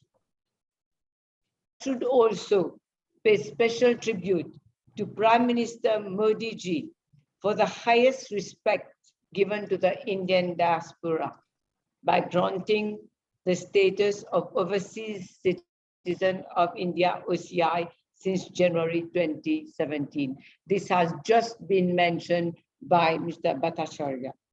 The conferment of the OCI status to Mauritians of Indian origin and to other people of Indian origin around the world is indeed one of the most sacred duties that Prime Minister Modi ji has discharged towards the Indian diaspora.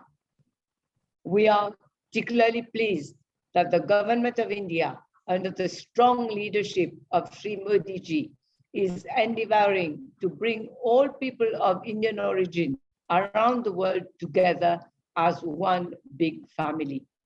As rightly pointed out by Prime Minister Modi ji and just now by Mr. Bhattacharya, Vasudeva Kutumbakam, the world is one family. We are one family. We will work together closer for advancing shared values and promoting security, stability, and prosperity.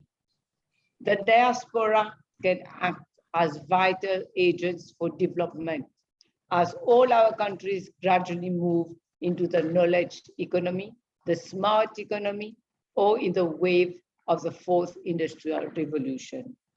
I would like to take this opportunity to congratulate all the diaspora community worldwide for the successful transition and progress they are making.